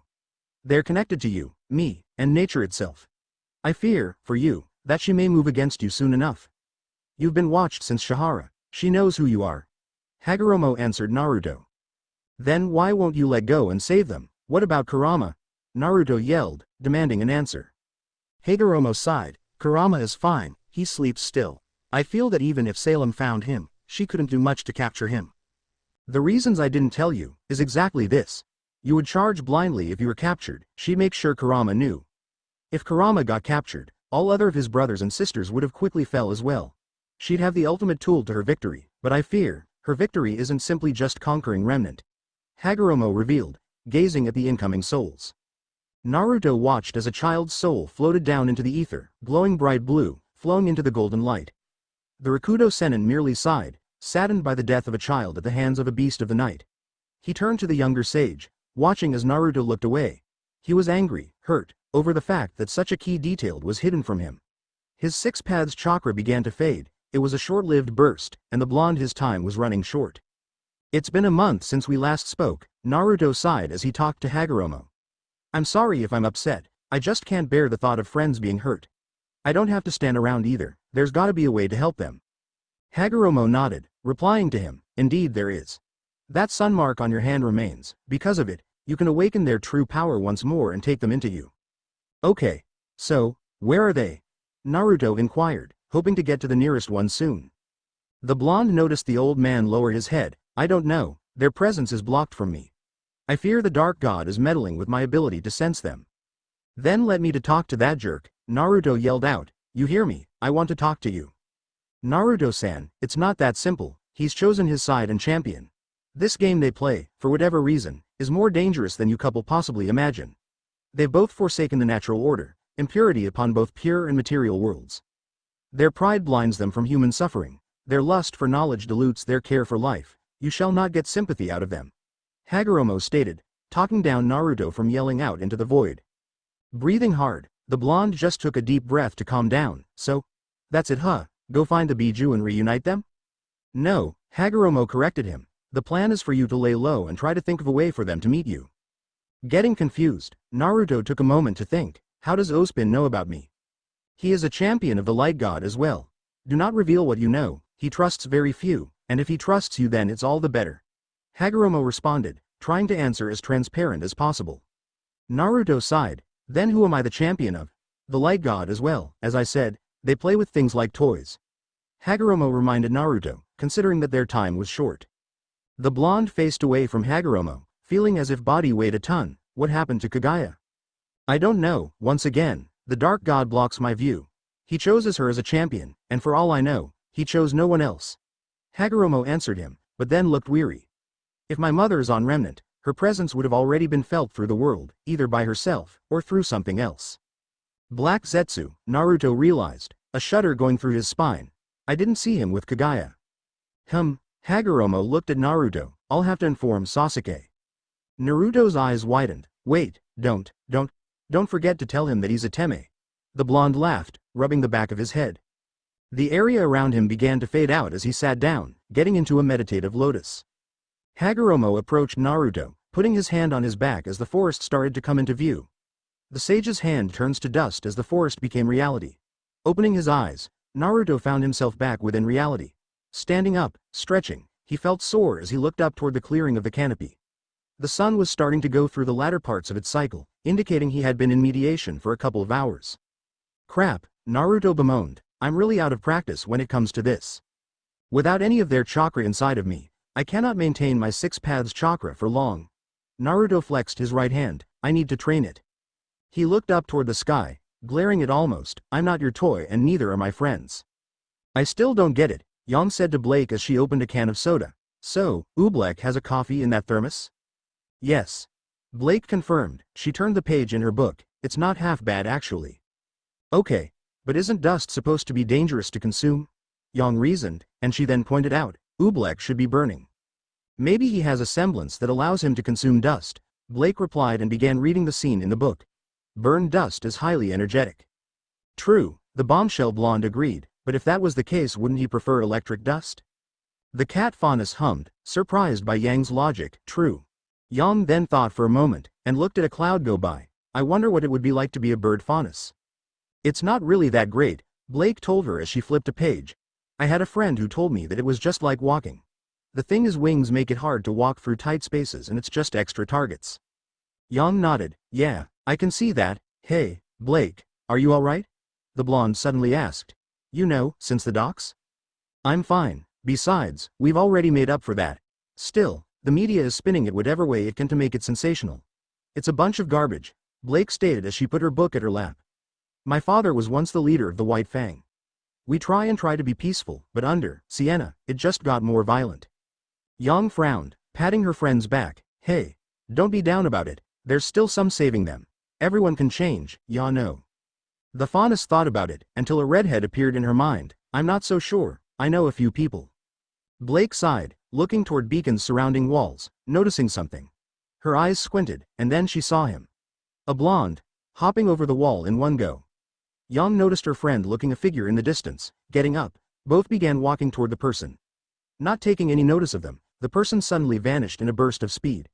Blake's eyes widened at how fast he seemed to just move. One moment he was there, the next moment he wasn't. What the? Yang mumbled as she looked toward her partner. That was fast.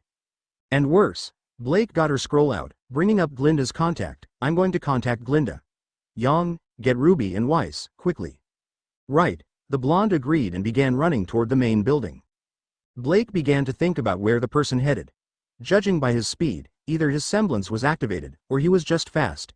Quickly, the teen ran to where she had seen the person pointed his body at.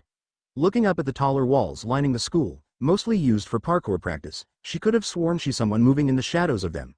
Her scroll began to buzz. Looking at it, she found that it was Glinda calling her. Ms. Goodwitch, she answered it. I think I am in pursuit of an unknown person on grounds. Stand down, Ms. Belladonna. UP is an invited guest of the headmaster, Glinda replied. Blake could hear her tapping on something. Please call of Young before she tears down half the school. Right, Blake nervously replied. I'll call her right now. Glinda hung up as Blake scrolled through her contacts, bringing up Yang's number and pressing the dial icon. She watched as her scroll flashed, with it bringing it up a video call. The blonde bombshell was in the locker rooms with Weiss and Ruby. They were already grabbing their weapons. Yo, Blake, we're gonna be there soon. Yang told Blake as she was putting on the last of her gauntlets on. Stand down, Glinda told us to stand down, Blake told her partner, watching as the blonde stopped. Yang looked at her. Oh, really, that's some bullsh. Blake hung up before Yang could finish her statement. The cat Faunus sighed. She saw the shadow move, a nervousness coming over. Very few people she knew could move at speeds like this, and one of them made her dread living. Shaking a little, she brushed off the feeling after a moment and began walking back toward the student halls.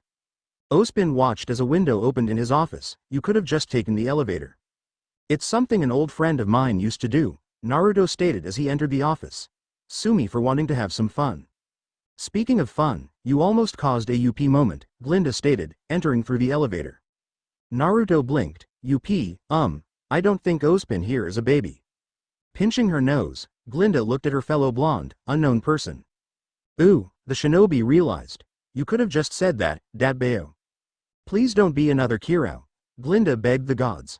Mr. Uzumaki, regardless of how you got here, you are here.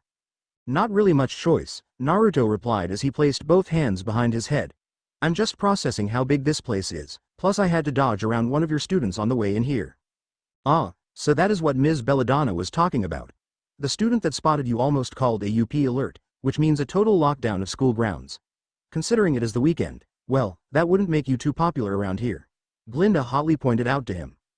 Because you'd have to go through, follow procedure, and that's a headache, the shinobi figured. Exactly, she replied. Naruto sighed. Well, I'm sorry. Don't be, it didn't happen, But I do have a particular hot-headed student who's been not having a fight recently. She thought it was go time, and currently, she's probably punching out her locker. The combat instructor told him. Can't number how many times that happened to me, Naruto admitted as he looked at Ospin. So, you wanted to show me around the campus? In a moment, Ospin replied as he motioned for Naruto to sit in front of him. The blonde walked over to the seat, sitting down. Ospin pushed a cup of cocoa over, smiling. Naruto took it, sipping on the contents, finding that it was sweeter than any other cocoa he had drunk before. Looking at the thick, creamy texture of the piping hot drink, he saw where it was still bubbling slightly. It was freshly made, even though Ospin had been sitting there waiting for him. Ospin took a deep breath. I'm not going to lie to you, Mr. Uzumaki. You are being brought into the fold. Those people we fought at the docks aren't normal people. I suspect you are not a normal person either. So, I've been told, the young blonde replied. This fold you were talking about, not many people know it, don't they? No, they don't. My circle is few but powerful. Every Huntsman Academy headmaster and their future successor are part of it. Ms. Goodwitch, for example, was sworn in by me when I took this office. While we train people to kill Grimm. The few, in my circle, seek to find a way to permanently stop them. However, as you heard that one person shout, there is a leader amongst them. Ospin reached down as he spoke, grabbing the photograph. That person has been around for many millennia. This photograph seemed to have been taken from a distance, as it was slightly grainy. It, however, still had the effect that the blonde didn't see coming. Naruto's blood ran cold when Ospin held the photograph up. The woman on the photograph was very much demonic in appearance. She had red eyes with slitted pupils, with black sclera making those irises shine. Her hair was in an ornate dressing, with 6 fixings. Her face, angular, reminded him of the goddess he had fought nearly a year ago. The blonde looked deeper into the photo, finding that seemed to be communicating with the Grimm around her as if instructing them. This was taken a few weeks before the fall of Mountain Glen. A city project that would have expanded Vale's living space, but sadly, it didn't pan out. This was about 20 years ago, hundreds of people died, and we lost several squads of veteran huntsmen. The problem is, with very little intel, we've no idea how she coordinated the Grimm around the automated defenses. Ospin revealed, leaning back into his chair. The panic was great. Vale itself was thrown into chaos for a time. All automated defenses were upgraded, android soldiers refurbished, and a new urban combat program initiated for new huntsmen. The issue remains, unfortunately, that the woman in the photograph still had help from the inside. Glinda took a seat beside Naruto, explaining the woman further. The silver-haired man nodded. Salem, an insidious woman. Her main goal is power, the power that comes in the form of pieces left behind by the twin gods. Wait, pieces, as in? Naruto questioned, watching as Ospin got an old parchment. The parchment was unfurled, revealing the objects. A sword, brush, lamp, and crown. Each of them was listed in order. Destruction, creation, knowledge, and choice were the names of the relics. The blonde took the parchment, reading over it. It stated that with all 4 together the gods would return. Something, somewhere, didn't seem right to him. He didn't show it, not wanting to arouse suspicion, but he wasn't too thrilled about old gods returning. Something he had a very personal experience with. She's after these, Ospin explained as he took the parchment back, and with them, she aims to shape the world to her will. If she has little care for human life, imagine what it would be like if she gains the ultimate power. It would be the genocide of almost every faunus and human at best, Naruto realized while speaking to Ospin, and total extinction of everything else at worst. Exactly, the headmaster of Beacon concurred. Though, there are other things at work. Your entry my circle comes with a price, my young friend. That price is simple. The man reached into desk, pulling out some paperwork. On the paperwork was a list of names, dossiers, and such. Sliding them across the desk, Ospin gauged Naruto's reaction based on the dossiers he skimmed over as he had handed him. Each of them contained information on criminal organizations and leaders. Their roles in politics, if applicable, and even close contacts. This information was no different than the ones he'd get before a mission. Perhaps this world's huntsmen were truly no different from shinobi. Glinda interjected before Naruto could assume anything. Don't get the wrong idea. We're not in the business of bloodshed, we simply need to capture some of these people for interrogations. Good, Naruto sighed in relief, because I don't like killing. Ospin took note of that, taking the dossiers back. It shouldn't be too difficult for you. I did the same with Kirao.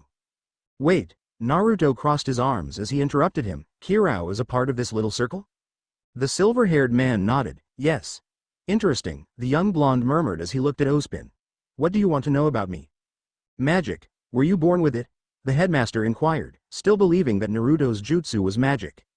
If by magic, you mean what I did, then yes. I was born with it. Naruto leaned back as he answered. Interesting answer. Ospin looked at him in the eye. Do you have an agenda for doing what you do? I just believe in keeping my word, and that innocent people don't deserve to be in pain. I really need to ask you, what am I to you? Naruto inquired, taking another sip of his cocoa. The same as Glinda and the others are, an ally. Ospin crossed his legs, twiddling with his cane. Naruto chuckled, well, maybe that makes two of us. Glinda took notice of Naruto's shaking hand that wasn't on the mug. It jittered a little bit here and there, his fingers twitching ever so slightly. The young man's, and older man's, talk continued forward. She noticed a cold sweat on his face. He seemed to be slightly paler than when they met at the restaurant. Finishing his cocoa, Naruto groaned a little. Man, this is some good hot chocolate? It is the greatest, isn't it? So, Mr. Uzumaki, as you are expecting to join us, I must warn you. You can never tell anyone about this circle. Each member has a code each other's scroll, where they cannot be blocked. Glinda Goodwitch and I took the leisure of applying that code at the restaurant. Also, as a member, you're permitted on school grounds. I have feeling that somewhere, at some time, a student or students may not be who they say they are. In which case, you have to do your best to protect our students here. Ospin took a breath, and finished with a smile. You're going to be given a dividend for living expenses. How much are we talking? Naruto inquired. Ospin smiled, about 400 leans per week. Enough to afford a nice apartment somewhere in the city, along with gear if you need it. Glinda got up from her seat as she felt her scroll buzz. She looked at the contact. It read Kirao, which made her grumble. Yes, she answered. Glinda, we may have a problem here. I just took the liberty of tracking that grim horde that was heading to Sumire. It changed direction. It's heading for Mountain Glen, just without explanation. I think it might be her. I'm going to follow them. If the worst happens, well, you know where my will is. Kirao sounded frantic. She could hear the loud roaring in the background. Kirao, disengage, and head back toward Vale City, Glinda ordered him. He laughed over the call. Aw come on Glyn, you act like you actually care. I'll keep in touch, but just in case, I'll send you my coordinates every hour. If I don't send them after 2 hours, then start praying. Glinda grew flustered, nearly yelling as she ordered him. Kirao, this is a direct order, do not, and he hung up on me. Ospin looked over Naruto's shoulder, is everything alright? Not really, Kirao is going AWOL again on a mission. A horde that was previously heading for Sumire has changed direction and is heading toward Mountain Glen. For no reason apparently, the horde is now traveling in the complete opposite direction. However, we know better, it may very well be that Salem is in our backyard as we speak. Glinda explained the situation to Ospin, putting her scroll up in the process. She's never come this far out before. Ospin was bewildered as he spoke aloud. He got up from his seat. Mr. Uzumaki, as you are aware, we deal in defending against Salem. The witch, as we all call her, may be in our backward. You have a mission, and that mission is to link up with Kirao Brawan, and make sure he returns to us alive. When do I leave? Naruto inquired as he got up from the chair. Ospin looked him dead in the eye, immediately. Naruto was going through the outer forests of Vale. Like a shadow, he hopped and ran through the trees. The baleful moonlight above was spotty. Frequent bursts of rain showers would blanket the area every so often. Fresh mud covered the forest foliage under the trees. If one was silent enough, frogs would be doing their mating calls near this large ponds and creeks. Prior to leaving, Ospin had set up his scroll to track Kirao's. That had been an hour ago, and Kirao had sent his coordinates, putting him about 4 hours away according to Ospin. Naruto felt that he needed to close that distance sooner and propelled himself through the trees like a madman. His sage mode eyes blazing. The more he could sense the blank spots in his vision from being able to sense life energy, the less time he'd spent playing cleanup crew. He didn't know the man well, but if Glinda's worry was sound, then Kirao was probably going to throw himself into trouble. Ospin seemed adamant about testing him with this. The red-eyed huntsman seemed to have a reputation with getting into trouble. Hopefully, for all parties involved, Naruto made it to him before he could get into more trouble. Ospin was sitting in his office, tapping his fingers. Hot cocoa laid on the mahogany, on a coaster in the visage of the Valiant flag. He took a deep breath, looking at his book of fables. The faintest echoes of children's laughter and awe filled his mind, a memory of a bygone life, long distanced from himself. Taken to reading a verse, Ospin coughed into his hand before reading aloud. Forge thy flame with a will, burn with fires of red and yellow, casting a brilliant orange sun for thy mind, soul, and body must be one. We follow in the footsteps of an ancestor race, one of which came before, and will come after. Their balance, given material form, and the use of nature is forever their norm. Ospin read aloud, turning the page. A sound of footsteps broke him from his reading. He looked up to see Glinda, who had her scroll in her hand. It had been 2 hours since Naruto left, and despite being told to report in like Kirao, he hadn't. It worried her, and she hadn't been able to sleep more than a half hour at best due to the stress. Glinda voices her frustration, her knuckles white around her scroll. That new person isn't reporting in. Oh, Ospin hummed as he read the fable book to himself. Are you even listening? She stated rather than asked, walking closer toward him. I am. Ospin flipped the page, as I always shall be. If Mr. Uzumaki fails to report in, is it possible that he may have run into another horde? Goodwitch inquired, hoping that they hadn't just sent someone to their death. I highly doubt that we have to worry about Uzumaki. Ospin closed the fable book while answering her. There is no reason to believe that he's incapable to handle himself.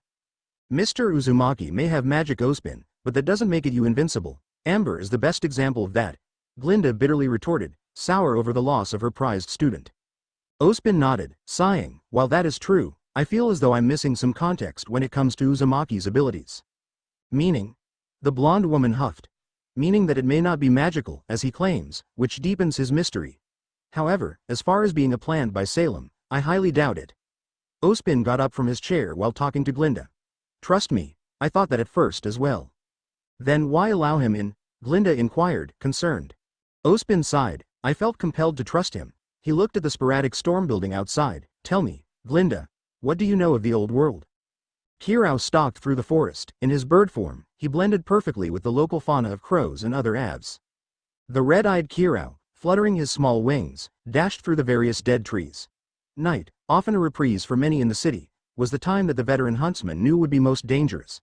Baringals, Beowulfs, even a King Taijitu led in this horde, and it wasn't even counting the obvious alphas somewhere amongst the ranks of the demonic creature nightly horde. Landing on a tree, obscured by leaves, Kirao transforms back into human form. This horde is probably the 4th largest horde I've ever seen. I lost count at about 50 Grim.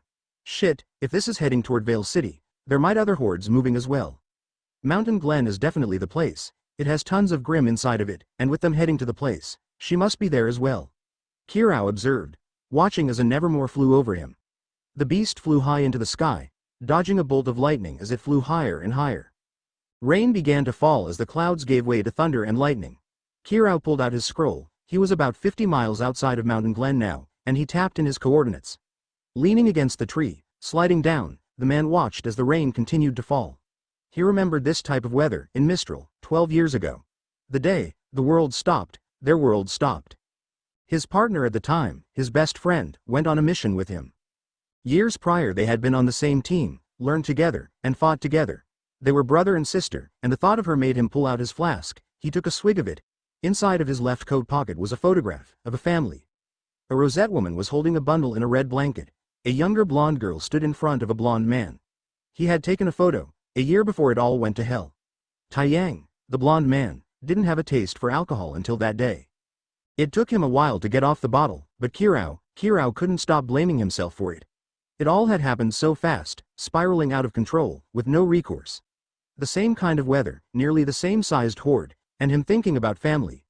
His will was simple enough to where his weapon would go to his niece, and any money he had would toward Taiyang.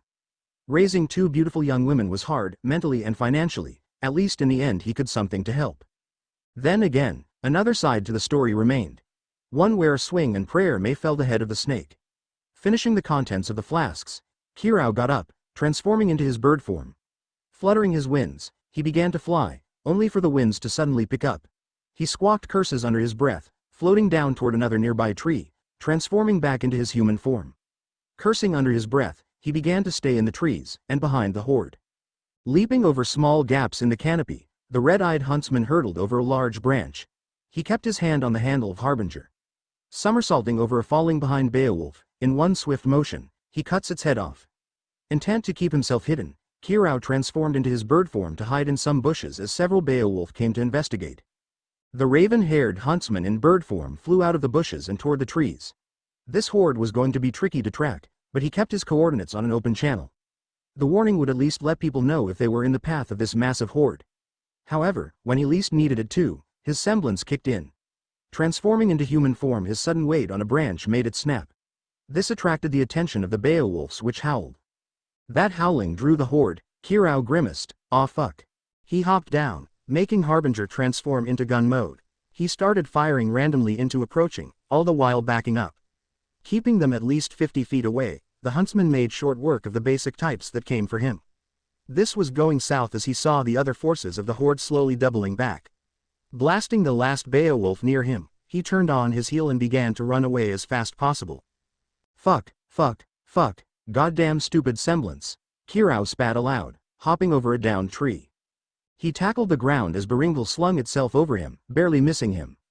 Turning Harbinger into its sword mode, Kirau parried a punch made by Massive Grim and sliced its body in half as a result. Turning around, he threw a canister of dust he had in the back of his utility belt. As the canister started to fall back, Kirau's red eyes began to glow as his aura screamed to life around him. Slicing a creeper that came running out at him, in half. He opened the canister port for Harbinger's gun mode and loaded the electric dust into it. Backflipping to avoid another Baringal, he landed on a tree branch that barely held him. He transformed Harbinger into its gun mode before firing DCR, dust-charged round, into the wet ground below. Electricity poured out from the round's impact, causing a stunning effect among the Grim on the ground.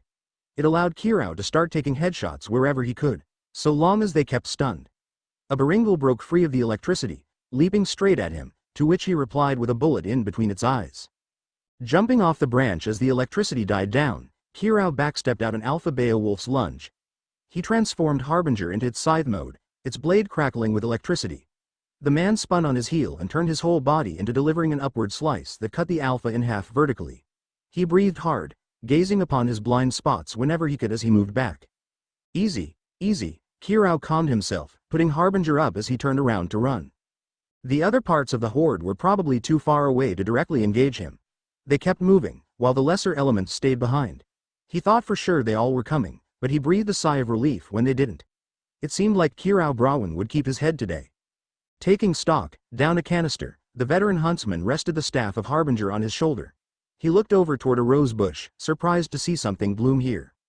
Still looking out for me, Summer? Oh, well now, I did say that I'd help Ty take care of the kids. Kirau frowned as he thought. He walked toward the rose bush. Need a little bit more luck from ya, if you don't mind, short stack. Just a little bit more luck, and I can go home to see Ruby again. The man then heard the crashing of a tree. His unfocused mind left one of his blind spots open. His body fell to the ground as the tree smacked into him, hard, pinning him to the ground.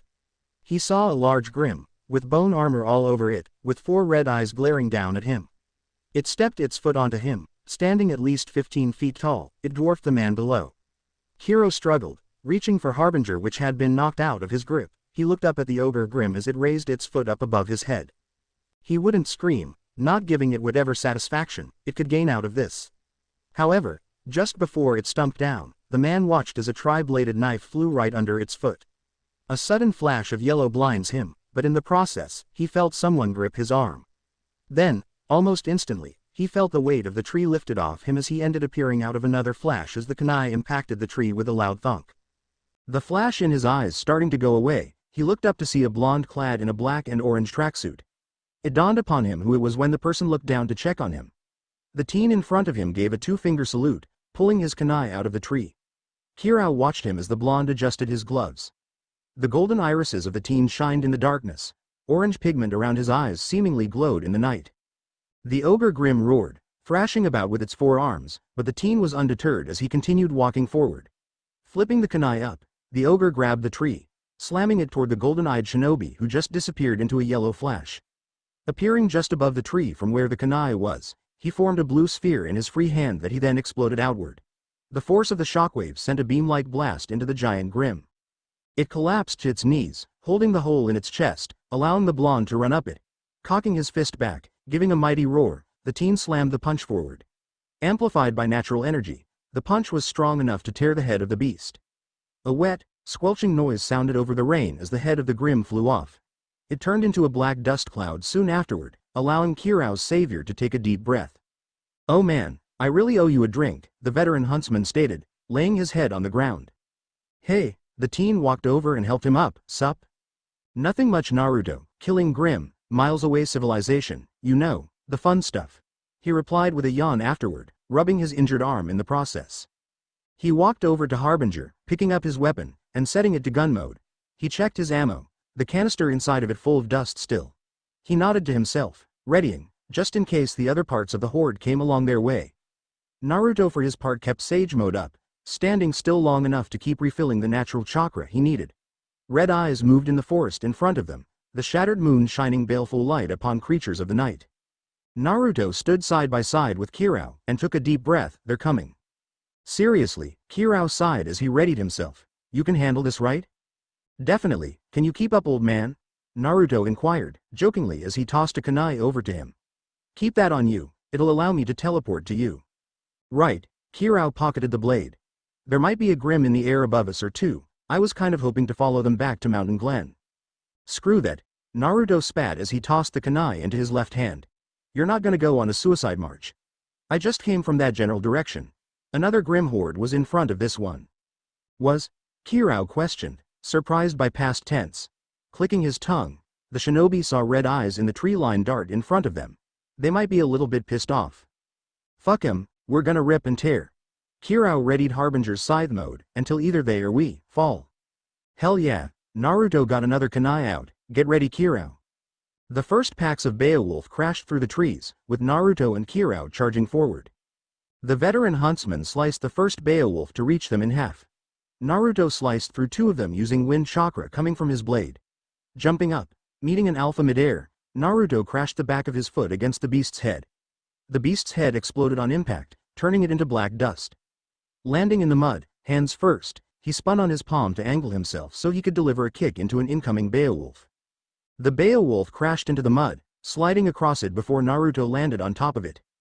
Using the beast as a makeshift board, Naruto rode it across the mud, propelling himself with wind chakra before kick-flipping it into another group of Beowulfs before forming one-handed hand seals. As the small pack of Beowulfs lunged at him when he landed, they were met with a concussive blast of wind from his free hand.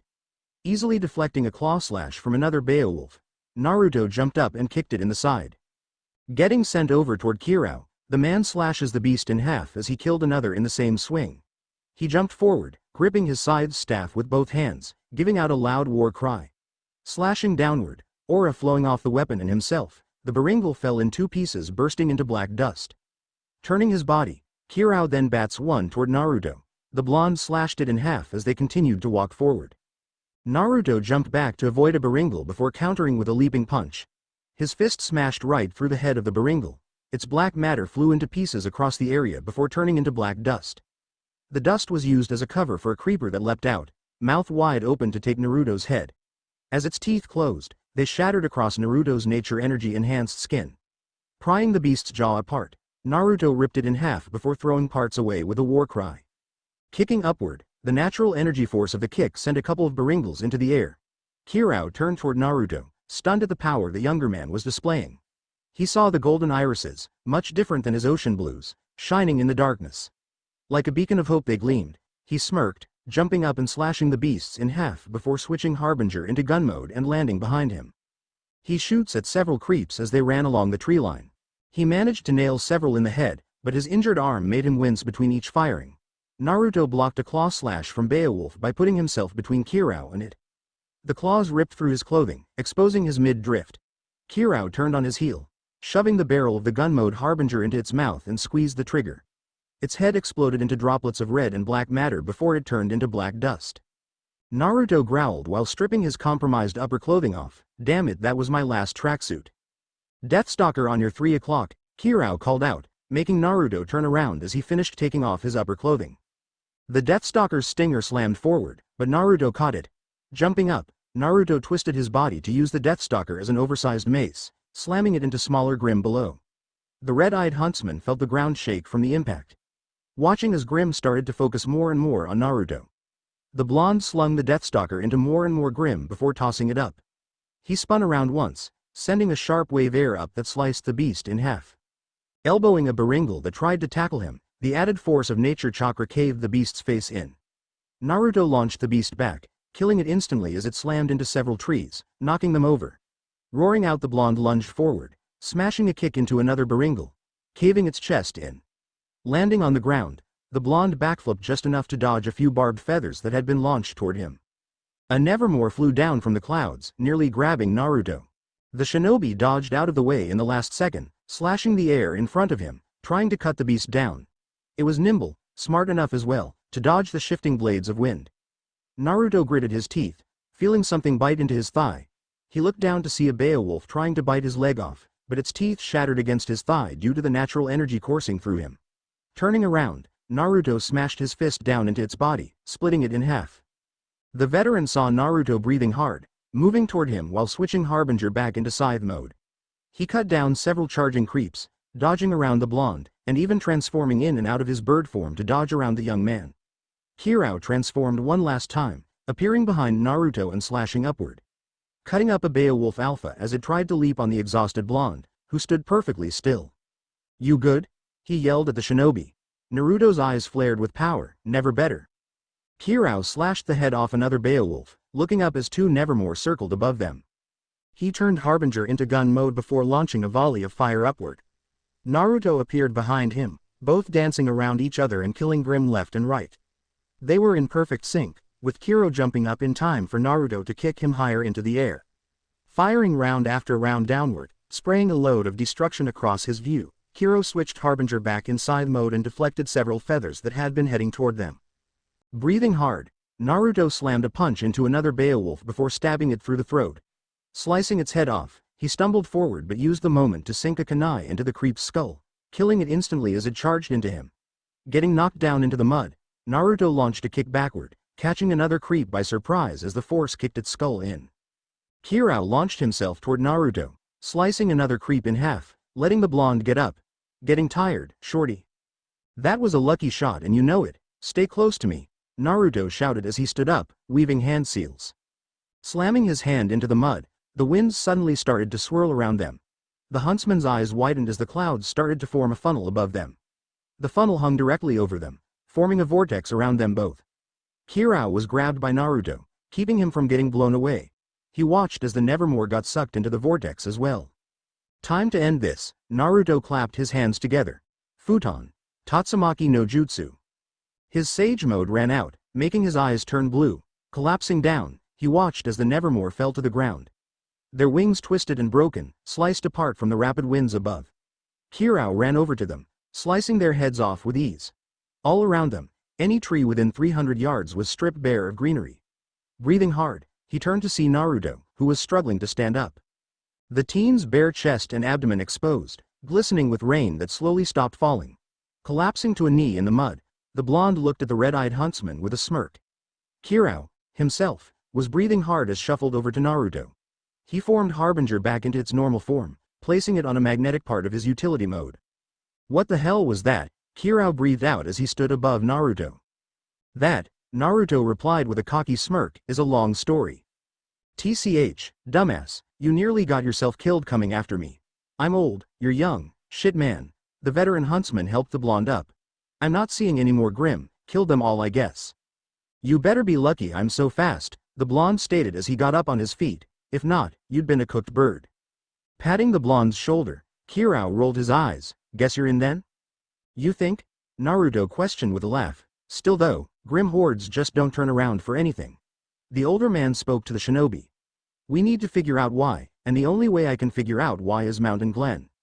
Salem watched as the dark flower tendrils lurched down, stabbing into Matabi's back.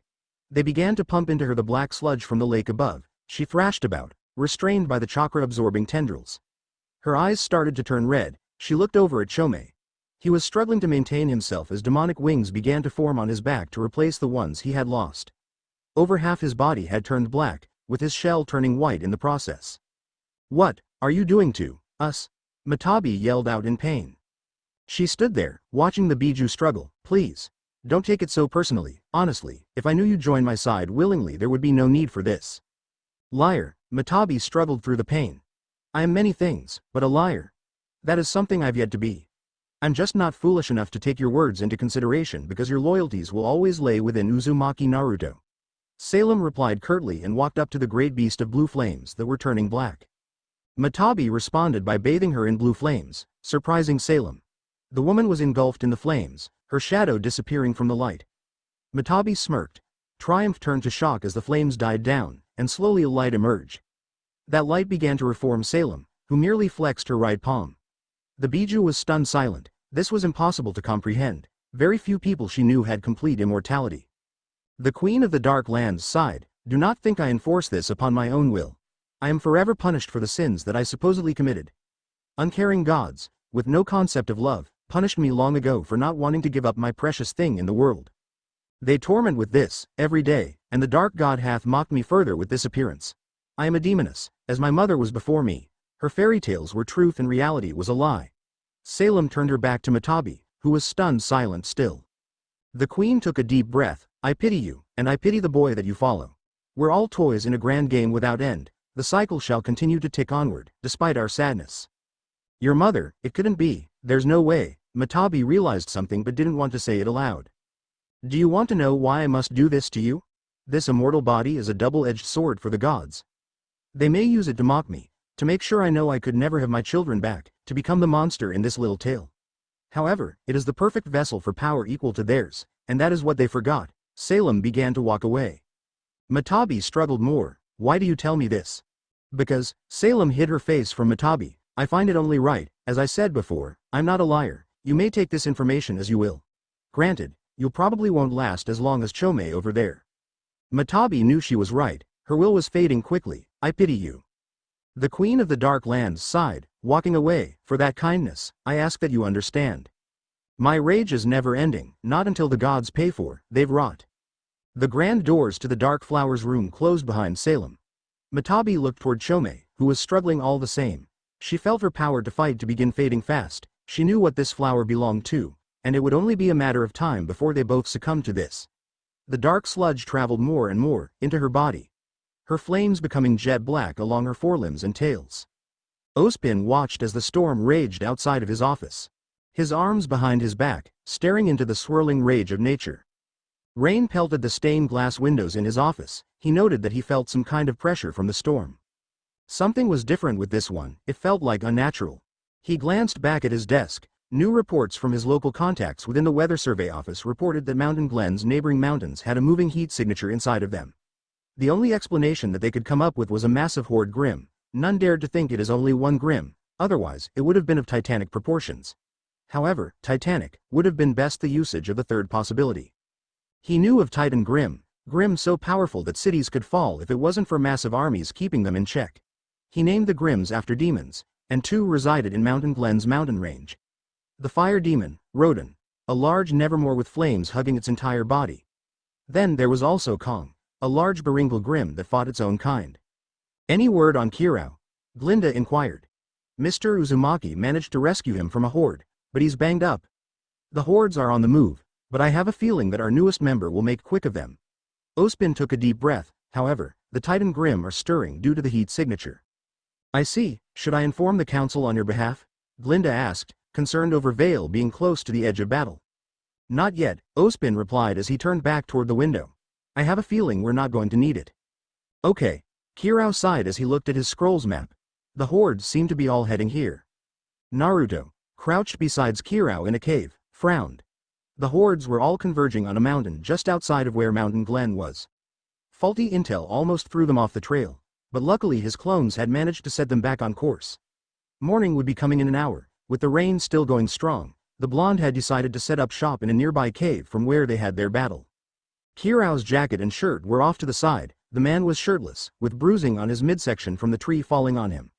The weird magic Naruto did to him was allowing his aura to increase its healing, but it came at the cost of making him drowsy. He watched as Naruto stood straight up, watching the storm increase in intensity.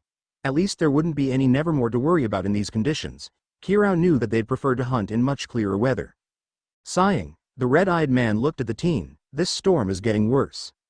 "Yeah," Naruto confirmed as he watched a tree below them topple over. "I'm not going to lie to you, Kirao, I think it's best if I do this on my own." "You're powerful, but you'll get killed," the man warned. "We should wait for the storm to pass."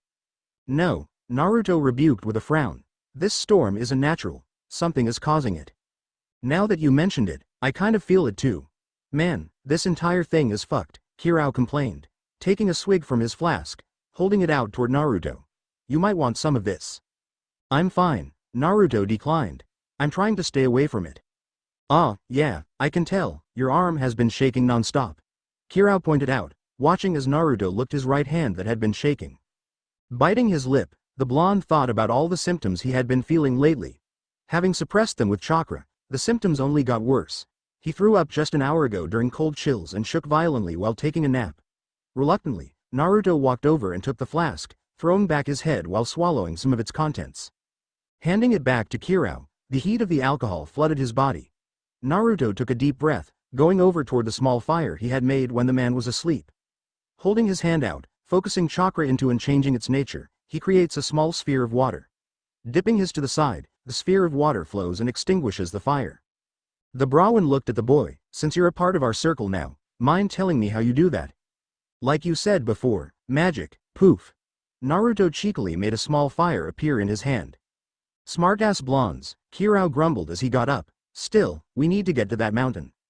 Yeah, Naruto agreed. However, I think you need to head back to Vale City. You're internally injured. If I find anything, I'll take pictures.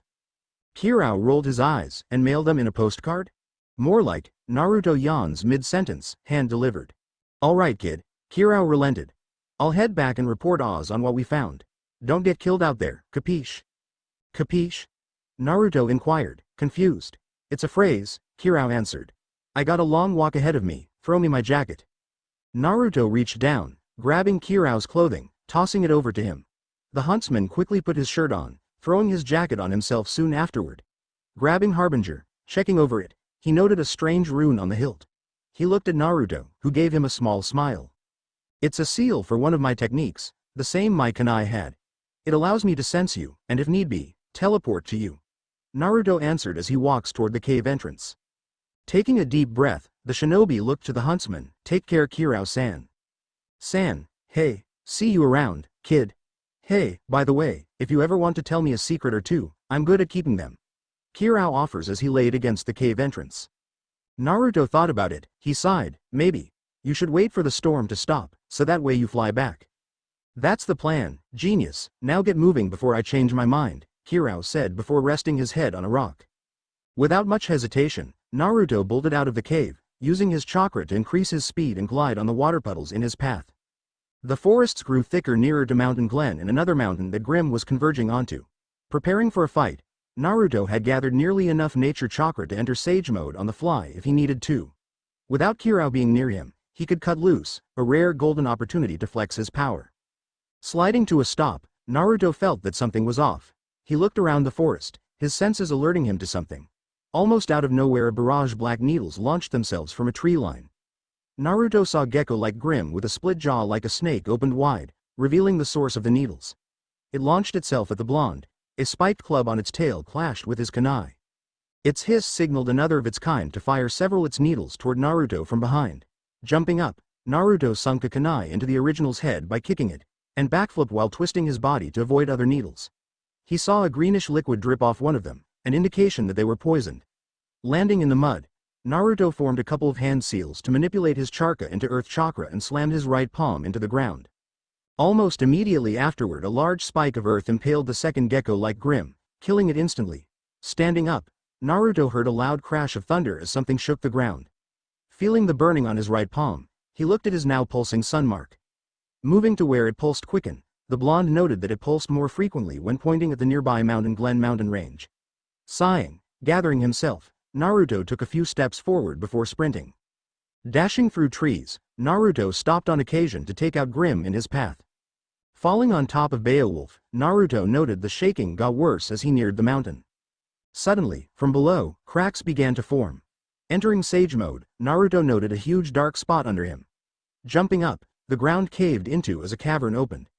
A giant Baringal, standing about 30 meters tall, jumped out and landed in the forest. Trees shook, chains on its wrists jingled as it pounded its bone-armored chest. Landing on the ground just in front of it, Naruto watched as the Grim shook the rubble off its jet-black fur. Oh crap, Naruto mumbled as he readied himself. This thing is bigger than that Poseidon Cyclops thing I fought. The giant ape-like Grim pounded the ground with its palms before glaring down at Naruto. The blonde's golden eyes glared back, and he dropped into a fighting stance, ready to go. He didn't have to wait long. The giant Baringal bellowed a war cry before launching itself at him. Naruto caught it by its outstretched hand's finger and proceeded to bellow his own war cry out before slamming it into the ground.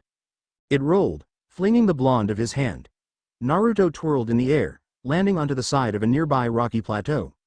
Using his chakra to stick the surface, the blonde formed a hand seal. Several puffs of smoke exploded behind him, and with the smoke distorting, several Narutos were launched toward the massive beast. Two were smashed into the ground. As the third was munched on with its mouth, it exploded into smoke as well. Confused, the massive Baringal turned to the sound of a screech. It barely jumped out of the way of a Rasen Shuriken, but the bladed ball of energy traveled along the cliff. Naruto smirked as he disappeared in smoke, revealing that he was a Kage Bunshin. Catching the Rasen Shuriken, the original Naruto was about to launch it only turn around and slam it into a Nevermore that tried to sneak attack him.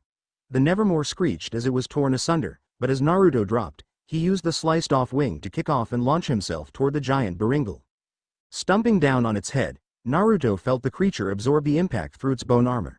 Springing off its head, Naruto landed behind it before using his enhanced strength to club the ground with both of his hands at the same time. Cracks began to form, webbing their way behind and in front of Naruto. The blonde smirked, watching as the Baringal charged at him, roaring as the ground gave way. However, just before he went under, he slammed the ground with his own paw. With the impact, the ground gave out, causing Naruto and the giant Baringal to fall together.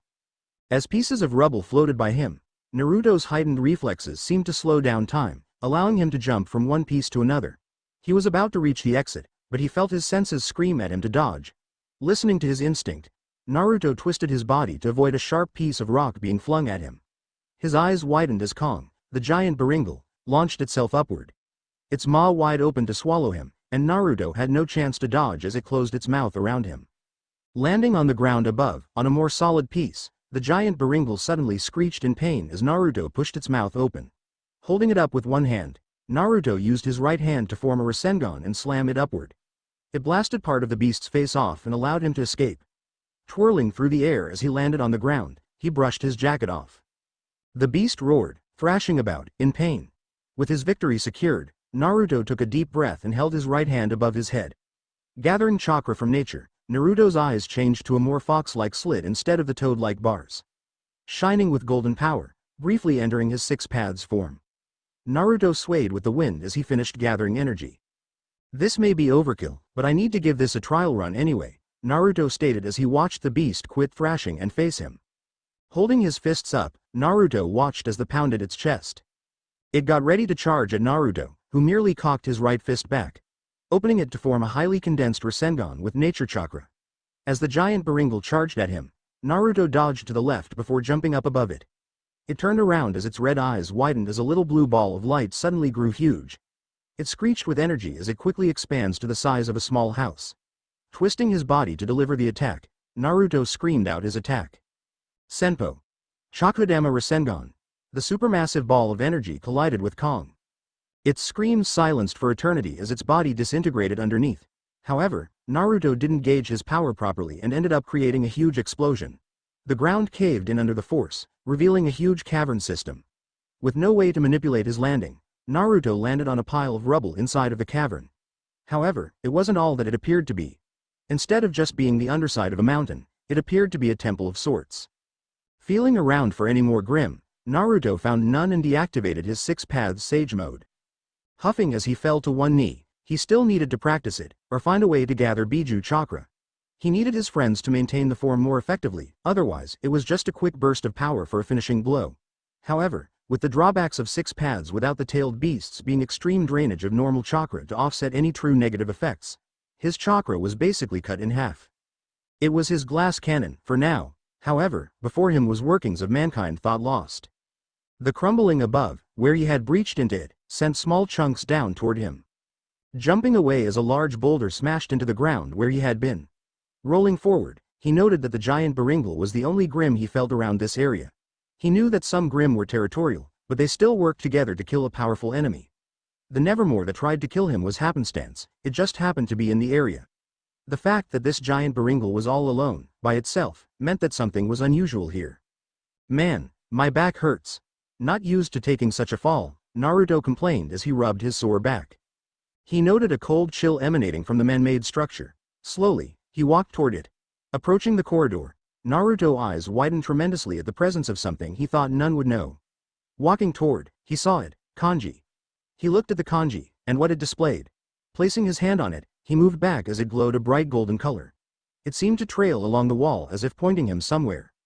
Following the golden lighted kanji, Naruto came toward a large cavern. Inside of the large cavern, he found what appeared to be ruined buildings. As if a massive battle had been fought down below, taking a deep breath, Naruto took out his scroll and began recording in its night vision feature. He felt like something was very wrong, that something was warning him away deep inside of him. However, even his mind told him to leave, his heart demanded that he stay. Taking a leap of faith, Naruto jumped. Kirao stumbled into Ospin's office. Yo, Oz, I went in over my head on that one. Kirao, my gods, are you alright? Ospin inquired as he walked over toward Kirao. Yeah, Kirao reassured his leader and friend. I'm fine, sober, but fine. What of Mr. Uzumaki? Ospin inquired further. He went on his own, the red-eyed huntsman replied. Kid's on a mission but can't say I blame him for sending me back here. We lost his scroll signal an hour ago, the headmaster of Beacon revealed. He's probably in one of the underground caverns, many are filled grim, many more uncharted. Kirao sat down, breathing hard, that storm is finally settling down. Yes, Ospin confirmed as he looked toward the mountains, it had died down a little. You seem lost in your thoughts, Ospin, card to share? Kirao reached for his flask, noting that it was empty. Shit, I was hoping a little bit more still was in there. You know, Kirao, it could be a sign for you go sober, the headmaster jokingly offered. The red-eyed huntsman just chuckled, nah, think I'll pass on that. What do you think of Mr. Uzumaki? Ospin inquired, taking a seat in front of Kirao. Kid's a badass, knows magic like you, and Viola suddenly it's confirmed that 7 people that can use magic exists. Kirao pointed out, and then thought of his charge, well, 6. Amber wasn't your fault, Ospin reached for Kirao's shoulder. Get the fuck out of here with that, of course, it is, Glinda thinks it is anyway. I was shopping for some things she requested, she also wanted to be alone for a minute. She was young, beautiful, and now she's in a coma. Probably going to die, which is just great. Like I told you, Ospin, I'm not fit to protect anyone. Kirao took a deep breath, my semblance is a guaranteed death sentence to someone. Summer wasn't your fault either, Ospin watched as Kirao got out of the chair. Where are you going? Going to find a place to get a drink, Kirao told Ospin, you're more than welcome to join me. I've led the life before, Kirao, it only leads down to self-destruction. Trust me, Ospin sighed as he leaned back, there's a reason why I drink hot cocoa all the time. Yeah, why? Kirao asked half-heartedly. Ospin sighed, never mind, Kirao, continue what you're doing. Just remember, I have reset, you don't. Whatever, Kirao rolled his eyes as replied, I'm out. Alright. Oh, put in a call to that one pilot that owes you a favor, Ospin ordered Kirao. I have a feeling we might need him. Yeah, I'll give Jack a call. Kirao waved off Ospin. Night. Night, you're going to be out all night? Ospin asked. Yeah, and besides, Jack likes to meet in person, Kirao replied before walking out. Ospin sat there in his office, he looked at his Coco, Daddy misses you, Ursula. Naruto had been walking around what he could only describe as an underground city. It was ancient, the kanji was mostly like his, but slightly different. Taking a deeper look into the facilities of this underground city, he passed up muddy yards dug into small shafts. Obviously, what amounted to as controlled farming. Walking toward one of these shafts, he noted the presence of a lantern of sorts. Using the night vision on his scroll as a guide, Naruto found where a seal pattern began. Reading it, it amounted to basically an on-off switch. So, without much ado, he placed his palm in the circle, twisting left to close the current of latent chakra he felt. Watching as suddenly lantern inside of the shaft lit up, and then another, and another. Suddenly, he felt his chakra being drained out, however, he pressed further into the circle. More lights lit up around the underground city, he started to notice familiar kanji. Kanji for lightning, earth, mist, leaf, and sand. His eyes widened at a set of kanji. This wasn't a normal city, but a colony. A joint effort, for unknown reasons, and Naruto felt something in his heart scream out to him. Whatever he had just found, he needed to know, he needed to know. He felt the chakra increasingly being drained from him. There was a feedback loop that was starting to happen, he saw where there were signs of a massive battle. Burnt rocks, crushed houses, and finally human bones became known to him. There was also something else obvious, the cavern city was large enough to hide a Biju if need be. I need to see what happens. Something is compelling me to do this, Naruto screamed out as a burst chakra left his mark. What kind of game is this? What is this? This shouldn't be here, I need to know. Immediately after the inward scream, a feedback loop hit him, blowing him backward.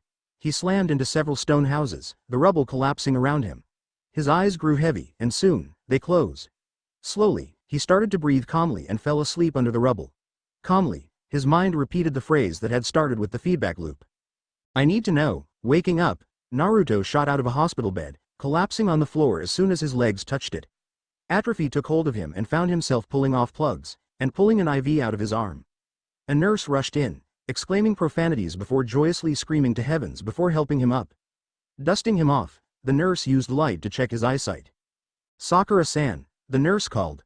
Naruto-sama is awake. What, when? Naruto heard a familiar voice yell before its owner walked into the room and dropped her clipboard. Tears leaked from her eyes, she declared his name, Naruto. Huh, Sakura? Naruto was helped up into the bed by her while she gripped him in a bear hug. What's going on? Don't talk, just relax, alright? Please, you need to relax, you've been in a coma for the last year. Oh God, thank goodness you woke up, she wrapped her arms around him. We've missed you, Baka. She cried into his shoulder. He looked around. So, what happened? Sasuke took to the roads across the entire continent. He's due back any day now to check up on you. He's been training as the next Hokage. You were lost for about 5 months before you just suddenly popped back into existence about a year ago.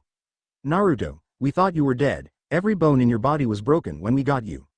Sakura explained further, she whimpered. We thought we were going to lose you when you just receded into a highly vegetative state. This doesn't feel right, Naruto said to her. Sakura, this is going to sound so stupid, but I don't remember anything. It's fine Naruto, we're just glad to have you back here. Listen to me, she propped him up a little. You are going to be fine. Kurama is back inside of you. Kurama, Naruto closed his eyes. Kurama? Took you long enough to wake up, dumbass. Kurama, the nine-tailed fox, said within Naruto. Oh, this is so weird, I swore, never mind. Wait, Hinata, where is Hinata? Naruto yells as he moved to grip his head. She's fine, Naruto, she's been every day since you were found. Figures that the day you wake up, is the day I finally convinced to go home and rest.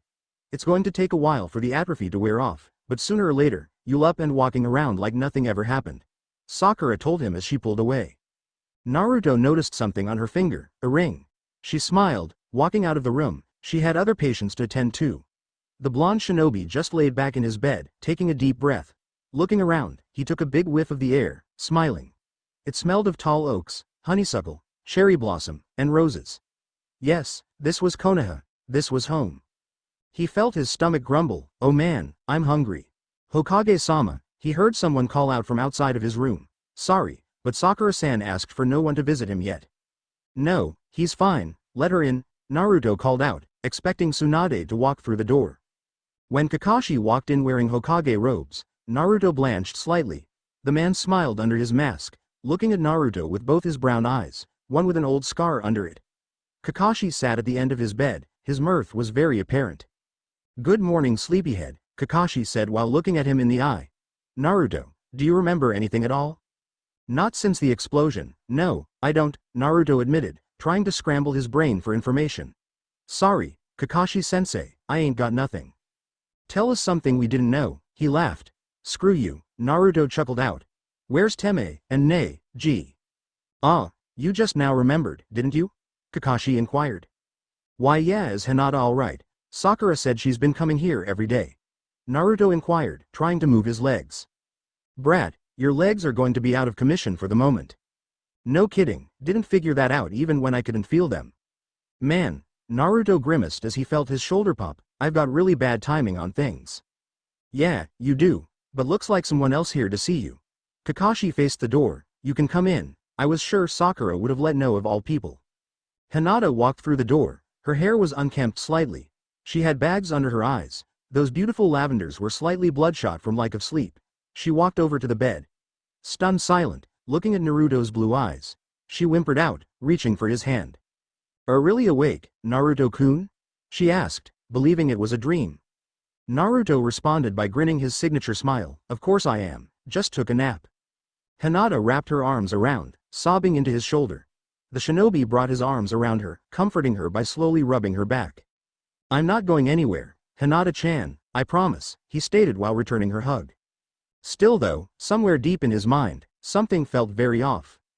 Walking around Konoha, Naruto was slightly stumbling. Hinata was by his side, helping him stay up. The atrophy was starting to wear off, but he found time to enjoy how peaceful Konoha looked. A year and a half had gone by since he had fought Kagaya. From what he understood, Sasuke had been instrumental in getting the villages to unite. The Onyx-eyed Uchiha had truly changed his ways and had begun to do a redemption mission, training to become the new Rakudo Sennin. However, Naruto knew that with his awakening people were going to antsy about them seeing each other again. Let's take a seat, Hinata said while walking him toward a bench. Naruto nodded, being helped over to a bench. He yawned a little, looking at the blue skies above him. The sun glowing across the cold village. Winter was in full swing. Snow laid upon the streets of Konoha. Wearing his mother's scarf, the blonde nestled his head against Hinata's. He saw several children run by, the next generation of Konoha's shinobi. What's wrong, Naruto-kun? Hinata asked sweetly, rubbing his head. This just feels surreal, Datbeo. I've been stuck in this weird dream. I mean, it was me, but it wasn't me. I feel like I'm still there, but I'm not. If this is a dream, I really don't want to wake up from it. Naruto admitted, telling her how he felt. Hinata smiled, I think you're just really tired. Yeah, Naruto laughed slightly, never thought one little walk would get me so exhausted. You've been laying in a bed for a year, you need to just relax. Besides, everyone around the village is being told just to give you time to adjust. Hinata spoke with some confidence in her voice, though, they're thinking of keeping the memorial up. Memorial? Naruto inquired. We thought you had died, Hinata lamented as she faced the ground. Everyone, in every village, built something to honor you. I don't know what to say, Naruto replied silently with shock laced in his voice. I never thought that someone would build stuff in my honor. It's a weird feeling. You have all the time in the world, right now, at least. Hinata smiled, watching as he nodded. Naruto-san. Naruto's eyes opened wide, stunned at the voice. Konohamaru? Yeah, it is me, the one and only, Konohamaru announced, jumping down from a nearby tree. The boy's long scarf dangled in the wind. Sorry if I'm interrupting your date, Hinata-san. D-date? Naruto shouted in surprise. This isn't a date, I just woke up. Hinata giggled a little bit. You're fine, Konohamaru. Yeah, hey Naruto-san, wanna spar? Konohamaru asked. I just woke up, Naruto replied as he yawned, still too weak. Meh, I was going to suggest ramen eating, Konohamaru teased. On second thought, you know what, maybe walking is good for me. The blonde shinobi's tune suddenly changed. The Hyuga heiress just laughed a little. Hang on Naruto-kun, I'll help you get there. Helping him up, Naruto and Hinata began walking out of the park with Konohamaru leading them. Something was off though, it felt like a haze of sorts. Something was happening. Naruto began breathing rapidly, making Hinata stop. Naruto? Naruto's eyes rolled back, he fell forward, smacking into the ground. Hinata immediately grabbed him, looking at Konohamaru. Konohamaru, go get Sakura-san, now, she ordered. Konohamaru nodded and began to run as fast as possible. Hinata began checking Naruto's pulse, placing her fingers on his neck. She found that his heart was normal, but as blood slowly leaked from his nose, she saw Kurama's chakra take hold of him. Naruto. He didn't stir, just breathed slowly. Naruto. She looked around, breathing hard, placing her ear against his chest. Naruto, please don't go. Naruto, Naruto, Naruto. Naruto. Hinata. Naruto screamed as his eyes opened, waking up from under the rubble. Naruto got up, pushing the rubble off. Breathing hard, blood dripped from his nose as he gripped his head. His eyes took time to adjust to the light that was now present in the underground city. His labored breathing came to a calmer huffing of air. He tore open his jacket, looking at his arms, no sign of medical equipment even being on him. Dazed, confused, and slightly injured, the shinobi struggled up, looking at the hidden city. Noting that city's name was written in kanji, Naruto took note of what it said. The Kingdom of Fire, Naruto read as he squinted his eyes. This doesn't make sense. The Great Five were separated in my time. Let alone was Hinokuni named the Fire Kingdom. Noticing something, the blonde walked over toward human bones. They were broken, snapped to pieces as if something had mauled them to death. He then saw what looked like a sword in their hand, but the symbol on the sword had him taken aback slightly. It was the Uchiha crest, but with the Uzumaki swirl inside of it. Picking up the blade, noting how bad it was rusted. It had been many decades at least, and more than likely centuries since anyone truly wielded the blade. However, the next thing that caught his eye was the presence of automatons. The very same kind of robots that were talked about in science fiction in his time, and made reality in Remnant, seemed to have broken here at some point. The round, ball-like, machine seemed to have mechanisms solely for pushing chakra in a singular direction. Gripping his head, he felt that something was off. Putting his palms together, Naruto sent a wave of chakra out. If there was any genjutsu active, his wave of intense chakra would have blown it away. However, as the rubble moved about, and the lanterns flickered, nothing changed. Nothing made sense about this, not now. Naruto took a deep breath before dropping into a lotus position. Sensing it, his eyes opened wide as they took on the toad-like form of Sage Mode. He got up, looking down at the ground. He felt instinct take over, weaving hand seals directed by the sun mark on his hand. Slamming his palms afterward, slapping them onto the ground, it slowly began fissure open. It revealed to Naruto a scene of wonder. Dropping into the small fissure, just right below the city, was a massive storage of food, water, and weapons. Looking at the storage facility underneath the underground city, Naruto realized something was calling to his sun mark. It had to be, he felt its pulse, how it beat itself rapidly. Holding his right hand, the shinobi watched as the massive room lit up. A lot of the food was perfectly sealed in Fuinjutsu seals complex enough to even raise his own eyebrow at. Weapons, on the other hand, looked rusty and crumbling. However, all of them bared the same uniform seal on their hilts. None of this makes sense. Shinobi are not from here, but why I am seeing this? Naruto asked himself aloud. His footsteps echoed in the eerie silence. Stopping, he found what his mark had been calling him to. His eyes couldn't believe what they were seeing, and in a way, he wanted to refuse it. There, in the middle of this storage room, was a generator. Fresh chakra, obviously from himself, energized back to the point of working. It would explain the powerful feedback loop he received, but that didn't explain why his mark was calling him to it. It became clear when he got closer and a sudden pillar rose to stop him. The sudden structure glowed a pale green, indicating to Naruto where to place his palm. Reaching out, he placed his palm on the indicator. It began scanning it. This was nothing like his own people's technology. This was too far advanced to be. Identification unrecognized. Attempted interface failed. Colony 2 of the Fire Kingdom deemed unsuccessful. All remaining citizens, shinobi, and Knights of Gelel are to proceed to evacuation tunnels. Otsutsuki infiltrators are to be engaged by automatons. Naruto's eyes widened tremendously at this message. Otsutsuki infiltrators? Hey, wait a minute. What day did this occur? Naruto yelled at the pillar. Unable to provide information, please see your registration officer. Hey, Naruto placed his palm further on it. I need an answer here. Unable to provide information, please see your registration officer. Screw your registration officer, Naruto screamed as he suddenly felt anger swell within. Unable to verify information, have a nice day, thank you for using the information center. Naruto growled out, screw you too. Looking back at the sphere of chakra in the generator, Naruto sensed that it wasn't only his chakra mixed in. Drawing his right fist back, he took a deep breath. This was either going to be a very stupid, potentially deadly, idea. Or, perhaps, letting his natural intuition of punching everything works its magic would help. Roaring out, Naruto slammed his fist against the container. It didn't even crack. The only thing he felt crack remotely was his hand.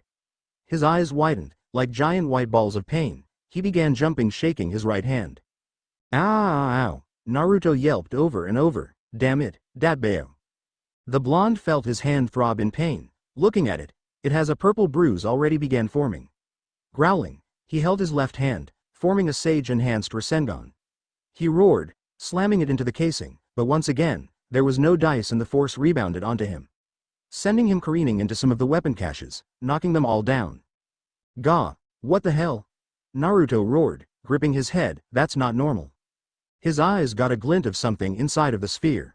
An object that seemed to glint under the light. Sucking his teeth, Naruto grumbled as he got up. He just stood there, looking at his sun mark pulse like crazy. He watched the sphere carefully, noting how it also pulsed at the same time. That's when he had an epiphany and pointed his hand toward the chakra. Focusing, he draws on his own chakra from within the sphere and linked it with the other chakra in it. Entering 6 paths mode, Naruto's golden eyes took on their fox-like appearance. The glass began cracking, that's when he charged. Breaking through the glass with ease, reaching in, and grabbing what he had been seeing. Pulling it out, he discovered that it was a crystal. Naruto recognized that the make of the crystal was Gelel, but is infused with chakra. More specifically, it was infused with the chakra of a Biju, Son Goku. The crystal began to slowly transfer its chakra into the shinobi. For a moment, after absorbing the chakra, Naruto's skin lit up like a flame. Golden fire trailed over his body, extinguishing it just as quickly. His eyes burned with golden fire, however, he felt power radiate through him. He shut his eyes, hearing battle, followed by the roaring of Son Goku. Hundreds of Grimm screamed in unison, and when he saw the face of a demonic woman, his eyes snapped open, still retaining their six paths form. Naruto found himself running out of the storage room. Grabbing a sword on the way out, he jumped through the hole he created when he first entered and began to use his instincts to travel forward through the underground city. He felt Son Goku fighting a massive winged beast and losing. Without much thought, Naruto crouched down as the golden flames gathered around him. Hold on, son. He leapt up into the air, subconsciously weaving hand seals before slamming his palm into the earth above him. It opened a fissure that deepened as he went through, bursting through the ground. Naruto slammed into a Nevermore that had been flying above the location. Its body charred from the heat Naruto's flames produced. He began to drop from the air as he closed his eyes, sending a massive pulse chakra out. Ozpin was sitting at his desk, reading the fairy tale book he had been fond of. He suddenly felt all the hairs of his body stand up. He stood up from his desk, rushing toward the window. He watched as the skies seemed to calm themselves, the rain stopping, with the sun slowly peeking out from the clouds. As if touched by the god of light, the sky began to light with fire as the sun pierced through further. Orange clouds rolled by, with some lightning remaining to be released, but that wasn't what he felt. He felt the oppressive aura being lifted away, he felt the rays of warmth fill his office, and most of all he felt something stir inside of himself. A feeling he had long forgotten, hope. He looked back toward the fairy tale book. The hero was dressed in golden flames. Flying briefly, Naruto felt his six paths energy blistering inside of him for the first time in a very long time. Knocking down several Nevermore that had flown in the sky trying to intercept him, he slammed downward with his target being a giant twin-headed snake Grimm known as a King Taijitu. The massive beast screeched in pain as its body burned to embers. The golden flames faded, but Naruto still glowed with power. He growled like a beast. He saw several Beowulfs heading right for him. Without much thought, Naruto caused the ground to ignite around him as it melted into the lava that was forming. Pushing his right hand forward, the lava flowed with the movement, drowning the Grimm in liquid rock. Blocking a Deathstalker's stinger his forearm, Naruto gripped its tail before spinning on his heels and throwing it. The mighty Grimm clicked and chittered as it slammed into a large cliff. There was a rage burning inside his very soul. He felt it burn, and as he walked forward so did the lava. Dead trees began to ignite around him as his breathing became calm. His golden fox-like eyes burned with rage. Jumping up, with the lava following him, he weaved hand seals to concentrate the lava into a single puddle. He dropped down onto the only solid piece in the middle of it, his skin energized by his power unaffected by the heat. A roar of Grimm made him stare over his shoulder. Dozens of creepers and Beowulfs came charging out of the forest. Weaving hand seals, Naruto stumped his right foot onto the ground, causing a fissure to open. The fissure ended up swallowing the small horde of Grimm, and as the lava flowed in, he felt his six paths energy leaving him. Jumping off the platform, Naruto's eyes turned back into the toad-like ones of Sage Mode. He could sense Sun. He felt the massive beast losing his fight after he got swarmed by dozens of smaller Grimm. Without missing a beat, Naruto dashed at blistering speeds toward where he felt Sun's energy signature. His arms were behind his back, grabbing the sword he had taken from the storage area under the Lost City. Pulling the blade out in a reverse grip, his chakra ignited the blade. It had a crystal inside of it, like those dust crystals, which perturbed him slightly. As a Baringal charged out of the forest, Naruto dashed forward, leaping to meet it. Slicing its head off in a fluid motion, landing in a slide, he began to cut down Grimm that came at him left and right. Like a scythe cutting grass, he felt everything about him was cranked up to 11 after his brief exposure of Biju chakra. He felt his chakra reserves igniting, he felt his heart pounding, he felt alive. As a horde of demons of the night descended, the sun would not fall, instead, its light cut them away. Time seems to pass by quickly as he created clones to cover his flanks, each of them taking out dozens of Grimm. This horde was massive, and then he felt his senses kicking up a storm. Jumping up, the ground cracked open as Son Goku emerged out while holding a giant falcon-like creature in its hands. The massive horde of Grimm turning their attention to him, Naruto created more clones and took an opportunistic approach in the slaughter of night demons. Landing in the middle of a group, Naruto unleashed a wave of wind chakra from the blade, slicing anything in its path apart.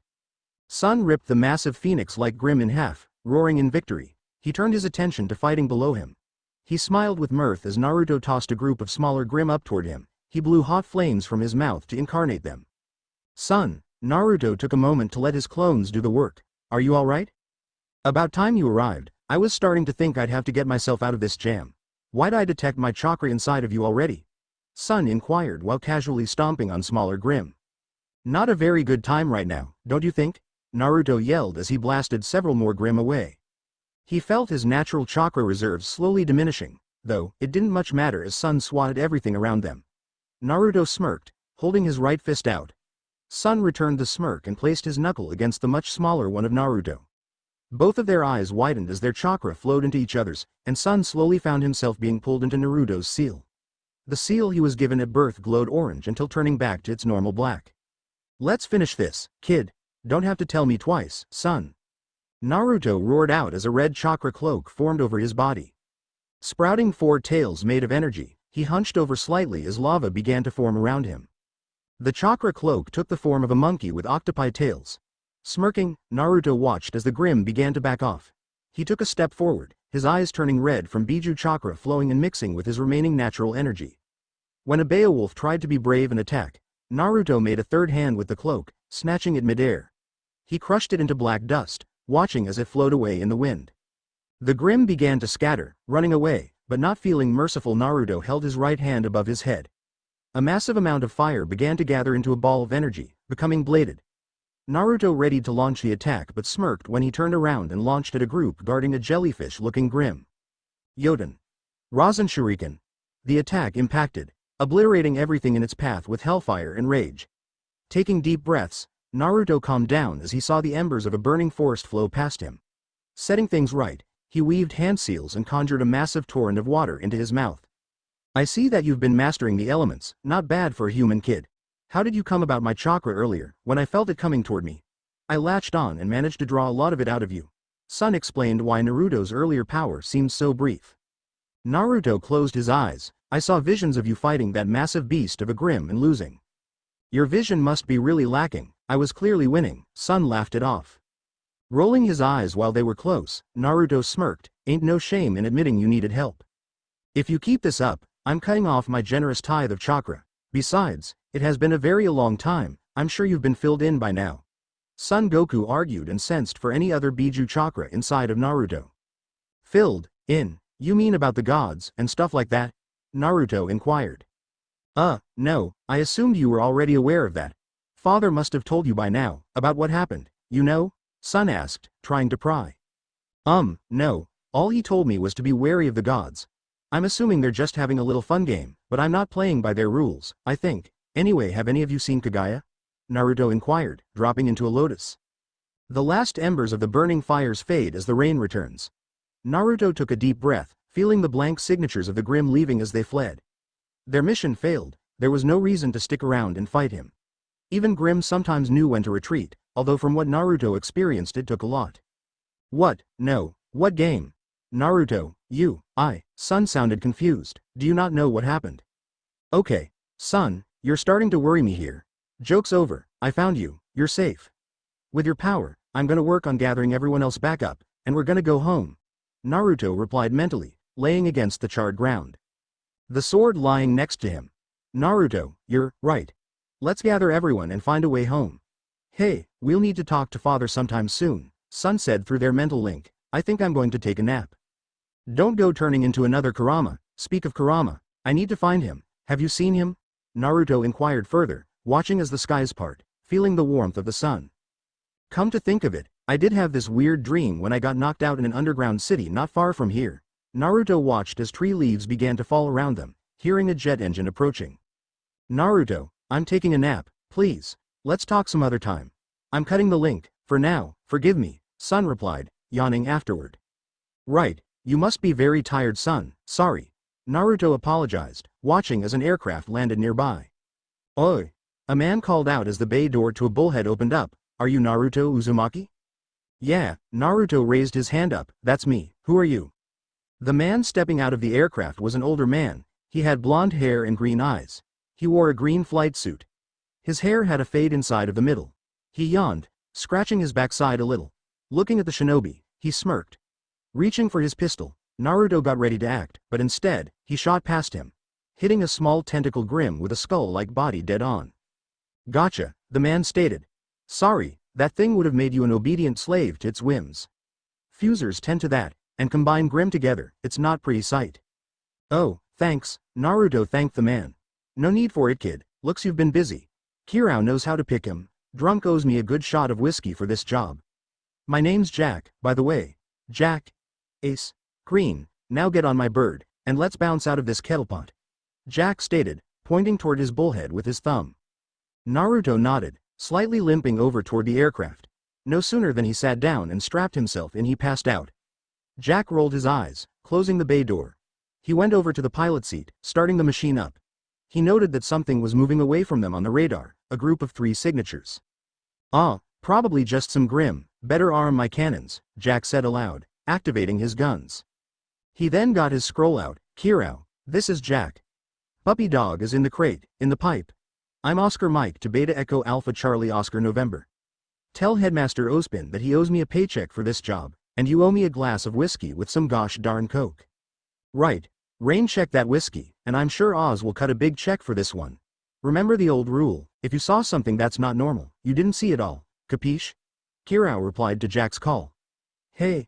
Jack laughed slightly, Roger that. Drunken Bird thanks for watching, also remember to subscribe and like this video. See you in the next video.